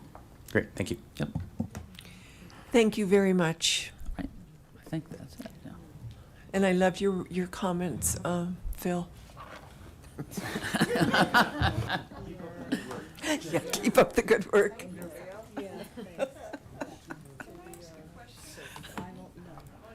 I don't know. Okay. Pardon me? We're on final call now. Yeah, I know. You showed the flight patterns. So A half a mile west of 65th. we are now at final call, public invited to be heard. Is there anybody in the public that would like to be heard? Come on up, line up, name and address. Thank you for waiting. No, I want to have a chance to speak here. Should I go ahead, or? Yes, please Okay. do. My name's Adrian Nye, from the Colorado Pilots Association. I just wanted to raise one issue about the landing fees that haven't been mentioned tonight. Okay. There's a safety aspect to it. The landing fee companies that like Vector Airport Systems that manages the landing fees for you, they use this system called ADSB. Uh-huh. And I just wanted to explain a little bit about that and why it's a safety issue. About 10 years ago, the big airports like DIA, all they had was a radar that would have a little dot on a screen, and that was it. It wouldn't tell you how high that was or what the tail number of that aircraft was. So they had systems for dealing with that, but it was difficult. And as traffic increased, they thought, well, there's got to be something better. So they invented this system called ADSB. And so now every aircraft in the U.S. was required to install that system, and it costs like $2,000+ per aircraft. So all the private pilots had to install that system, and it broadcasts your exact GPS altitude and position to all the other aircraft and to ATC. So now this company, Vector Airport System, is saying, okay, there's this system that was designed for safety, and now we're going to piggyback on that and use it to charge landing fees. So now here's the problem. First of all, pilots had to pay to install this system in their aircraft, and now we're charging them money based on it. They kind of are not happy about that, right? And they are tempted to turn it off. All I have to do is push a button on the panel and it turns off. Mm-hmm. And then right now, every pilot around here, their life depends on that system because it is so busy in this airspace, and we have an iPad on our right there with all the traffic on it. And if there's a plane near us, we can see it and we can avoid it. If somebody turns that off, it is life-threatening. Mm-hmm. All right. And there was a midair in Niwot. One of those, in like 3 years ago, one of those two aircraft had it off. Oh. It was broken or turned off. We don't know why. But all those pilots died. The crash that just happened in the Potomac, Yes. one of those aircraft had it off. So we're not joking here. This is serious. So there's another factor in your consideration that you probably didn't hear about, and that's all I wanted to say. Thank you for that information. Are these the people on that list? Because maybe we can start going down that highlighted list. If they're not here, I don't want to call their name. My name is Danielle Terhune. I live at 1710 Weld County Road 20 and a half, Longmont. My family has owned the property since 1987. I'm here in opposition to the distal toll land swap. There are so many points that I want to make against this proposal, but unfortunately I only have 3 minutes. I am so frustrated and disheartened with this process and with Public Works. I feel like the residents on Weld County Road 20 and a half don't have a voice and don't matter at all to anyone and we're just getting steamrolled. Our quality of life, our property values, the smell, the pollution, and the loose blowing debris that will inevitably blow onto our properties are just a minor blip on the screen, easy enough for them to ignore. They don't even know how many houses there are next to, across from, and in between the two sites. And quite frankly, none of you have asked how many homes there are and what effect it will have on us. There are 15, by the way, plus more on both ends of the road. It is very evident that no one has gone and sat in their cars at the distal toll sites when it's windy. We get excessively high winds that generally come from the west-northwest, and any loose debris and refuse will blow directly onto the residents' properties. Who will be responsible for cleaning up this mess on our properties? The toll site is just east of the distal site, which means it will also get all of the loose debris and refuse.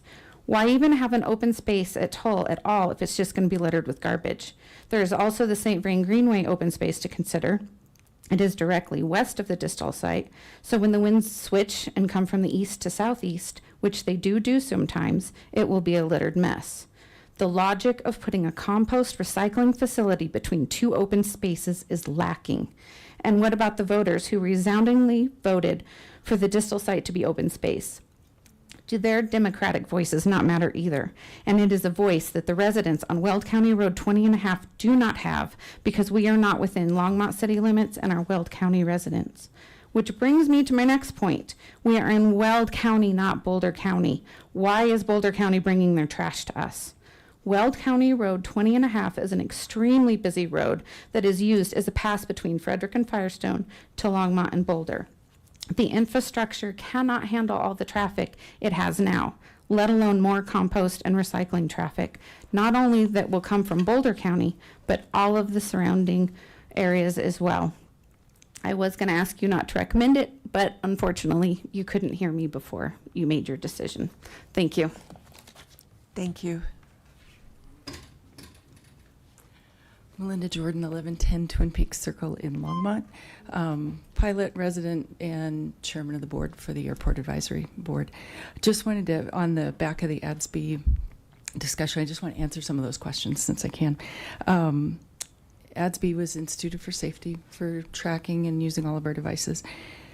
It became a safety issue that information is personal information attached to our tail numbers. When you drive in your car, I can't look up your license plate.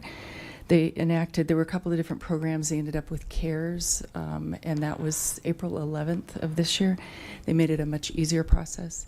So back when Mile High was under threat, he had to go through quite a process to get his tail numbers delisted, and he had to have court orders and reasons for it, and the FAA has seen the threat and that ADS-B is used for other purposes than what it was intended. And so they've allowed us the CARES program, which is a very easy, about a 5-minute process online to go ask for your personal information to be separated from your tail number.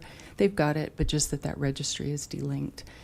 If you look on any of the tracking software right now, you'll see far more private planes now as opposed to tail numbers. So pilots are actively using that. That's what Vector depends on to be able to build that. ADS-B was never intended to be used for anything other than safety and tracking. So that's where the background on all that comes from. I was going to answer your question, Shakita. A really good example for me is you fly into Telluride, and beside the thrill of flying into Telluride, it's also a destination airport. You're in a canyon, you're at a ski resort. You're not just stopping there. It's not someplace you stop to fuel up or do something other than go there. You come in one direction. If you have a hangar, you taxi to it and go about your business. If you're somebody like me, you have to taxi onto the ramp, get parked, walk into the FBO, pay your fee there. And they do charge everybody landing fees there. So you go in and you pay it in person based on your aircraft. You buy a T-shirt, get some snacks, wait for a crew car, whatever you're doing. So you're paying it in person and you present yourself because you don't have a way to get off the field. But the people who are on the field are able to bypass that collection process because they just go to their hangar and pick up their own car. So that's kind of an easy example of how this would work. For transient aircraft, they come into the FBO and they need to tie down, they need to get a car, so they transact with the FBO and could pay a fee there. The military, on the other hand, when they come in to do their wildfire training, they're buying their fuel from us, and that's part of the contract. So they're contracted to buy fuel, pay all those fees that we pay into it that is what funds all of our grants. And then on Sundance, we do already have an advanced team working on it. They went to the listening session at LDEP, and we have some great ideas. And then I have a little bit of a background working in film. I said we can do a set, we can make it look great. So we do have a team working on that to exploit it. Thank you. Thank you. That's good information.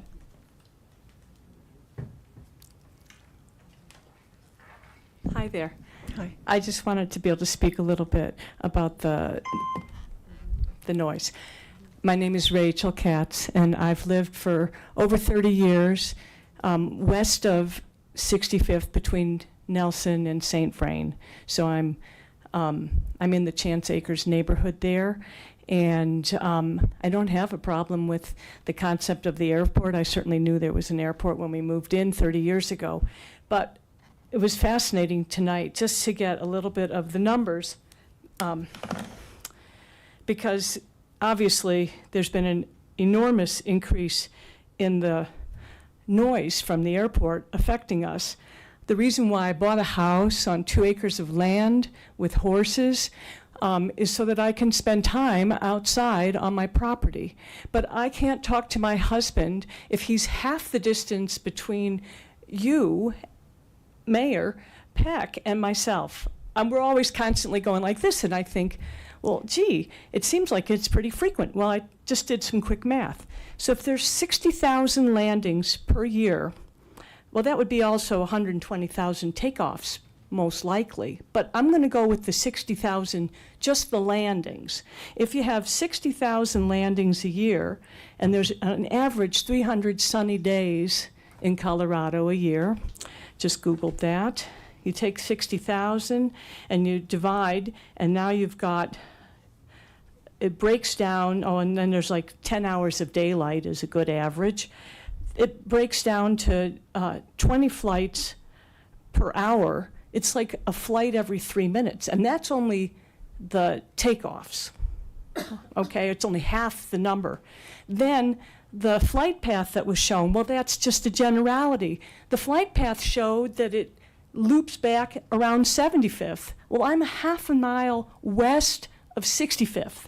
That flight plan is not at all accurate for the jump planes. Now, if somebody is taking their private plane and going for a sightseeing tour up and down the Front Range, God bless them, because they take off and they climb up somewhere and they go away.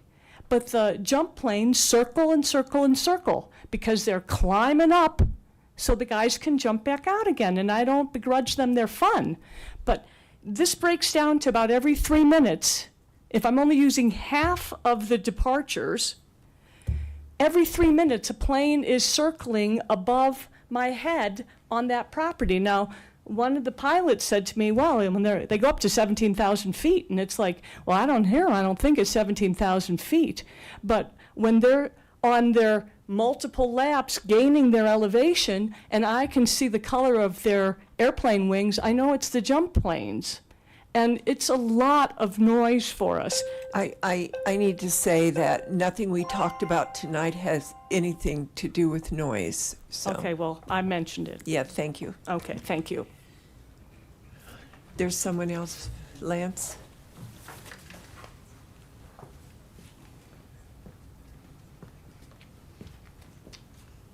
Hello, Mayor Peck, council members. It's been a long night for everybody. But I just wanted to hit a couple key points on the distal toll property. I'm the house right in the middle of this. And there was a long paper that I wrote, and I think there was a lot of things that were addressed based on the legality of the open space swap and different things that are going. It sounds like it's going to get, pushed through and everything else. But I really want to talk to you guys about the health, the issues that will come with a composting facility. Most importantly, the distill site has a history of heavy industrial, including asphalt production and oil and gas. The city owns in the city's own 2019 Phase 1 environmental assessment flagged the site for potential contamination and recommended a Phase 2 investigation, but work was never done. What does that mean? It means there was no There has not been no subsurfacing testing, the soil, no groundwater testing, no attempt to confirm whether carcinogenic compounds like PAC or benzo or praline are present. Let me be absolutely clear. Approving composting facility on the site without a full environmental investigation is gross negligence. And if this soil is disturbed and airborne or waterborne contaminations reaches surrounding properties, including my family's home, the city could be legally liable under CERCLA, the Comprehensive Environmental Response Compensation and Liability Act. That's not, theoretical. That's actionable. Number two, my wife and my 3 girls and I live in the crosshairs of the proposal directly between the Distol and Toll properties. We are one of the families who would be impacted by the increased pollution of the composting plant, because what I've seen is they're putting it right in front of my front door, literally, a few hundred yards out, but that wind's going to blow it right to us. How is that acceptable to the risk and health of my children when the basic environmental due diligence has not even been completed? No child should have to wake up in the stench of decomposing waste. No parent should have to wake up wondering what's the dust blowing from the industrial site. And at the end of the day, you're gambling with our lives. I'm not going to go into the open space violation and taxpayers, but let's call it what it is. Boulder County is offloading their environmental burden onto Weld County and unincorporated Longmont families, peoples like mine who don't have a vote in Boulder County affairs or Longmont.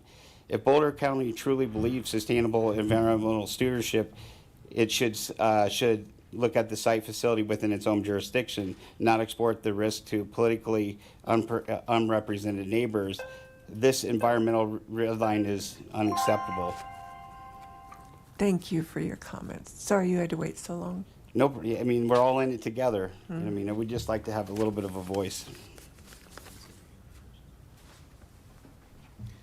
Mayor Peckman's Council, Scott Store, 229 Grant Street. Like to address a little bit of what we just saw tonight in the airport's presentation. I believe the question the council had was, what are the flight paths? What we saw in the map was actually an arrival path and the pattern loop. That pattern loop is that pattern loop is not being adhered to, and like the lady said earlier, they're well beyond that circle when they're in that loop. Flight path meaning what's the departure flights? These departure flights are going straight over the city. Let's really talk about what happens at the airport and where it goes. We lowered the ATF fee, I understand, for future development. Well, if we've lowered that to save money for future development, there should be at least $600,000 somewhere. Thank you very much. 30-year lease term. 30-year lease term was implemented because we wanted to encourage development at the airport. That 30-year lease term should apply to new development. 20-year lease term is appropriate for renewing leases. When it comes to leases, I encourage everybody to read the lease. It's actually the end of the lease term is spelled out pretty clear within the lease. You guys have all kinds of rights when those leases end.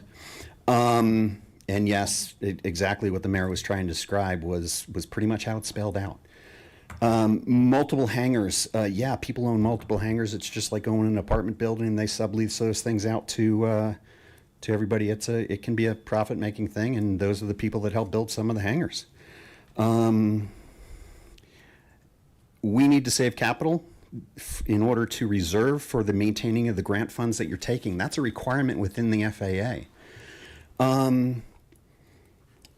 The weight-based landing fee should apply to all aircraft. All aircraft is non-discriminatory. It shouldn't be, you shouldn't say this little plane doesn't apply or whatever. All planes apply, or else you're putting the whole burden on one company, basically, that flies in and out of here all the time, and that would be Mile High, and it would be, as much as I could say about Mile High or what have you, you're focusing all your efforts on one company if you don't do all aircraft. You really need to do all aircraft. I'm open to the idea of base operators. Base operators, you want to get a credit for every time you take off You know, you get one landing credit for every time you take off. You know, if you guys can figure out some kind of plan there, that's great. You know, I'm not looking to put an undue burden on, you know, the people who are already, you know, our tenants here, but it's the repetitive use that's, you know, not helping us, whether they're based out of here or whether they're based out of somewhere else. Look for a different vendor for the landing fee stuff. It's out there, and you can do it off of tail number photos. Thanks. Thank you, Scott. We're now at Council, Lance. We got me. Yeah. Come on, I haven't been here in a while. My name is Lance Whitaker, 1750 Collier Street. I've been a resident for over 47 years now. And I'd like to also make a comment about the airport. I think the runway does need to be extended. We've been asking for that for many years. And it would give opportunities to other pilots with larger aircraft. I've been a balloon pilot for almost 7 years now, so I can answer some of McCoy's questions about where they take off from and why we avoid the airport. If a balloon gets stuck in shallow air and it doesn't have the push, we could shut down an airport for like 3 or 4 hours. So basically we avoid airports like the plague. A lot of the open spaces that you guys talk about is where we usually take off from, or open construction sites or something like that where there's not a lot of power lines. Longmont, with its building increasing, we definitely could use a balloon field to support, you know, festivals and everything else around the aviation of hot air balloons. The composting issue, I'll have to agree with the gentleman here. It's a dirty job. And I hope you guys all realize that, you know, even though you're close to the bald eagles, the eagles definitely hunt in a very large area. And I hope you guys aren't moving a lot of their prey out of the area with all that's going on in that area. I know it's getting real late and I gotta go too, so thank you for all your listening and have a good day, and we'll see you next week. Now we're at council comments. Mayor Pro Tem Hidalgo Faring. Thank you, Mayor. I didn't know where to do this at the beginning of the meeting. It's not really designating or, you know, moving on a council agenda, but I do have a statement I wanted to say after what happened on Sundays. I'm utterly devastated by the violent attack on a peaceful vigil last Sunday in Boulder. This was a horrifying act, one that targeted the Jewish community and wounded the conscience of our broader community. This heinous assault strikes at the heart of our values here in Longmont as well. An attack on one of our neighboring communities is an attack on us all. What happened was not only unjustifiable violence, it was an affront to our shared values of peace, dignity, and inclusion. To those who were physically injured, whoops, that was me, I'm done, okay. To those who were physically injured, we extend our heartfelt prayers and deepest wishes for full, swift recoveries. To those who carry unseen wounds, fear, trauma, and grief, we send our love and support. We recognize your pain, and we are committed to ensuring that our community is a place where we can all feel safe, seen, and supportive. We must continue to stand up and reaffirm our commitment to protecting the rights, safety, and dignity of all people, especially those targeted for their faith, identity, and beliefs. This includes those who gather in peace to call for justice, pray for those suffering, and to end all forms of oppression. We must also speak out clearly and forcefully against those who sow the seeds of hatred and violence. Longmont stands united in rejecting anti-Semitism, hate, and violence in every form. And, you know, we are committed to nurturing community through compassion, mutual understanding, and a shared commitment to a more just and inclusive future. Our strength as a society lies in our willingness to come together, despite differences, with empathy, courage, and with the shared belief in justice. In this moment, we offer our full support, and I reached out to Boulder as well, county and city, and to our Jewish community in Boulder County, and here in Longmont. You are not alone, and I stand with you. Thank you. And so, I don't know if I really feel like we should put out a statement, and Send it. I'll send it, okay. Go for it. Okay, Councilor McCoy. Thank you, Mayor Peck. Thank you, Mayor Pro Tem Hidalgo Ferring. That was beautiful and much appreciated. A group called Questers has done so many different projects at the Callahan House to restore different aspects of it over the years. And so they're having a garage sale so they can continue that work Friday and Saturday from 8 to 2 at 1227 Princeton Court, just off of Mountain View Avenue. So I just want to let people know that, because these guys do a lot of some of the restoration payments and work on the Callahan House. Thank you. Councilor Crest. I just wanted to mention that June is also PTSD Awareness Month, and there's a National PTSD Association website, and also if you're a veteran, you can dial 988, and then I think the choice is 1 to get help with PTSD, post-traumatic stress disorder. And right now it seems like as a community we should take steps to address our trauma. So happy to provide more information if anyone has further questions. Thank you. Thank you. City Manager. Mayor, Council, I do actually have a comment tonight. You all are scheduled to have a Longmont Housing Authority Board meeting. We don't really have, there's actually nothing that we need to consider for that board meeting, but we need an executive session next Tuesday. So if it's okay with council, we'll have the pre-session and then go into executive session at 7 o'clock. Sounds good to me. What about the rest of you? Yep, it's a go.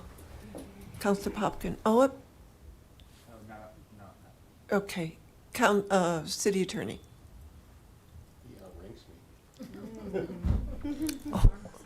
No comments, Mayor. Okay.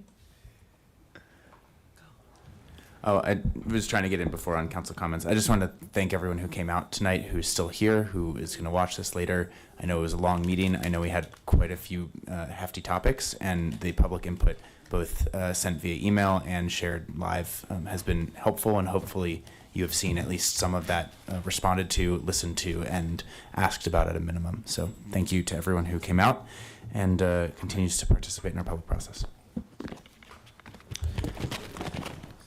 It's been moved and seconded that we adjourn. All those in favor? Aye. We're adjourned. Good night and good luck.